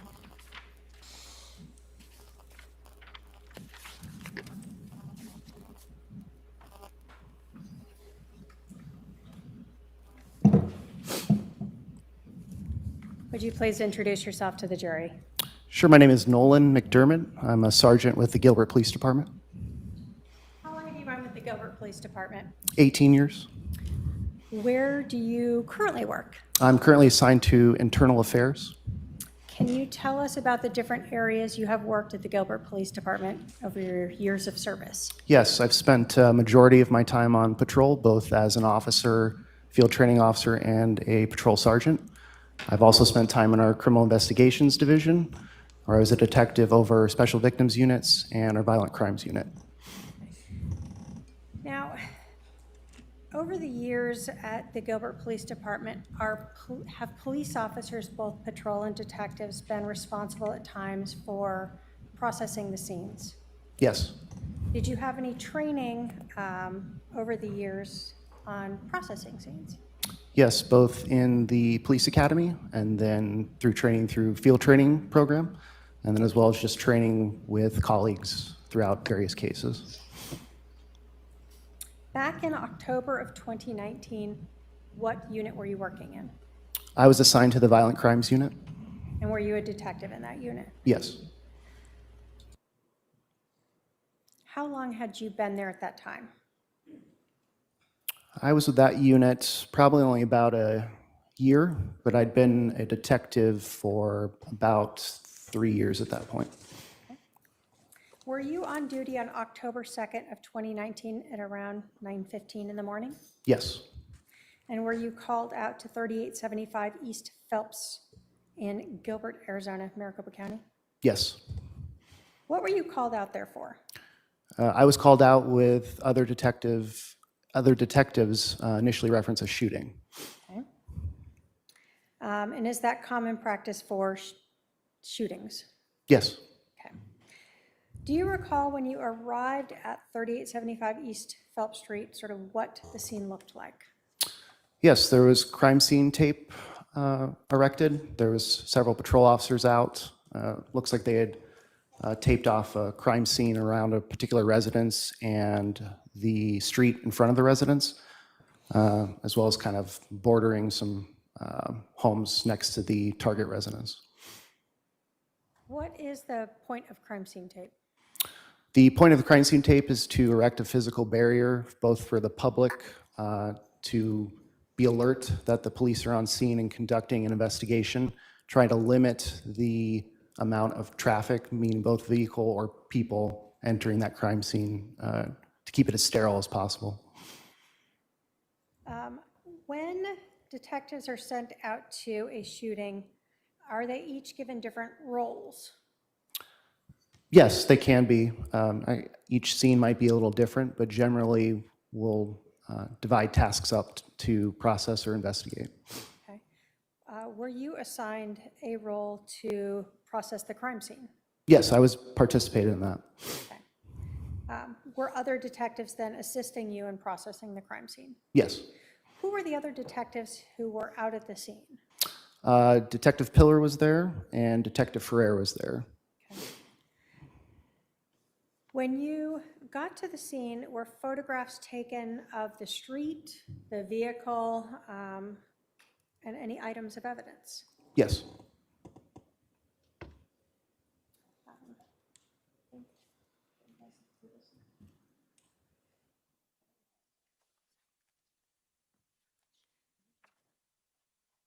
Why are photographs taken of sort of the scene, the street, and the area around there? To memorialize both the scene and any evidence or any items of evidentiary value, either collected or observed at that scene. Okay. When you go to a scene, do you always know what might be relevant? No. So do you take photographs to try to document something in case something becomes relevant later? Yes. In this scene, where was the vehicle located when you arrived, the vehicle involved in this shooting? Yes, when I arrived, the vehicle was in the driveway of the target residence. And when you say target residence, what do you mean by that? The residence in which Mr. Boudreaux was residing at the time. Okay. That's the 3875 East Phelps? That's correct.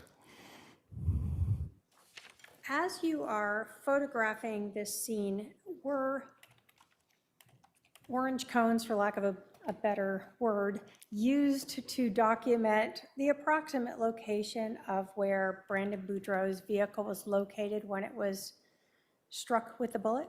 Yes. Trying to provide a visual of what we thought would be the approximate location. And so that has to be based upon just to the best of his memory. Yes. Was the area also looked, or did you look in that area where Brandon had indicated his car was when it was struck to see if maybe any glass or anything had fallen in the road? Yes. Did you locate any? There was a small, looked like glass particle or shard that was in the roadway. Okay. Was it similar to, well, let me ask you, when you went to the scene and saw the Tesla in the driveway, did you see the driver's side window anywhere? Yes, the driver's side window was actually in the driveway, just adjacent to the driver's side of the Tesla. The vehicle was parked in facing towards the garage, and the window was adjacent to the driver's side door, with the void in the driver's side door where that window would be. Inside the Tesla itself, did you observe pieces of the glass that had shattered? Yes, there was glass shards both inside the vehicle and then outside the vehicle, adjacent to the splintered window. And did those shards that you saw in the road where you put those cones look similar to the shards you saw inside the Tesla and around the door there? Yes.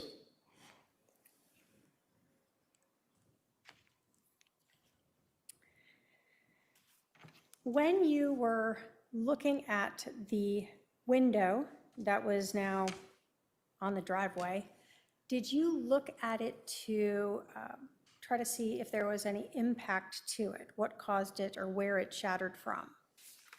Yes, we did. There was a divot or a mark towards the top of the window would be, as if it were raised to the top of the vehicle frame or that door.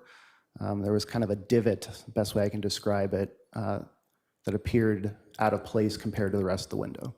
Okay. For the Tesla itself, some cars have doors where there's a metal frame around the glass window. Was there a metal frame around the glass window for this Tesla door? No, not for where the window would be for the door. The window was kind of by itself where it would extend or rise up into the frame of the vehicle.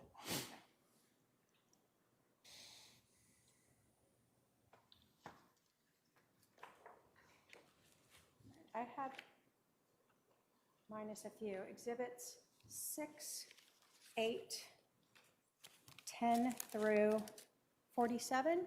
If I can have my paralegal approach with those. And have the witness take a look at these photographs.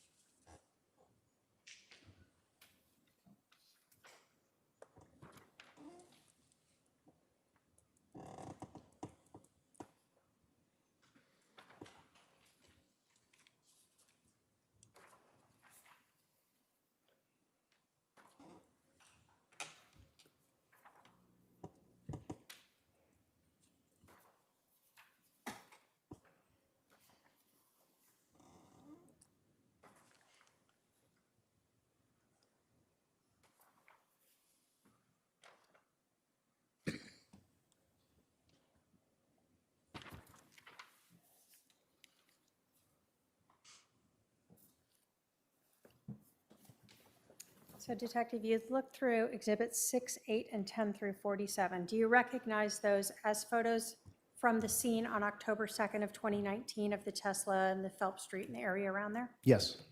State will move to admit Exhibits 6, 8, and 10 through 47. No objection. They're admitted. Did you get the notice? When you are taking photographs of a scene, putting up Exhibit 6 here, do you try to take photographs showing the whole street itself? Meaning not just the one location where the car was or the Tesla itself, you're trying to get the whole area. Well, yes, that's true. To be clear, I didn't actually take this particular photograph, but when documenting, we were trying to capture the area, give an overview of the scene. Okay. So in this scene, can you describe for us sort of the directionality we're looking and what we see here? Yes, the marked patrol unit that's sort of in the center at the very far end of this particular image, that's east of the target residence. The Tesla is on the right side of the picture in the driveway, and it is parked facing south. And those cones kind of in the center also east of the Tesla and the residence. Were those cones the ones we were talking about in reference to the approximate location of Brandon's vehicle when he was shot at? That's correct.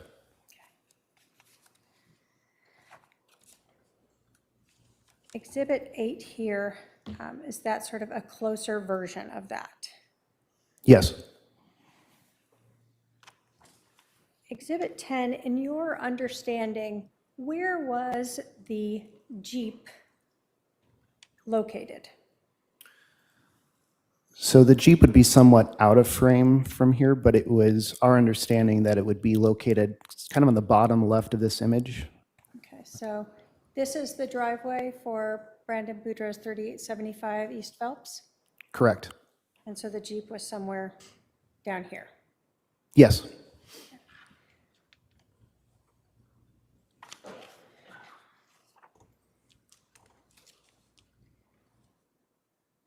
When you were documenting this,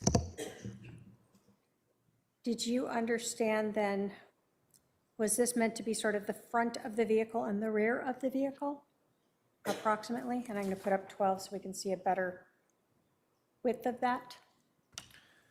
I don't recall if those were marked to present in terms of the vehicle itself and the distance to the front and the back. I don't recall that specifically.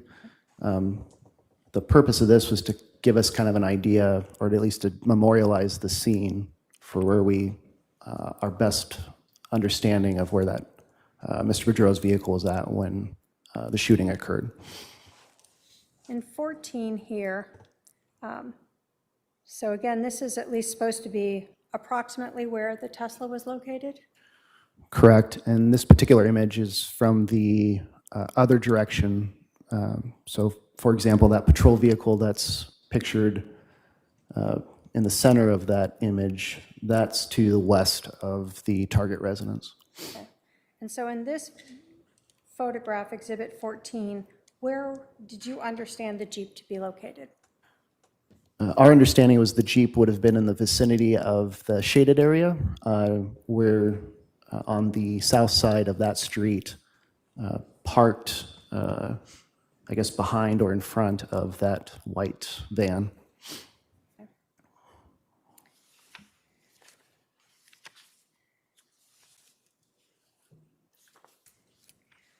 I'm going to put up Exhibits 18 and see if I can. When you were photographing, or when this was photographing, did you all attempt to sort of document some of those little shards of glass? Yes, that's correct. And is that what we see here in Exhibit 18 right there? Yes. As well in Exhibit 19 here? Correct. Okay. And you said those were similar to the same type of glass you had seen in the vehicle and around the vehicle once it was parked in the driveway? That's correct.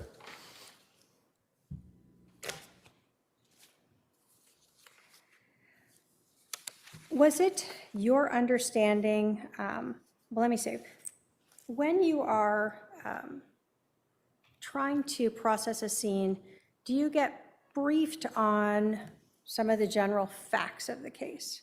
Yes. What does that mean to get briefed? More often than not, detectives aren't the first on scene.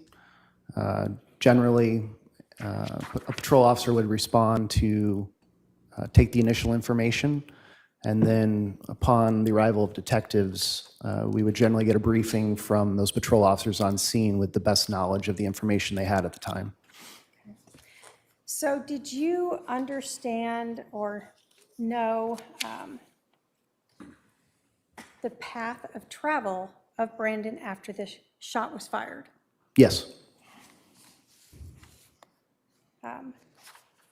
What was your understanding of the path of travel after the shot was fired?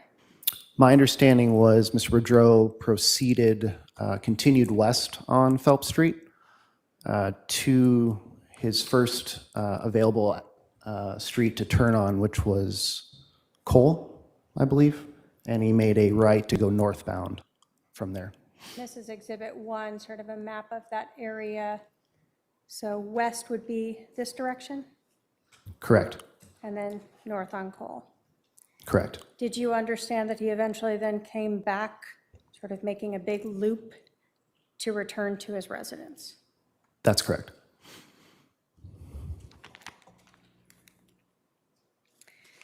Now, we had talked about the vehicle itself. As a detective and as a patrol officer, had you ever seen gunshots or bullet holes in a vehicle before? Yes. And I'm going to go through the photos of the vehicle itself. I'm going to show you Exhibit 21.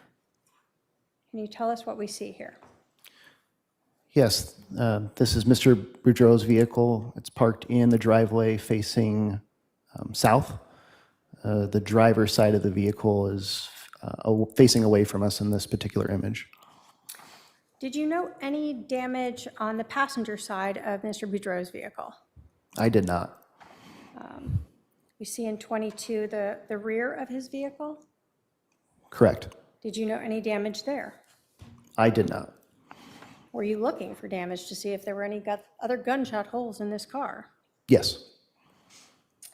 Now, as you got to the driver's side, I'm going to put up at 23 and then 24, did you notice anything on this vehicle?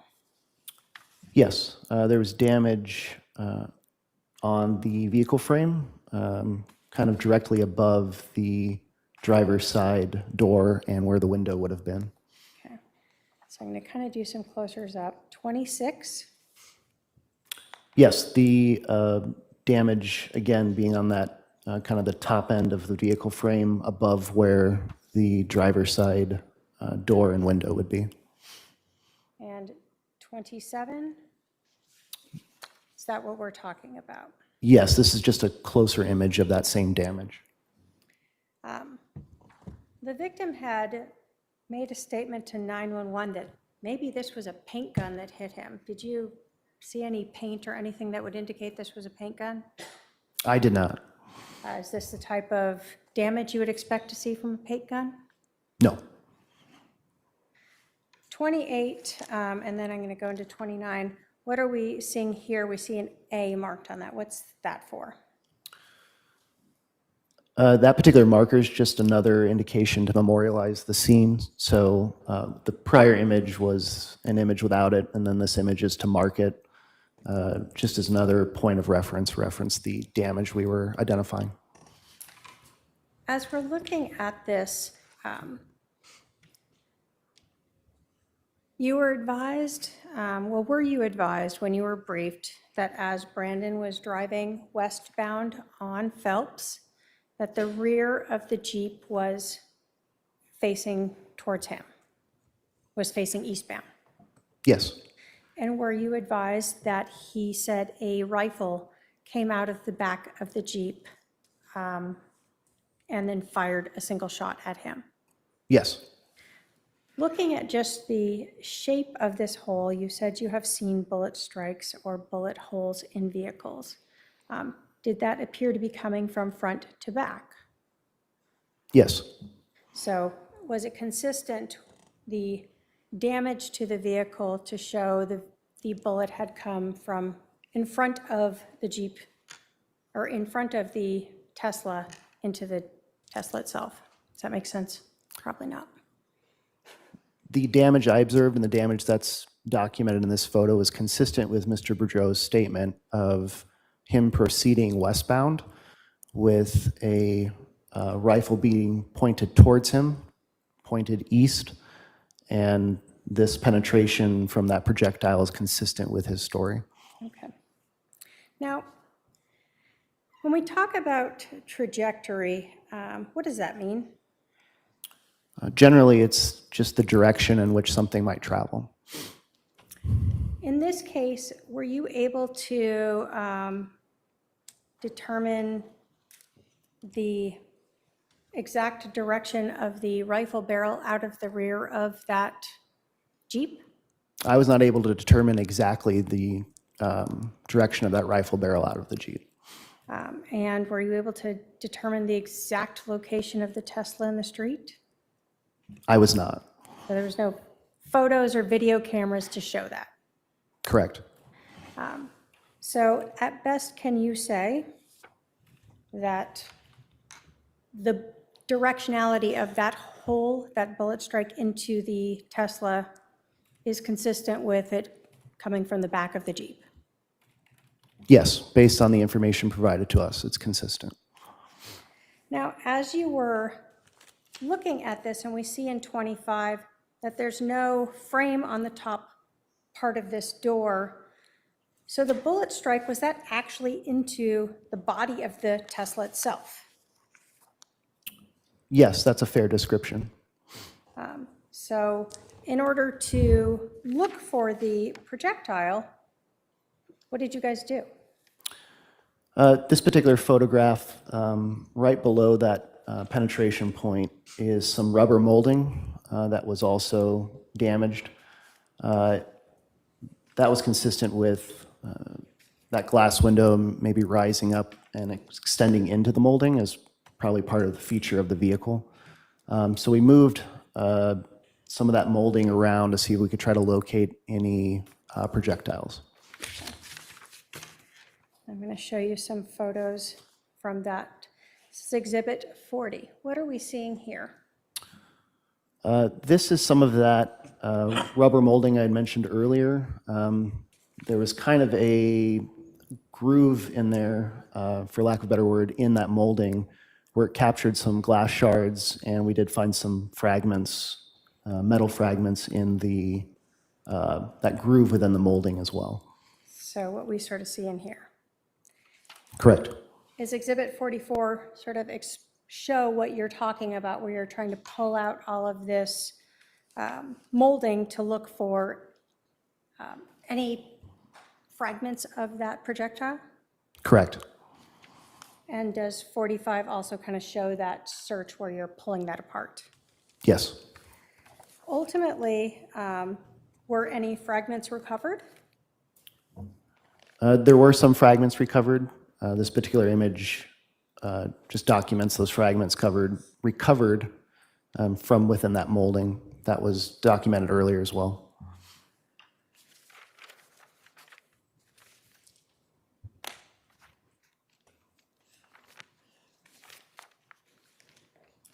And were those collected and pounded? Yes. State has shown defendant 190. You can take a look at Exhibit 190 and let me know if you recognize. Yes, I recognize it. And on the back side, inside the clear bag, is there sort of the paper bag that documents that those fragments in there are from this case that we're discussing today? Yes, the label on this particular bag is the report number referenced this incident. Thank you. The state will move to admit Exhibit 190. Any objection? No objection, Your Honor. 190 submitted. Thank you. Now, as you are trying to recover any fragments, you told us that the window sort of went up into this molding, or into the car frame almost. Correct. Given that you only found fragments, was anything done to try to see if any of those fragments or the projectile itself had fallen out at any point? Yes, we, after kind of learning or being briefed on the path of travel that Mr. Boudreaux took in his vehicle following the shooting, we walked that area as well as the area immediately around the vehicle when it was parked in the driveway to try to locate anything additional in terms of projectile fragments. When we're talking about projectile fragments, these could be teeny tiny little pieces that you're trying to find on the street? In this particular instance, that's correct. And now we're talking around a whole block and up to where the pool is. Correct. Did you and other officers search that whole area? Yes, we did. Were you successful in locating any other fragments? We were not. Was a metal detector even brought to try to search across the road and see if you could potentially find any of those fragments? Yes, Yes, we did bring one out to try to locate anything additionally. Was anything else found? No. Now, we had talked about inside the vehicle, and I'm going to show some photos here, 32. What were you documenting here in 33? This particular image documents what I had mentioned earlier in terms of my observations. This documents some additional glass shards that were located on the floorboard inside the vehicle. That's the driver's seat. Okay. 34, 35. So the window itself, I know you told us, was mostly together, but small pieces of it broke apart? That's correct. And that's the same type of small pieces you saw out in the road by those cones? It appeared consistent, correct. Did you see any other of those little shards anywhere else on the road other than where Brandon had indicated he was when his vehicle was shot? Not that I recall. Okay. In Exhibit 36 and 37, what are we seeing here? This is just a particular rod that was inserted to try to give an idea in terms of a general idea of trajectory. Again, to kind of confirm what information we had from Mr. Boudreaux reference where the gunshot had come from in terms of then striking his vehicle. This is really just another visualization of that to memorialize it. Okay. So again, without knowing, well, let me ask you this. In the back of a Jeep, if someone sticks a rifle barrel out, can they move the barrel at almost basically 180 degrees of angle? Is that yes? I'm sorry, what were you asking? If somebody sticks a rifle out the rear window of a Jeep, they could move that rifle barrel in basically 180 different degrees, correct? Yes. And you, because there's no video showing that, you have no way to know the exact angle that that rifle barrel was sticking out. That's correct. So this was just to help show the directionality, at least, of how that bullet entered into the Tesla. That's correct. Okay. And we see the same thing in 38 and then a closer up in 39? That's correct.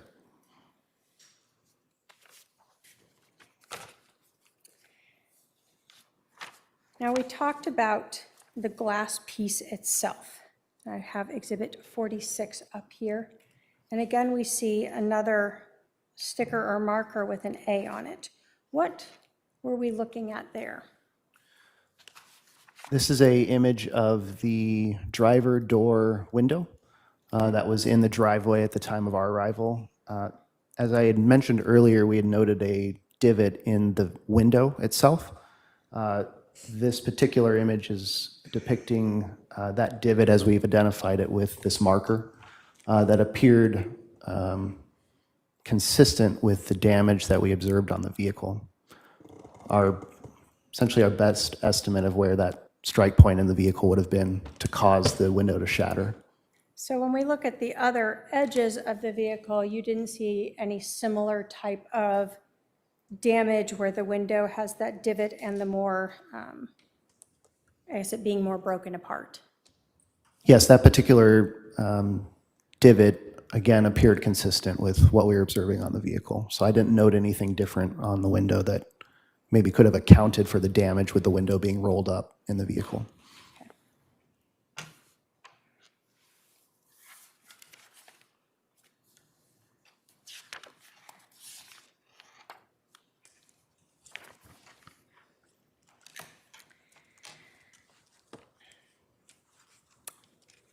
After processing the vehicle, did other officers look for any type of, or did you ever come back and help look for any type of surveillance cameras that might have caught anything? Yes, we returned and conducted a kind of a canvass of the neighborhood. Myself and additional detectives did.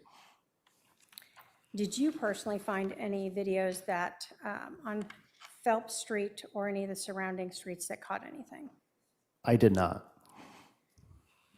During this investigation, did you learn who Lori Vallow was? Yes. Did you learn that she had a 2018 Jeep Wrangler with a Texas plate of LWD 0997? I did. Did you learn that she was, in October of 2019, living in Rexburg, Idaho? Yes, I did. Did you learn that her brother, Alex Cox, was also living in Rexburg, Idaho in October of 2019? I did. Through different records, did you learn that Alex Cox was residing at 565 Pioneer Road in Rexburg, Idaho? Yes. And did you also learn that Lori Vallow was living in that same complex? Yes. Did you reach out to local law enforcement in Idaho to help locate and impound that 2018 Jeep Wrangler? Yes, I did. When you were investigating this case, had you been advised by Detective Pilar and others that the Jeep, or that Brandon had noted the Jeep had a Texas plate on it? Yes. And had you, as part of the investigation, learned that Lori Vallow had resided in Texas previously? Yes. Were you advised that Brandon Boudreaux had told Detective Pilar on October 2nd that he was aware of an incident in Chandler, Arizona on July 11th of 2019? Yes. And in contacting the Chandler Police Department, did you learn that that 2018 Jeep Wrangler with the Texas license plates had been at the residence with Lori Vallow on July 11th of 2019? Yes. Did you then write up a probable cause statement and send that to the Rexburg Police Department to help write a search warrant so they could seize and impound that Jeep? Yes. And that Jeep being the 2018 Jeep Wrangler that Lori Vallow had with a Texas plate of LWD 0997? That's correct.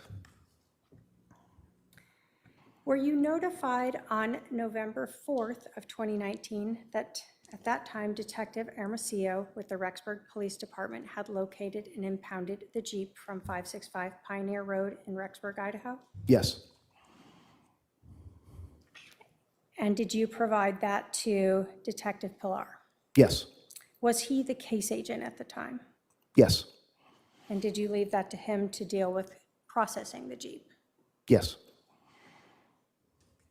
Without going into what was said, on December 21st of 2019, did you speak with someone by the name of Colby Ryan? I'm sorry, what date was that again?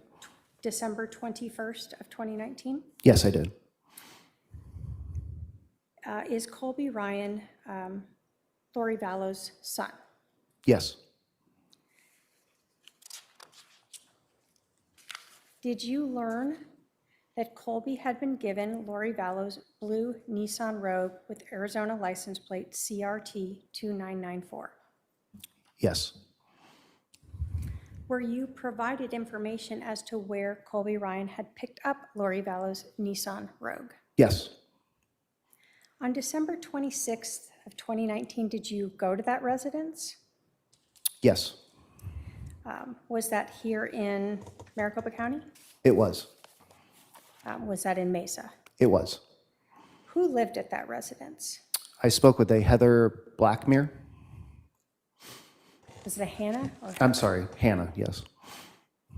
Did you learn that Melani Boudreaux was now remarried to Miss Blackmer's brother, Ian? Yes.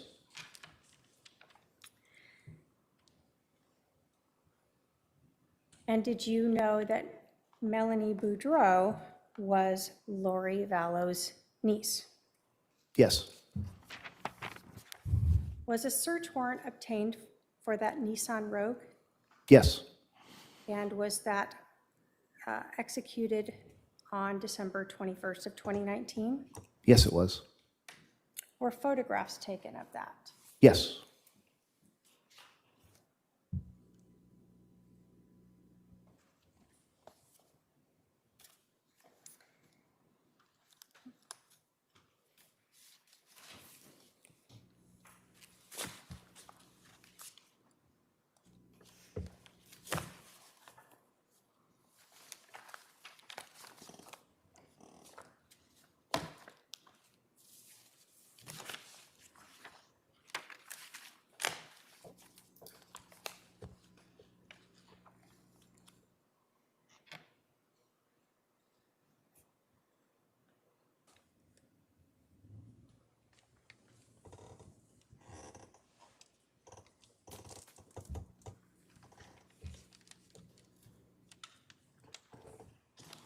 Shown the defendant exhibits 93 through 98.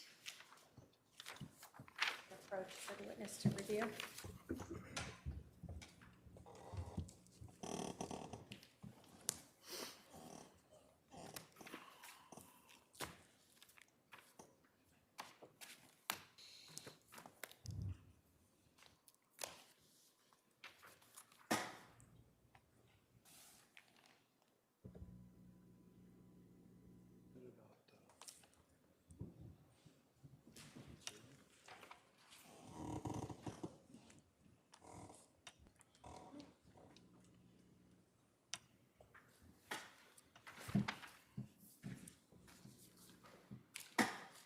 Do you recognize those photographs, exhibits 93 through 98? Yes. Are they photographs of that Nissan Rogue that you executed the search warrant on that was Lori Vallow's? Yes. This is the Nissan Rogue that you had learned about through Lori Vallow's son, Colby Ryan, That's correct. and that you had spoken to Melani Boudreaux's family about that it had been dropped off at. I'd spoken to Ms. Blackmore reference that vehicle. State will move to admit exhibits 93 through 98. Any objection? Just relevant, Your Honor. Your Honor, it's relevant both because this vehicle is going to be seen in video in Idaho relating to the self-storage unit where items were stolen. It's admitted. Those exhibits are admitted. Thank you. So exhibit 93, what are we seeing here? This image is of that said Nissan Rogue, and this image is taken at the Gilbert Police Department property building. And were photographs of the sort of whole vehicle taken that we see in 94?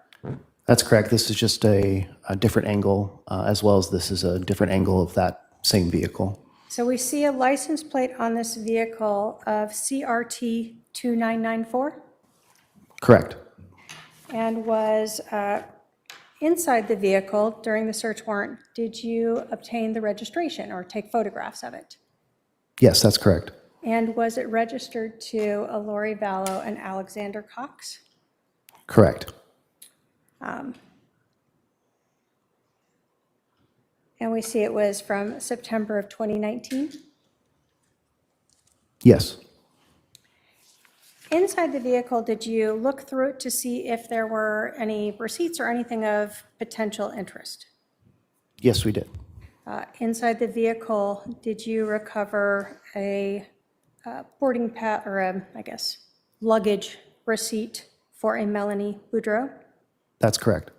And that would have been from October 26th of 2019? Correct. So inside the vehicle that belonged to Lori Vallow was a receipt for a flight for a Melani Boudreaux. Correct. And then did you also recover some receipts reflecting, I guess, Rexburg, Idaho, or Idaho Falls here from October 13th of 2019? Correct. And then October 31st of 2019? Correct. And again, Idaho Falls there. Yes, that's correct. So inside the vehicle that you recovered in December in Arizona were receipts relating to Idaho Falls, Idaho from October of 2019. Correct.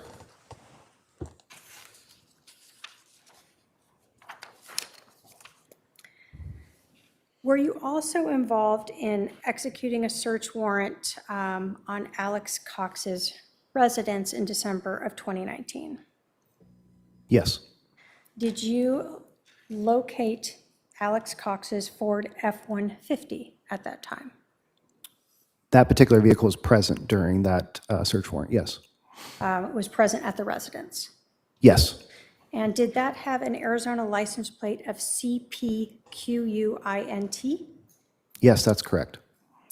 And was that vehicle located in Gilbert, Arizona? Yes. Was that vehicle later towed to the Gilbert Police Department? It was. And did a different detective later search that vehicle? Yes. When that vehicle was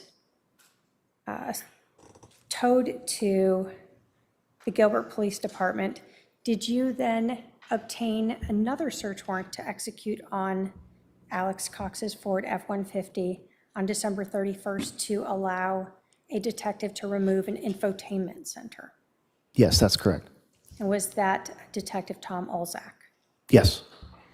And what was the reasoning for that? The purpose of that search warrant and the assistance from Detective Olzak was to learn any information reference that electronic or infotainment device that maybe it's stored on that device, reference the location of that vehicle. And did Detective Olzak take that infotainment system with him to analyze himself? Yes. I have no other questions for this witness. Cross.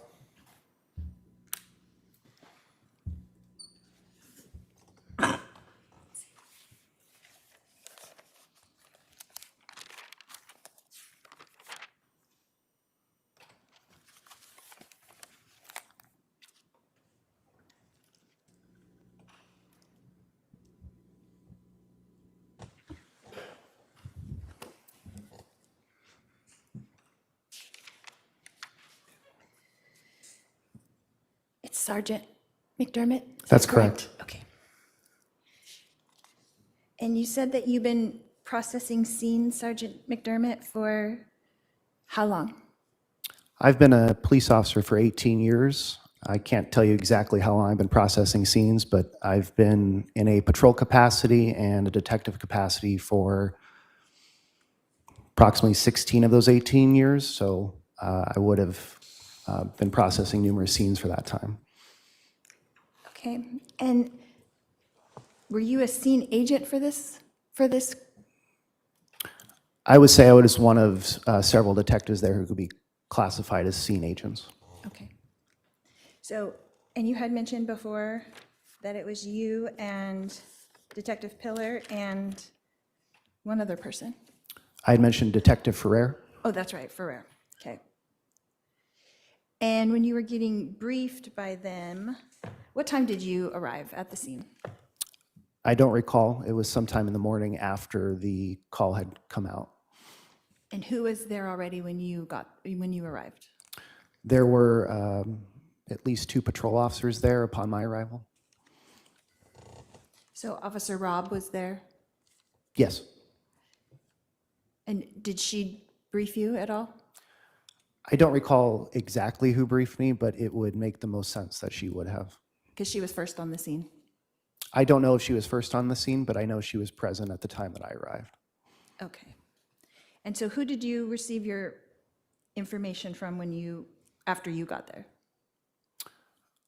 Again, I don't recall specifically, but it would make most sense that Officer Robb would have provided it. And do you recall her indicating that she didn't even think it was a gunshot? I don't recall that specifically, no. That she stuck her pin in the hole and said she didn't think it was a gunshot? You don't recall that? I don't know that, no. There was a picture that we looked at that had the one piece of glass in the street. Do you recall that? Yes. And then could that piece of glass have been moved by someone's shoe accidentally from people walking around in that scene? It's possible. Because there weren't any more pieces besides one piece of glass in the street, is that correct? Correct. And then was that glass in any way, that one piece of glass, was it tested to see if that was actually part of the window from the Tesla? No. Could you tell if it was part of the window from the Tesla? All I could say is it appeared consistent with the other evidence we had referenced that window on scene, but I can't tell you definitively if that one shard was from that window. Like if it was the same color as most of the other shards? It did appear to be the same color and was consistent with the rest of the shards that we observed on scene.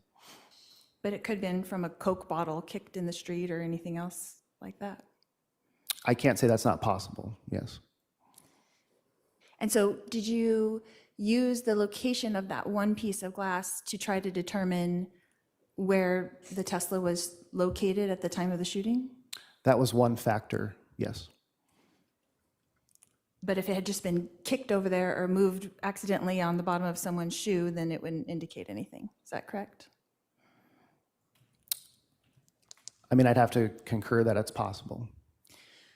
So all the pieces of glass that fell out, would that be consistent in your understanding? Wouldn't there be more than just one tiny little piece if there was a bullet explosion? I can't answer that definitively to tell you one way or the other. I don't know how the physics of that would happen, so I don't know if I could honestly answer that for you. But logically, there'd probably be at least a couple pieces, right? Object to speculation. He's already indicated he doesn't know. Sustained. So when you arrived, where was Mr. Boudreaux?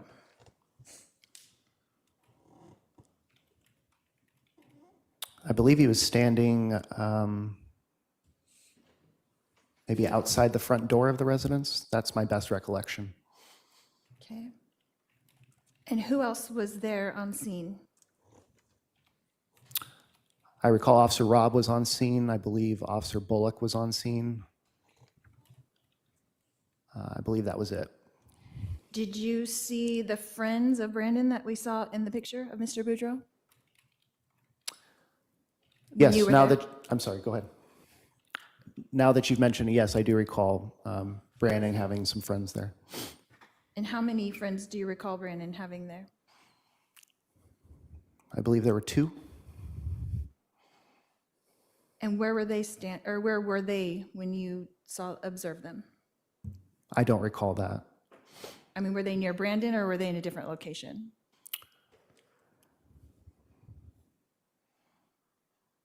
I don't recall specifically. Do you recall them walking around in the midst of the scene, like in the driveway? I don't recall that specifically, no. So you did not observe them walking back and forth in the driveway? I don't have any recollection of that, no. Did you review the body cams from that day? I have not. You've never seen the body cam from Officer Rob? If I have viewed it, I don't have any recollection of viewing it. So I don't have any particular recollection of watching those body cams. Okay.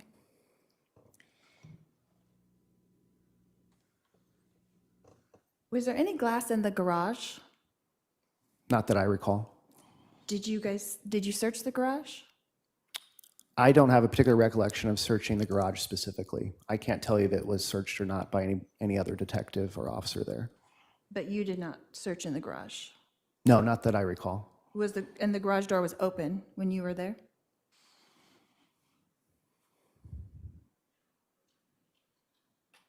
I don't recall specifically.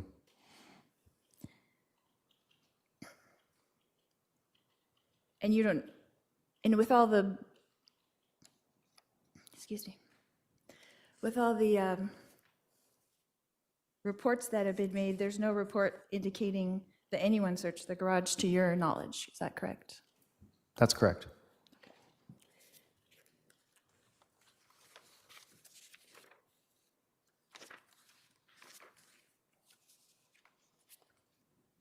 You had mentioned in your report about Brandon making a U-turn and following the shooter. Is that correct? Correct. But in your testimony earlier, you talked about he went around the block. That's correct. And so which is it? I'm trying to understand where the U-turn came in. According to our information, what I understood it to be is Brandon, after the shooting, proceeded west on Phelps to Cole Street. He went north on Cole past Waite. Slightly north, there's a community pool there. He stopped in that general vicinity. And then as the Jeep proceeded north on Cole and then east on Waite, Brandon conducted a U-turn to on Cole to then go south and then east on Waite towards Fisher, I believe is the name of the street. That is that north-south street that runs just east of Phelps. So after he pulled over by the pool, he did the U-turn? Yes, that's my understanding. Okay, so after he went on the pool, he didn't just go around the block. He turned around and went around the block? Yes, eventually after conducting that U-turn is then when he went around the block to eventually make his way back to Phelps Street, where his residence was at. And you indicated in a report that he followed the suspect briefly after that U-turn. Where did you get that information? That was information we learned on scene that I believe Mr. Boudreaux had passed along to officers or detectives on scene. And you don't know who that was? I don't know specifically who, no. And you don't know how you obtained that information then? That was information I learned on scene. I don't know who, in terms of which officer or detective, obtained that specifically. But you did not hear Brandon. Brandon did not express that to you directly. It was through someone else? I don't recall Brandon expressing that to me directly. Okay.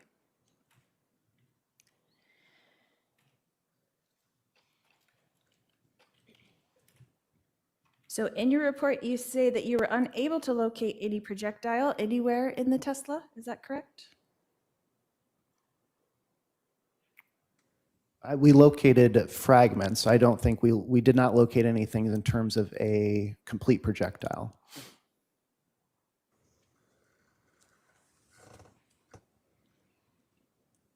And were those fragments tested? No. To see if they were actually bullet fragments and not part of the Tesla? There was no additional testing done. Those fragments appeared consistent with a projectile. In what way are they consistent with projectile?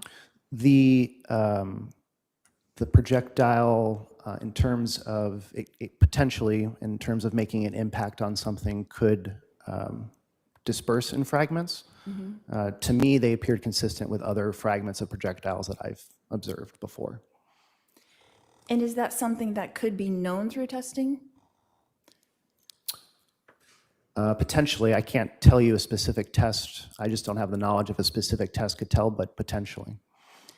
So in our modern world, can't they test things and find out exactly what gun it came from, that kind of thing, projectiles? Checked again to speculation. He just said he didn't know. Again, you can answer if you know, but if your answer is I don't know, just give your answer. I'm sorry? You can answer. I don't know specifically. But in your years of experience, have you ever tested projectiles to find out if they were actually bullet projectiles? Generally, in terms of my experience in testing projectiles, would be more complete projectiles to try to determine if we could learn, just generally, where maybe what firearm it might have come from. But in terms of fragments, I've never personally, to my knowledge, tested anything additional in terms of fragments to learn. That's just been my experience. And could it be known from a fragment if it was a handgun or a rifle? Not that I know of. So it could only be tested to find out if it was actually bullet fragment and not actually a piece of metal from the actual Tesla. I guess you might have to rephrase your question, make sure I can answer it accurately. Sure. So the projectile pieces itself that we looked at, Yes.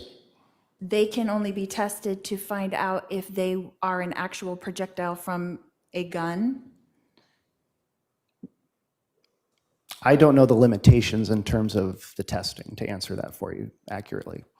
And you work for the Gilbert Police Department, is that correct? Correct. And they generally, you would know as a detective of 18 years, like what kind of testing is available to your department, right? Yes, generally. And so why was it not tested or not looked into further to see what kind of bullet fragments those were? Or if they were bullet fragments? I can't answer that for you. I can just tell you that no additional testing was done. And were you the one that took the fragments out? That Yeah. found them? Yes. And what is that process like? Tell me exactly what you did, how you took them out, how that worked. Yes, You simply. explain it. My recollection was just locating the fragments in that rubber molding we had observed earlier, and then just removing them and packaging them from there. And you package them in like an evidence bag or Ziploc bag? An evidence bag, yes. And so how long did it take you to find those fragments? I don't recall that. Like more than 10 minutes? I don't know. And then you took those fragments out with your fingers or with a tool? I don't recall. I think in that particular instance, my recollection is they were on that rubber molding, so I probably just removed them with a gloved hand to package them that way. So you didn't have a tool in your hand or anything? You weren't like, I don't know what kind of tool it would be, so I'm just asking. I don't recall having any tools to remove that, no. So you found those 4 small fragments, is that correct? I found fragments. I don't recall how many. What I believe there were, what was ever in that particular evidence bag is what I had located. And then they were put into an evidence bag, is that correct? Yes. And then what happened to them after that? They were impounded by Detective Ferrer. So you handed them over to Detective Ferrer, Yes. and then where did it go from there? Do you know? It was impounded at our property building. That day? Yes. And then who would be the person in your department who would send those out for testing? Well, any detective or officer could send anything out for testing. Okay, it doesn't have to be the case agent. It doesn't have to be, no. So you being the person who actually extracted them from the vehicle, you could say, hey, let's test these. I could, yes. And you did not. No additional testing was done, no, that's correct. And why not? Why did you not request additional testing? I don't know. What wasn't anything that came up for me to do. So were you just under the impression that it was an actual bullet hole? I don't know. Can you rephrase your question? So you didn't test those because you assumed that it was a bullet hole and those were fragments from a bullet? The damage on the vehicle was consistent with a penetration mark from a firearm and a bullet. The fragments located also appeared consistent to me with fragments from a bullet. That's my observation. Could it have been from any other thing? Yes, it's possible. Like, could you have hit it with a tire iron? Hit what with a tire iron? The vehicle. I guess I'm not sure I understand your question. Could it not be a bullet hole at all? Could it have been hit with a tire iron? The damage to the vehicle appeared consistent to me to be, again, a penetration point from a firearm and a bullet. There wasn't nothing that I observed to that damage to lead me to believe that it was anything else than being struck by a projectile. But it could have been something else. I don't think so. I think from my experience that the damage and what I observed is consistent with a penetration point from a firearm and a bullet. The court reporter and clerk and staff are overdue for a break, so let's take a short 10-minute recess and then we'll go through to the rest of the day. Please remember the admonition. All rise for the jury.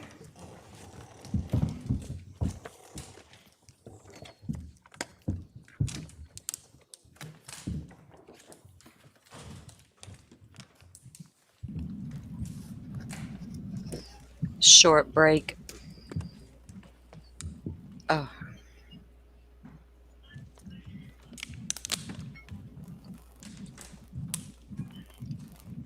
It's like 4 o'clock their time. I feel like they were wrapping up around 4-ish, by 4:30 their time, first trial, right? Do you have enough to go through till 4:30? Do you have enough to go?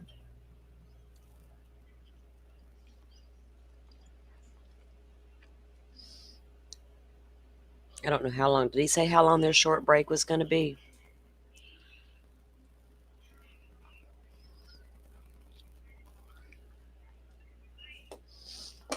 Yeah, we all think that woman's guilty of sin, but we still know she deserves a fair trial. And to be fair, untested ballistics, we didn't like that stuff in Delphi, and then we didn't like the kind of testing that was conducted. So I'm all for testing everything if possible. So a good defense attorney can't come back later and say, not so fast. Is it going to do Lori any good to complain about it? Probably not. 10 minutes for us. You think that's what he said? I made dinner. I'm eating. A very quick and simple dinner.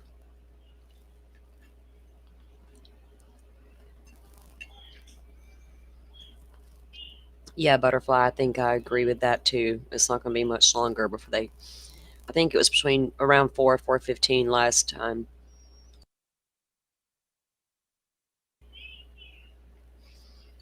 Lori finally had some questions, y'all. I guess her cold meds kicked in. She got a little bit of lunch in her, maybe.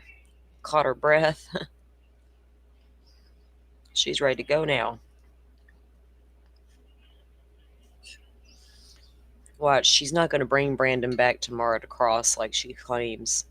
She's going to have another excuse and she'll never get back to him. She'll never circle back.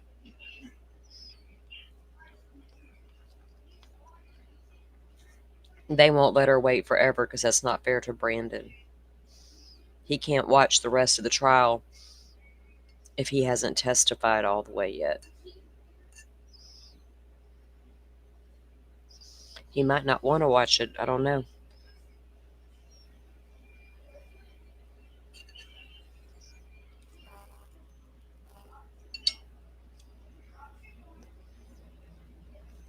So Rachel says we've got reports that Nancy Joe is in the courtroom sitting there supporting Brandon's family. For those of you who don't know or don't remember, Nancy Joe testified in Charles' trial. A woman that Charles met and was talking to before he passed. She got up there and gave Lori the what's up. It was epic, really.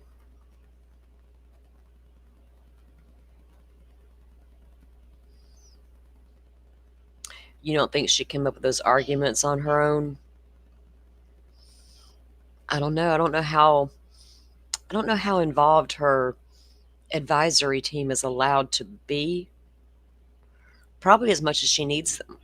Are they able to suggest things, right? If they see something amiss in the file, like if they read a report and noticed that, would they be like, hey, Lori, this wasn't tested. You need to hone in on this. Or was that something she read on her own and was like, oh, there's something. Yeah, she's only got, sorry, I got distracted. She's only got the few people there assigned to help her. But how involved are they, right? Or how willing are they?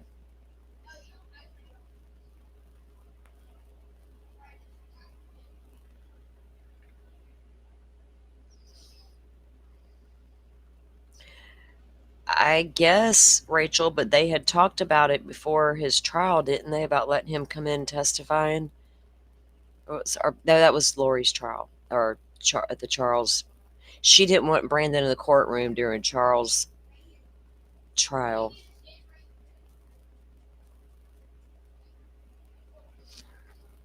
Still, what if he didn't want to be there and he's forced to be there because Lori hasn't gotten back to him yet? You know, it's not fair. They can't change all the rules for Lori. So if she doesn't get to him tomorrow, if I was a judge, I'd tell her, you're out of luck. You're not getting to question this witness. Because honestly, you should have been prepared for that.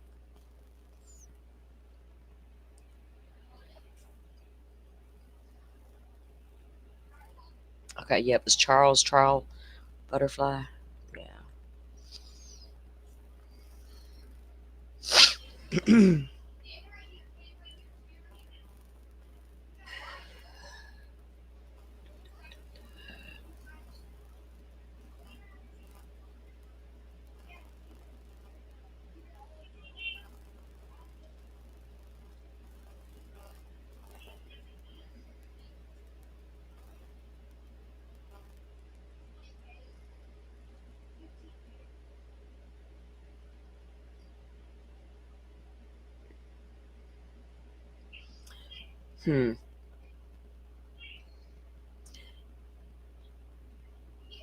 She questioned the same thing last time. Lori, yeah, well, she doesn't know what else to question, right? A gun was used in both incidents, and so really that's all she knows to question about. I don't even know if she has a game plan, like a legit game plan, or she's just rolling off whatever happens in the courtroom that day. That's how I'll decide to ask my questions. He may be exempt, Rachel. Still, you can't just, you shouldn't be allowed to just make a witness hang on forever. You know what I mean? Especially the one you're accused of trying to murder. It's like, you don't get the benefit here, lady. He does. His rights are just as important as your rights.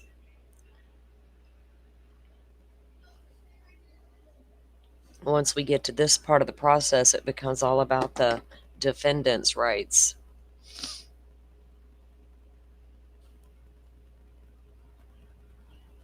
Yeah, it's gonna be pretty quick, Rachel. I'm looking for it to probably wrap up around the same time, maybe the same time that Karen Reed's is wrapping up. If we get midweek out of all this. I don't have the witness. Oh, my phone's about to die. I don't have the witness list for the prosecution. I haven't even thought about trying to get it, so I don't know how many witnesses they actually have planned to call on their end. But I don't think they had scheduled the trial to go no more than a week. I know the judge has something coming up where he's going to have a whole week off this month. And they were trying to get it all done and over by then, I believe.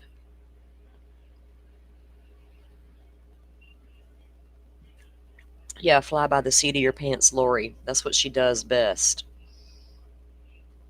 She's one of those folks that can think fast on their feet, and come up with something in a heartbeat. Just give me a second. I think it's a little harder for her when all this pressure and all eyes are on her, right?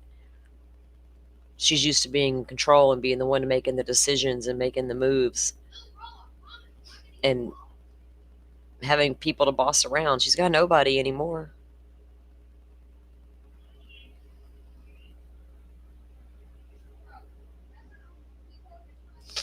Yeah. I think the judge will make her hold to it, Rachel, and get her. Either she'll question him tomorrow or she won't be able to.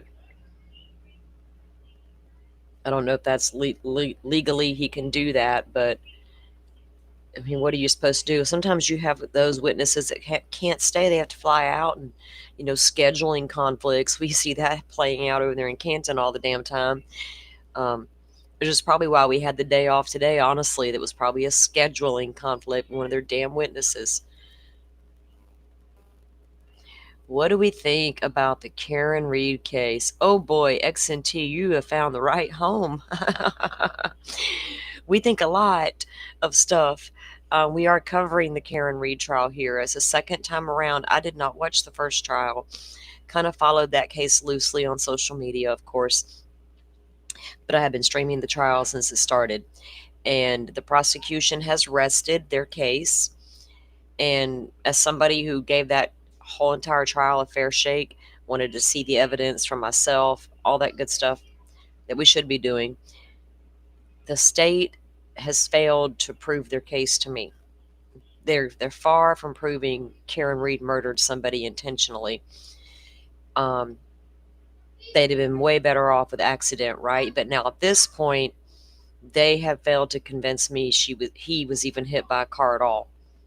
And that's just from watching the expert testimony, right, from both sides of the case and evaluating those fairly. And the drama coming out of that courtroom, wow, you can't make that stuff up. I've never seen such combative witnesses for the state, right? Prosecutors' witnesses are extremely combative and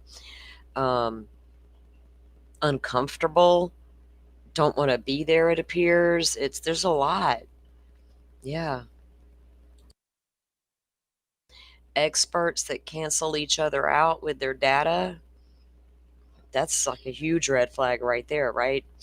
But Karen Reed said that they believe their case will wrap up by Tuesday. So we'll see how much more they have to go. Because the defense is up now presenting their case, and they've been at that for, last several days. But we had the day off there, so. What is today? Thursday. I guess we're back in court tomorrow morning at Karen Reed. You're welcome to X&T. That trial starts earlier in the morning than Lori's does. Now, because I have been covering Karen Reed, guys, with that said, that reminds me to say this. If those of you that follow the channel know, we did cover Lori's other trial in Arizona just recently, the Charles Vallow case. And then within 2 days, we moved right into Karen Reed. I'm not going to abandon Karen Reed now. We're too invested. I will continue to stream this until it's over. And we know that today I'm streaming Lori because we had a day off. Tomorrow I'm going to go right back at Karen Reed. And we're just going to go over to Joe's channel at night. I am anyway, and get my updates over there. We might sneak in here a time or two in the evenings and get our own little catch up on the Lori case, because a lot of our community here does follow both Lori and Karen. So I don't know that there's been experts dismissed. There's just sketchy experts. Yeah, we hope. I'm waiting on the ARCA people there, Rachel. That's like the last thing I need to, well, I wanted to hear from Higgins, of course, just because I wanted to, popcorn style. I needed to hear it, but gotta hear from ARCA. I gotta hear from ARCA. I listened to the physician with a plethora of things in her background. The ER doctor, the Miss Russell, the Dr. Russell that we just saw. I liked her testimony. She was for the defense. She was strong, I felt like, and her describing that these were what she felt like were dog injuries. The prosecutor's expert that tried to convince me, no, this is really car injuries, he really failed at that with his paint scenario experiment. I mean, I get why he used the paint. I legit do. I've seen that type of stuff done, but it just came off so childlike in this particular case. It didn't land well. Your paint experiment didn't land well, sir. Yeah, there's the link to Joe's channel, guys. If you want to go over there and sub up and check him out, turn on the notifications. He should be live, I think, at 8 p.m. Central, 9 Eastern. I will try to stay awake. I'm usually good to go that first hour, but after that, I start winding down.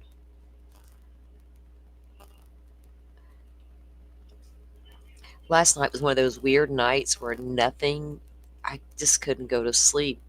I kept waking up every 15, 20 minutes, it seemed like. I hadn't done that in a while.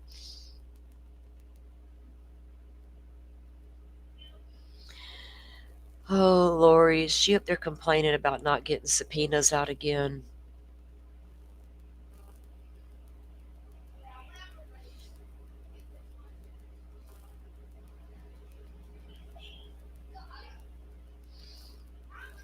Okay, it's like this lady's level of intelligence is so far beneath me.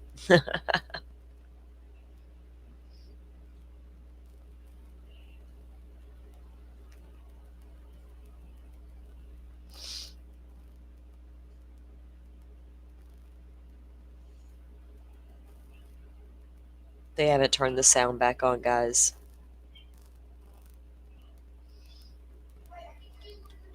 Anything on the record? Okay.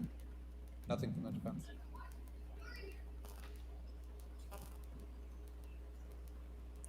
Oh yeah, that was Mr. Burgess. I'll issue the other order about the... He was quite bad, X&T, quite bad.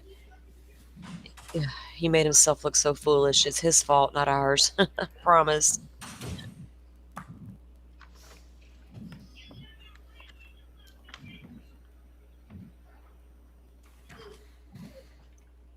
His education really is PhD level, whatever. He just didn't know what he was talking about, period, on the witness stand. All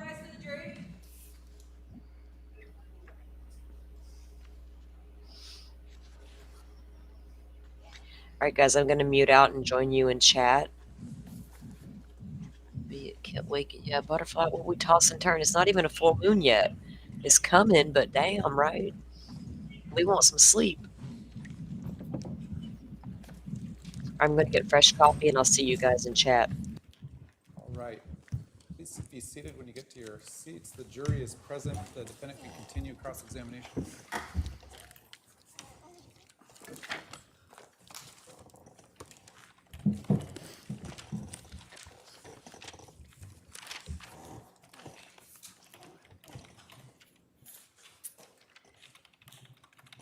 Sergeant McDermott, when you got a hold of the Jeep, did you do any further trajectory analysis on it? I'm sorry, you're referring to the Jeep? Correct. I never got hold of the Jeep. You didn't go to observe the Jeep at all? I did not. Okay. Do you know who did go observe the Jeep? Detective Pillar Detective Olzak. And were you ever made aware of any measurements of the Jeep? No, I was not. Did you measure the Tesla? I don't believe any measurements were done concerning the Tesla. Like how tall it is, how many inches? No. Would you be surprised that it's 68 inches tall? Objection, relevance, speculation. He can answer. I don't know how tall the Jeep is. Or, I'm sorry, I don't know how tall the Tesla is. Would you be surprised that the Jeep is 66 inches tall? Objection, speculation, he has nothing to do with the Jeep. He already said he didn't observe the Jeep. I'll sustain the objection. So the trajectory where you stuck the rod into, we looked at the picture, that was you that stuck the rod into the Tesla? I didn't personally stick the rod into the Tesla, no. Okay, you did not do the trajectory testing. I did not stick the rod into the Tesla. There was no additional trajectory testing, if you will, completed. Were you there when we looked at the picture? Were you there to observe that rod being put into the Tesla? Yes. And who did insert that rod into the Tesla? I don't recall. I know it wasn't me, though. But you observed it. I was present when that particular rod was inserted, yes. And from your understanding, they were testing trajectory. Is that correct? I think, yes, that's a fair statement. We were trying to get another visualization of where we suspected that the projectile had come from based upon where the vehicle was located at. So in all of your information that you're going on is basically information provided to you by Mr. Boudreaux. I guess, can you clarify a little bit more what you mean by all of my information? So your information on where the Jeep was, where the Tesla was during the shot is all from Mr. Boudreaux. Is that correct? Mr. Boudreaux provided a statement to us. The physical evidence on scene was consistent with his statement to law enforcement. Are you a trajectory expert? I'm not. Is there one on your team? I guess, can you clarify my team? Your department, I'm sorry. Is there one in your department, the Gilbert Police Department, that you know of? Someone who's a trajectory expert? I can't speak specifically for any of our crime scene techs that the Gilbert Police Department employs. I don't know what their specific training is reference trajectory. I don't know in terms of any other detectives in terms of their specific training. I can't answer that question accurately. I'm not familiar enough with their training. Okay. So there's no one that you would say, oh, we have to ask Detective so-and-so because he's an expert in trajectory? I don't possess that knowledge currently to say that, no. Okay. That's all I have, Your Honor. Redirect.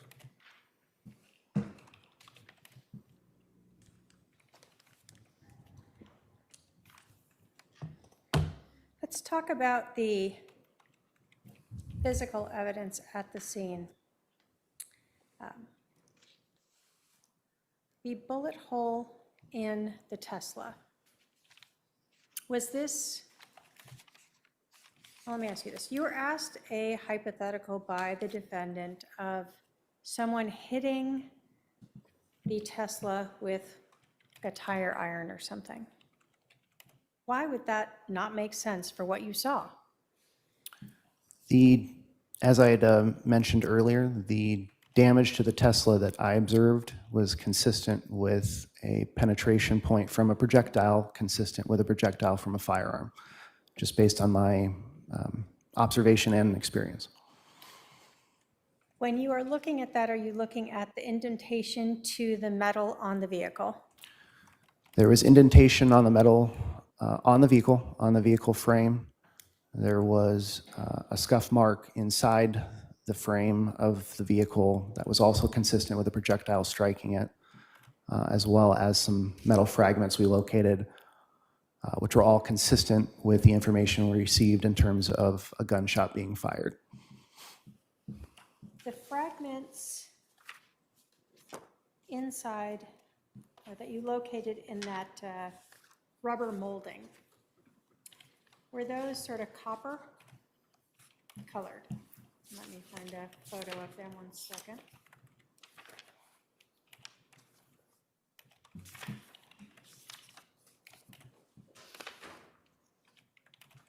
Exhibit 41. And I can provide you 190 if you need that. Yes, I'm sorry.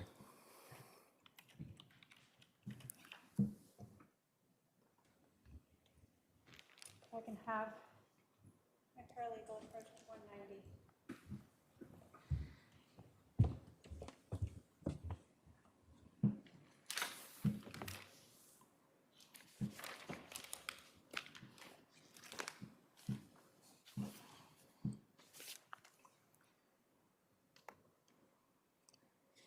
Having looked at Exhibit 41 and 190, did you observe copper on that?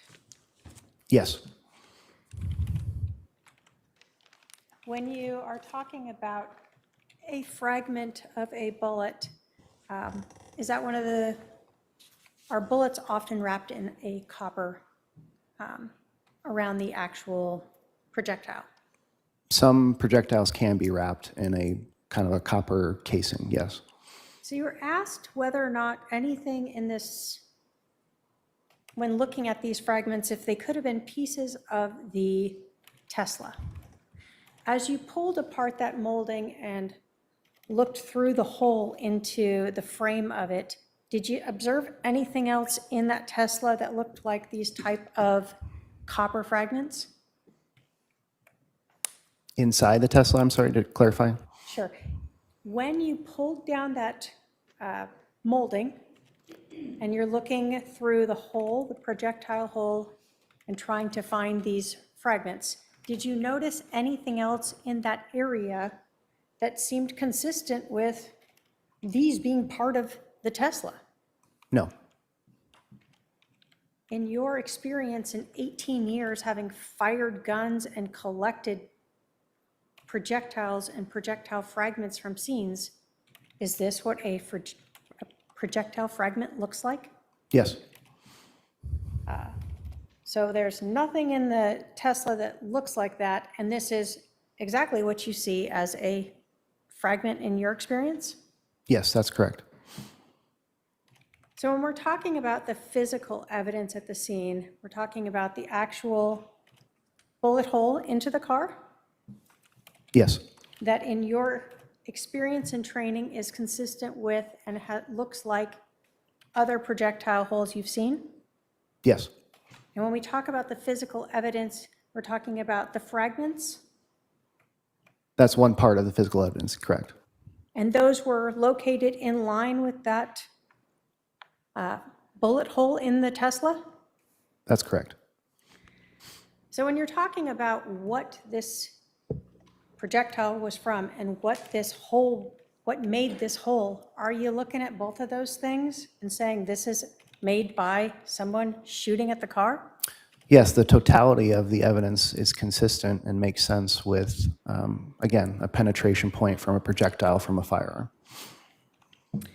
When you talk about the physical evidence as well, are you looking at the windshield itself? Well, we looked at the windshield. We also looked at the driver's side window where that penetration point was located at. In terms of the glass that was located on the driveway, was that mostly, I'll call it, held together by the window tint? Yes, there was a film that was keeping the shape somewhat intact. The shards that you observed in the Tesla as well as around that window, were they of the same sort of color and some of them of the same sort of shape as the one you saw out in the street? Yes, it appeared consistent.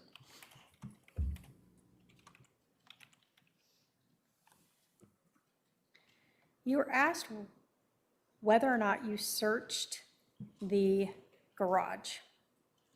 Did you have any information that anything had happened in the garage? No. So other than there being a garage to this house, the shooting didn't occur there, to the best of your knowledge? Correct. There was no evidence to suggest that there was anything that had, any part of the scene had anything to do with the garage of that residence. You were asked about whether or not the only information that said this shooting occurred was from Brandon Boudreaux. Do you agree with that? That was information we received from Mr. Boudreaux, but the physical evidence on scene was also consistent with a shooting. And did you ever become aware of a neighbor also putting a Jeep in the same location that Brandon Boudreaux had indicated it was? Yes, I had learned that later.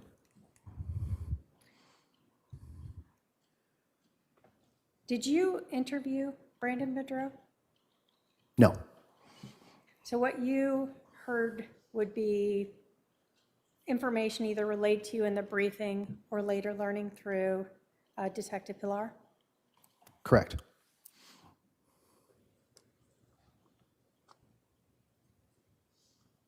You were asked about testing those projectile fragments. Did you have a rifle or gun to compare them to? No. In your experience, in your training, have you generally submitted projectiles or projectile fragments to try to compare them to see if they came from a gun? Yes, we have submitted projectiles more completely. I don't have any personal experience in submitting fragments personally. Did you have any doubt when you saw those that those were fragments from a projectile? I did not. Did you have any doubt when you saw that hole, that was a hole from a bullet or projectile entering into that Tesla? No, I did not. In terms of the trajectory, you've indicated that detectives, not yourself personally, put a rod into that projectile hole, correct? Correct. What was the purpose of doing that? Again, as I'd indicated earlier, just another visual representation to kind of show what we believe to be in terms of the information provided on scene by Mr. Boudreaux of this rod being inserted into that penetration point to give another visual representation that it was consistent that the direction in which this bullet came from, again, without repeating it too much, was consistent with the information that we had. Okay.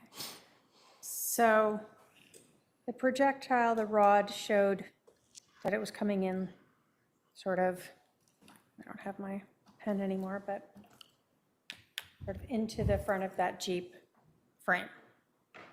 I guess it would have been consistent with a vehicle being here shooting at him. Let me put it that way.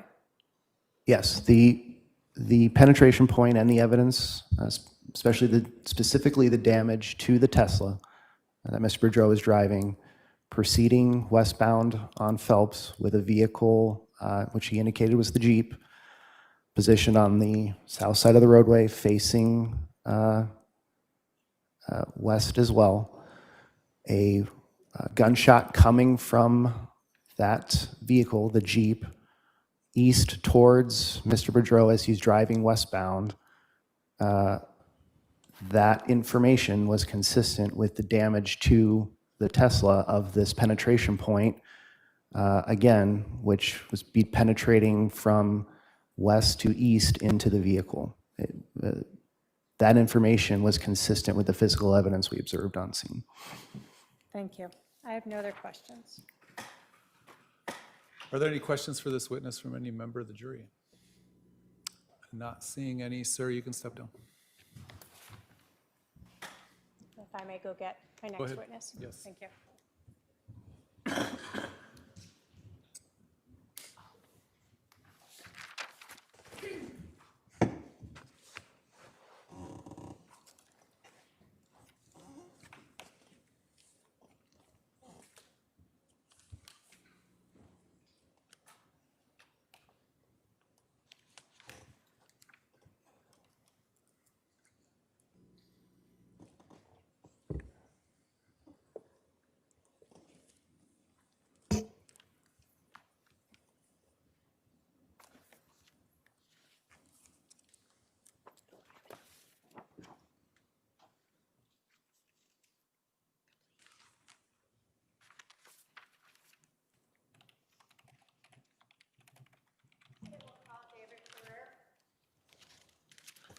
right, sir, come on up. You're gonna stand right up here in front of my clerk, she'll swear you in. Hello. Can you please state and spell your first and last name? Sure, it's David Ferrer, F-R-E-R-E-R.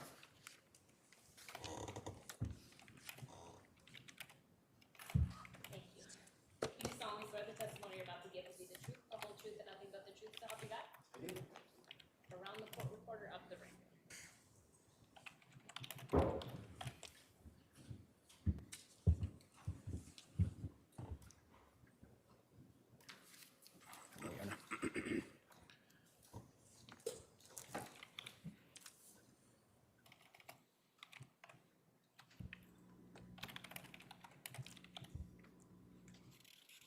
Would you please introduce yourself to the jury?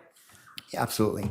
Hello, my name is David Ferrer. I'm a detective with the Gilbert Police Department, and I have been with the police department for about over 20 years now. Right now, I'm assigned to the Violent Crimes Unit, which investigates anything with violence, homicides, armed robberies, and that type of thing. Can you tell us the different areas you have worked while working for the Gilbert Police Department? Absolutely. I started with patrol. I did that, and then I went to become a school resource officer in the high school, which was a great gig. And then I was assigned by the chief as an internal affairs detective. I did that for 2 years, and then I tested and I made it to the Violent Crimes Unit. How long have you been in the Violent Crimes Unit? Since about 2019. On October 2nd of 2019, were you in the Violent Crimes Unit? I was. How long had you been there at that time? I would say since July of that year. Were you part of the detectives who were called out to 3875 East Phelps Street in Gilbert? I was. When you arrived, can you describe for us what you saw, what the scene looked like? Sure, detectives get called out a little bit later, so the scene is usually secure. When I pulled up, I recognized that there was yellow police tape around the scene, or at least a portion of it. There was police officers with their marked vehicles in the area. When you got to the scene, were you briefed or given any information about what it was you were there for? Yes, we usually receive a briefing from either the case officer that's there on scene or a detective that has arrived there before I did. Okay. And what did you understand you guys were investigating there? What I was told was a gentleman was coming home to his house. When he was getting ready to pull into his driveway, he was shot at. He quickly left the area and called 911. What was your role at this scene? I usually just, this time I filled the gaps where it needed to be. So I took photographs. I collected any evidence that was there at the scene, coordinated with the case detective, Detective Pillar. Did you work with Detective McDermott? I did. And did you ever work with Detective Biggs? Yes, I did. While you were there, did you see the Tesla? I did. By the time I got to the residence, the Tesla was parked in the driveway and the doors were open. When you, let me ask you this. In your time as a police officer, have you seen bullet holes in vehicles before? Yes.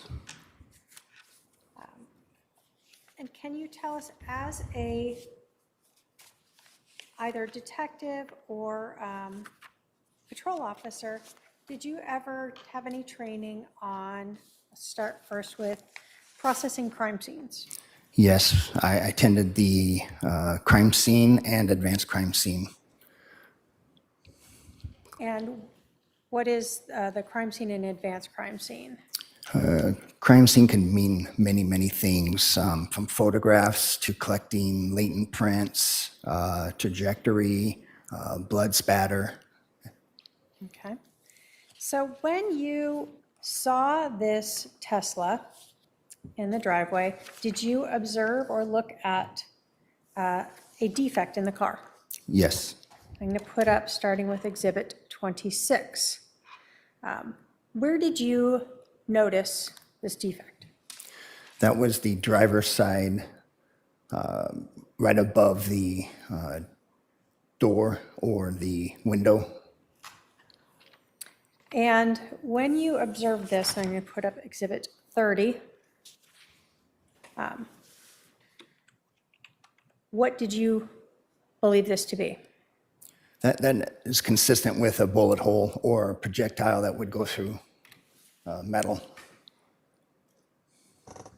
Why did you determine that this was from a bullet? Well, we look at the totality of the circumstances, what's being told to us, what's being reported. According to the victim here, he said that he was shot at because he saw a weapon. And so that's what we are taking it as, is a bullet hole. It does have the consistency of a bullet hole. You can see the clean that goes into the metal. When you say clean that goes into the metal, what do you mean by that? Well, a bullet is very hot when it comes through, projectile. And when it comes through, it can go through metal pretty easily. Depends on the round or the type of, it's either handgun or rifle. This is a larger hole. With the melting around, you can see around the sides. So I would assume with the victim saying he was shot at, that's where the bullet hole would have been. When you are looking at a scene, are you also looking to the physical evidence to tell you whether or not this is in fact a bullet hole? Yes, we look at the bullet hole or the hole, see if there's any evidence, maybe pieces of projectile, any type of, could be a casing on the ground or any of that type of stuff. That's what we're looking for as far as a bullet hole or damage to a vehicle. So in this case, the shape of this hole and the clean that you described told you that this was from a projectile striking and going into this vehicle? After we found the projectile, pieces of the projectile also. So in addition to the shape and clean of the hole, you also looked to the physical evidence of the actual projectile fragments? That is correct. Were you present when those were found? Yes, I was. And we see here in Exhibit 40, is this sort of some molding that was along the frame of that Tesla? Yes. Just, I guess, a little to the rear of the bullet hole itself? Yes. And in that molding were projectile fragments recovered. Yes, and that is one right there. When you looked at these fragments, what told you they were projectile fragments? Well, the consistency of what a metal, I'm not a metallurgy by any means, but this would be consistent to what a projectile looks like after it has been struck, something of hard metal. There's also, there could be some jacketing left on the projectile also. Could be markings, so we're looking for all of that.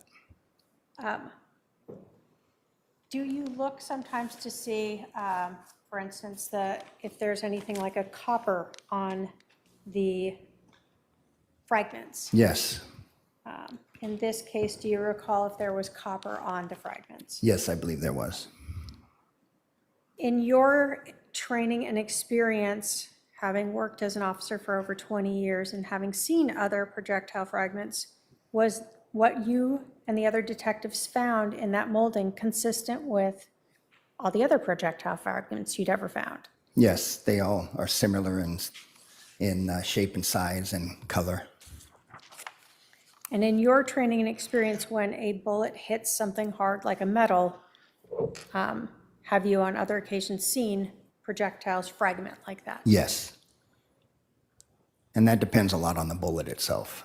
So depending on the bullet and what it hits changes if it fragments or not. That is correct. In this case, though, knowing this went through metal, were you surprised to see it fragmented?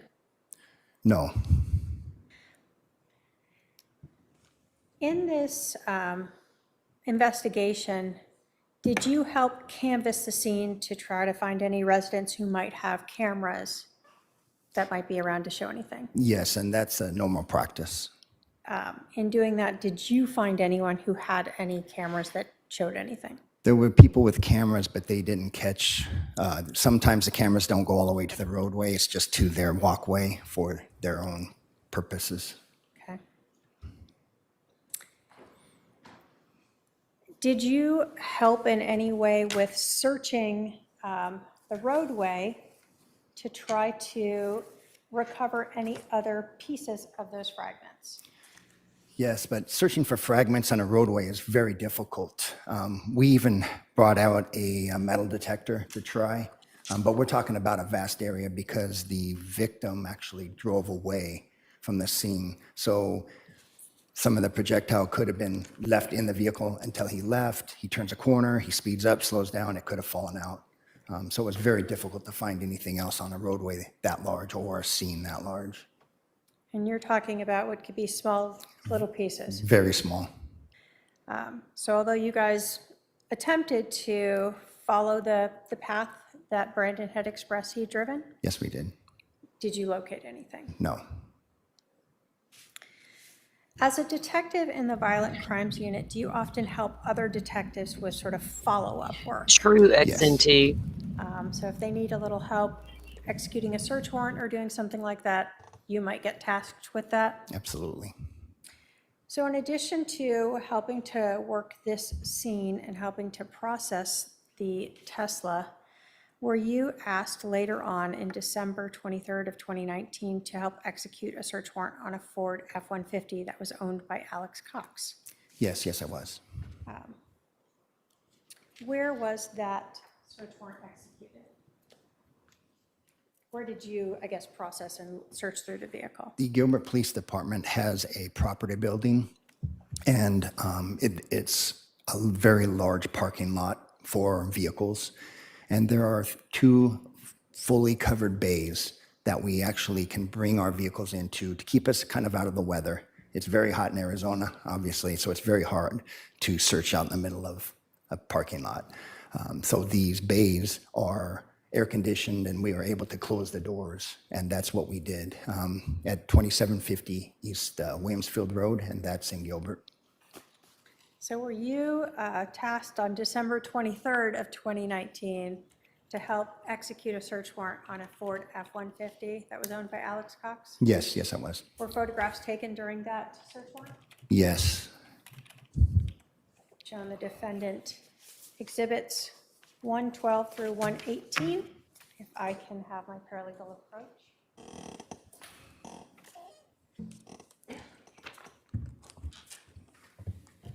If you can take a look at those and let me know if you recognize those photographs.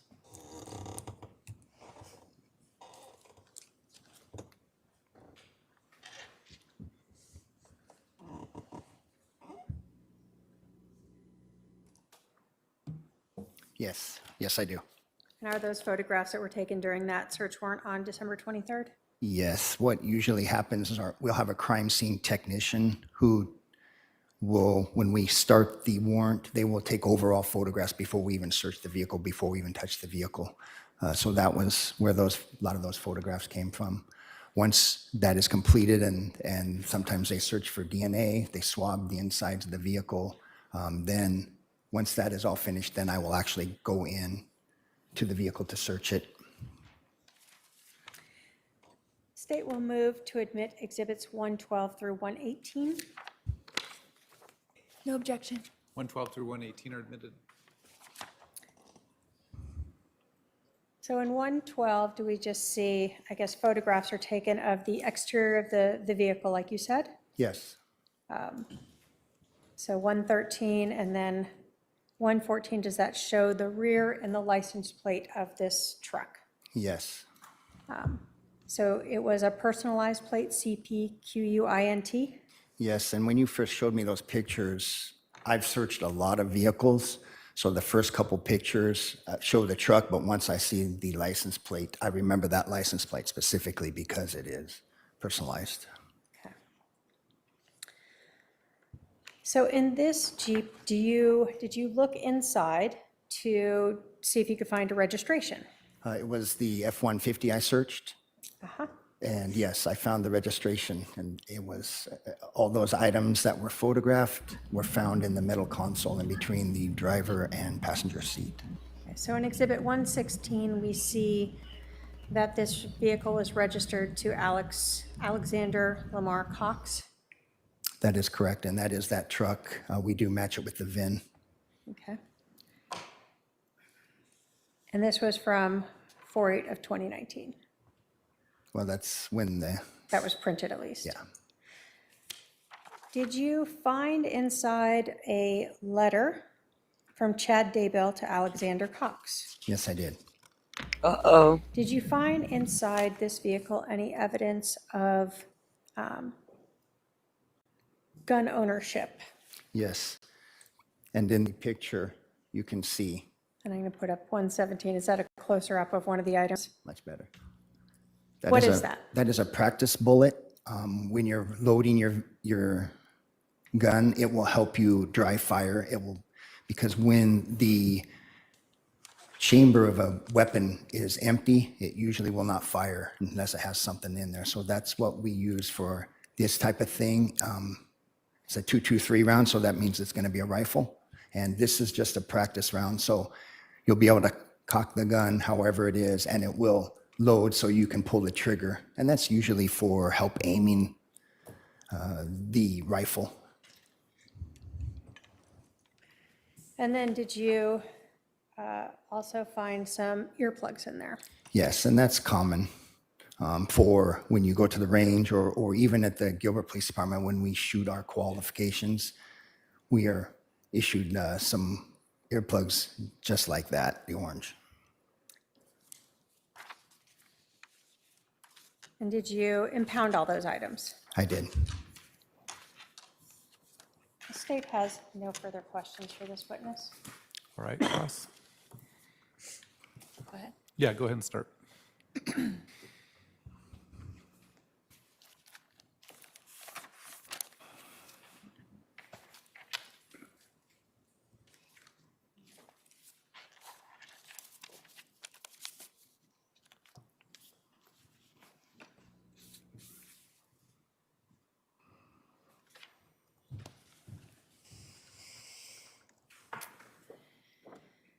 Detective Farrar, when did you arrive on the scene that day? Do you remember? I do not. Who was there when you arrived? I believe Detective Pillar, Detective McDermott. I arrived with Detective Biggs. Okay. Did you see Officer Robb there when you arrived? I believe she was there. And what did you do when you first got there? This was several years ago, but it would be normal for me to get a quick briefing to see what happens and what needs to be done. Okay, and who briefed you? I can't recall, but it's usually either a patrol officer or it could be the a case detective. Which was Detective Pillar? Yes, And is it Pillar or Pilar? Pillar. Okay. And do you don't remember if it was Detective Pillar who was the one who briefed you? I'm sorry, I do not. Okay. But you were briefed to what did the briefing consist of? What basically crime Thank we you, had, Forrest. what had occurred at the scene, and Hopefully if we'll there see was you any evidence tomorrow. on scene, to start with. And did you observe other people at the scene as well? Yes, there were several officers, and I do remember the victim was with a few other friends, I believe, but they were outside the crime scene.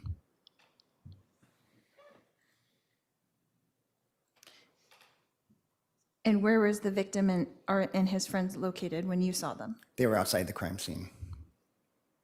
Can you tell us where that was in the neighborhood? Well, it was visible from the actual house, so crime scene was across the road, I'd say maybe 50 yards away from us. Okay.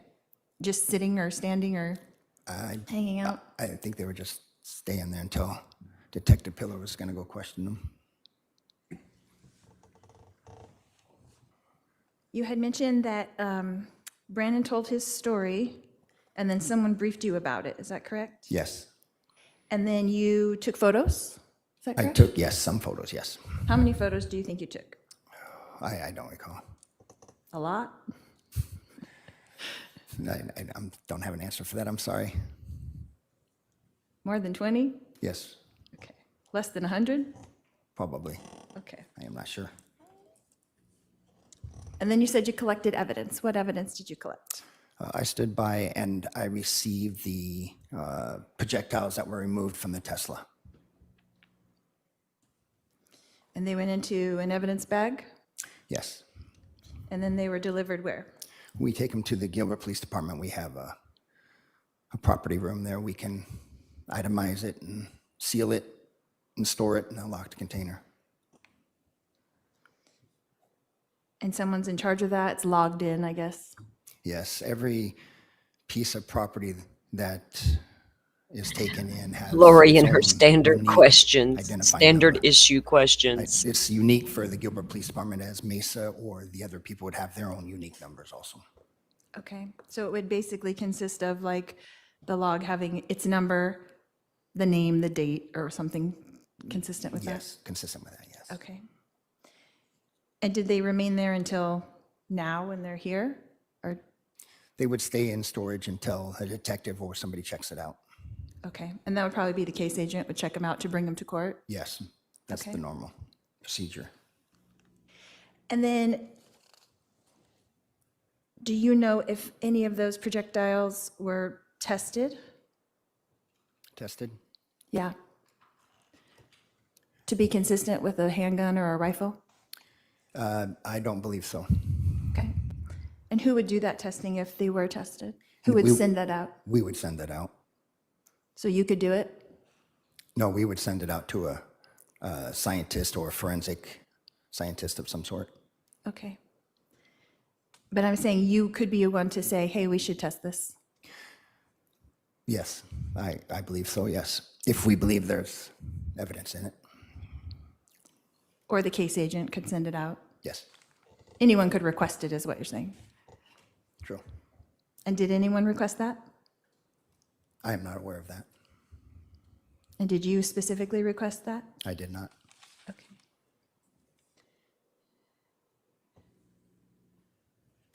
You mentioned something about it being large, the bullet hole. How large was it? I had a picture. Well, you could see in the pictures, I would say approximately, it's been a while, but I'd say approximately maybe 2 inches by 2.5, something in that frame. Okay. I saw that there was a measuring tape on there that had about 2 inches on it, but it was much smaller than that. Okay. Would you say it was more than the size of a dime? Well, we'd have to look at the photographs if you have them with the, I can Okay. give you a better understanding of the size. You had mentioned that you had searched for casings on the ground. Is that correct? We look for casings or projectiles, yes. Did you find any casings anywhere? No. Would that be common? To not find? Correct. It all depends. Where would a casing go, is my question. There is no scientific way we know which would come out of a gun. We know either right or left, but when, as far as it leaving the gun, it could bounce, hit anything. There's just a million other things it could do to end up anywhere. Okay. And you mentioned that you had brought in a metal detector. Would that detect a casing? It would pick up a casing sound, yeah. And what was the area where the metal detector was used to try to find some kind of metal or casing? How large, would you say? Well, we tried the window itself that had shattered out around the vehicle, where the vehicle first came in. We walked the roadway. Mm-hmm. In the street? In the street, yes. Maybe all of the blocked off area from the police tape? Yes, and I believe that some detectives might have went to the park, walked up to the round of the park, where we believe that's what the victim told us he went to call 911. Okay. And then, did anyone go past those markings, like where perhaps Mr. Boudreaux had said that he saw the Jeep following him? Like that another shot may have been executed? I'm sorry, I don't understand the question. In looking for casings on the ground or in that area,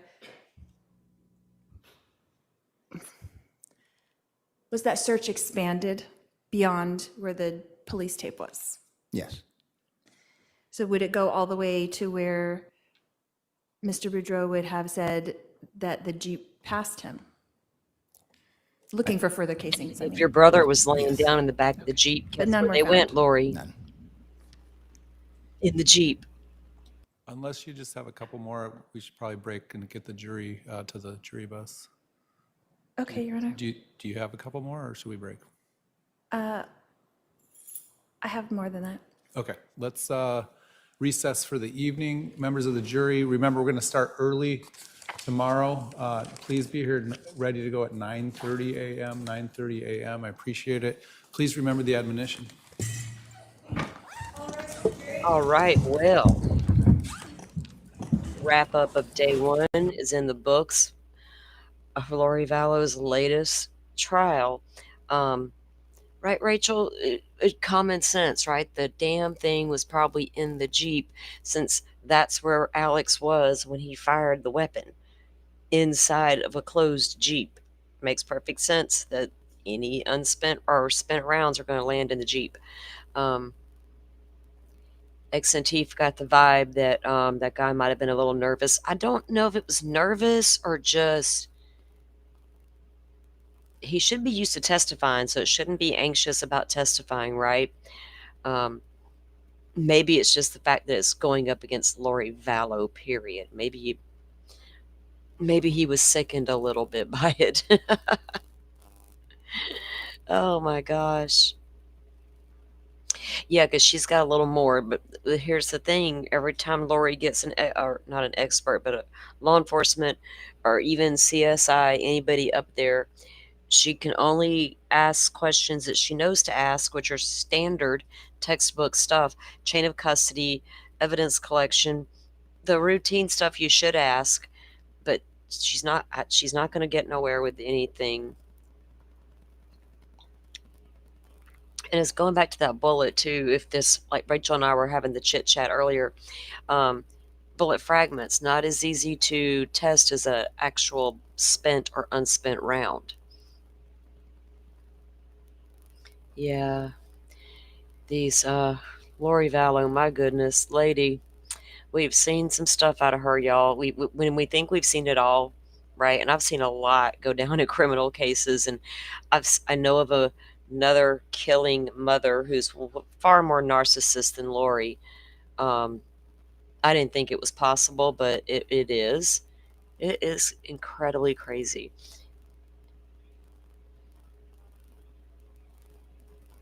Yeah. It may stay in the gun, right, Rach? You don't ever know. It depends on what kind of weapon it was. If they have been able to remove a fully intact bullet from that car, then they would have the bullet, right? You don't got to test that bullet right away. You got nothing to compare it to. And so then if they had recovered a weapon, say in one of the vehicles they searched, the Jeep or the F-150, or at the apartment, the house where they lived, wherever, storage unit, if they had recovered a weapon at any point, then they could have done testing on the bullet, just like in Delphi, right, Rachel? 5 years later. Now that we have a weapon to test it against, because we know it was tested against several other weapons in Delphi before they ever got to Rick Allen's guns they refused to rule out, by the way. And then he brought up the metallurgist. I was like, whoa, we haven't heard that before Delphi and since Delphi. Tell me more. Tell me more. All right, guys, we'll be back here in the morning, though, with Karen Reed. Because tomorrow's Friday, I might come back tomorrow night, maybe to do some, maybe on Saturday, do some Lori Vallow, because I know Joe will be live again tomorrow night as well, so I don't really want to interfere with that, because I'm a mod over there and I need to go over there and support as well, because we do appreciate his efforts. All right, guys, we had dropped Joe's link into the chat earlier. If you want to come over and hang out tonight and get in on the conversation over there and get his rundown on what his take from court was today, come on over and do that. We'll be back here in the morning, usually by 7:45 a.m. Central, to get, I don't even know what day I am on in Karen Reed. What day did we leave off on? 27? 26 or 27? I have to go look. It's rolling and rolling and rolling. All right, guys, thanks for joining me. I do appreciate it. Everybody who hit the like button, we really appreciate that around here. Oh, you're welcome, XNT. Come on anytime and hang out with us. We try to have fun. It was a lot of fun having you in chat and being a part of the conversation. That's what we love. We love, love, love that.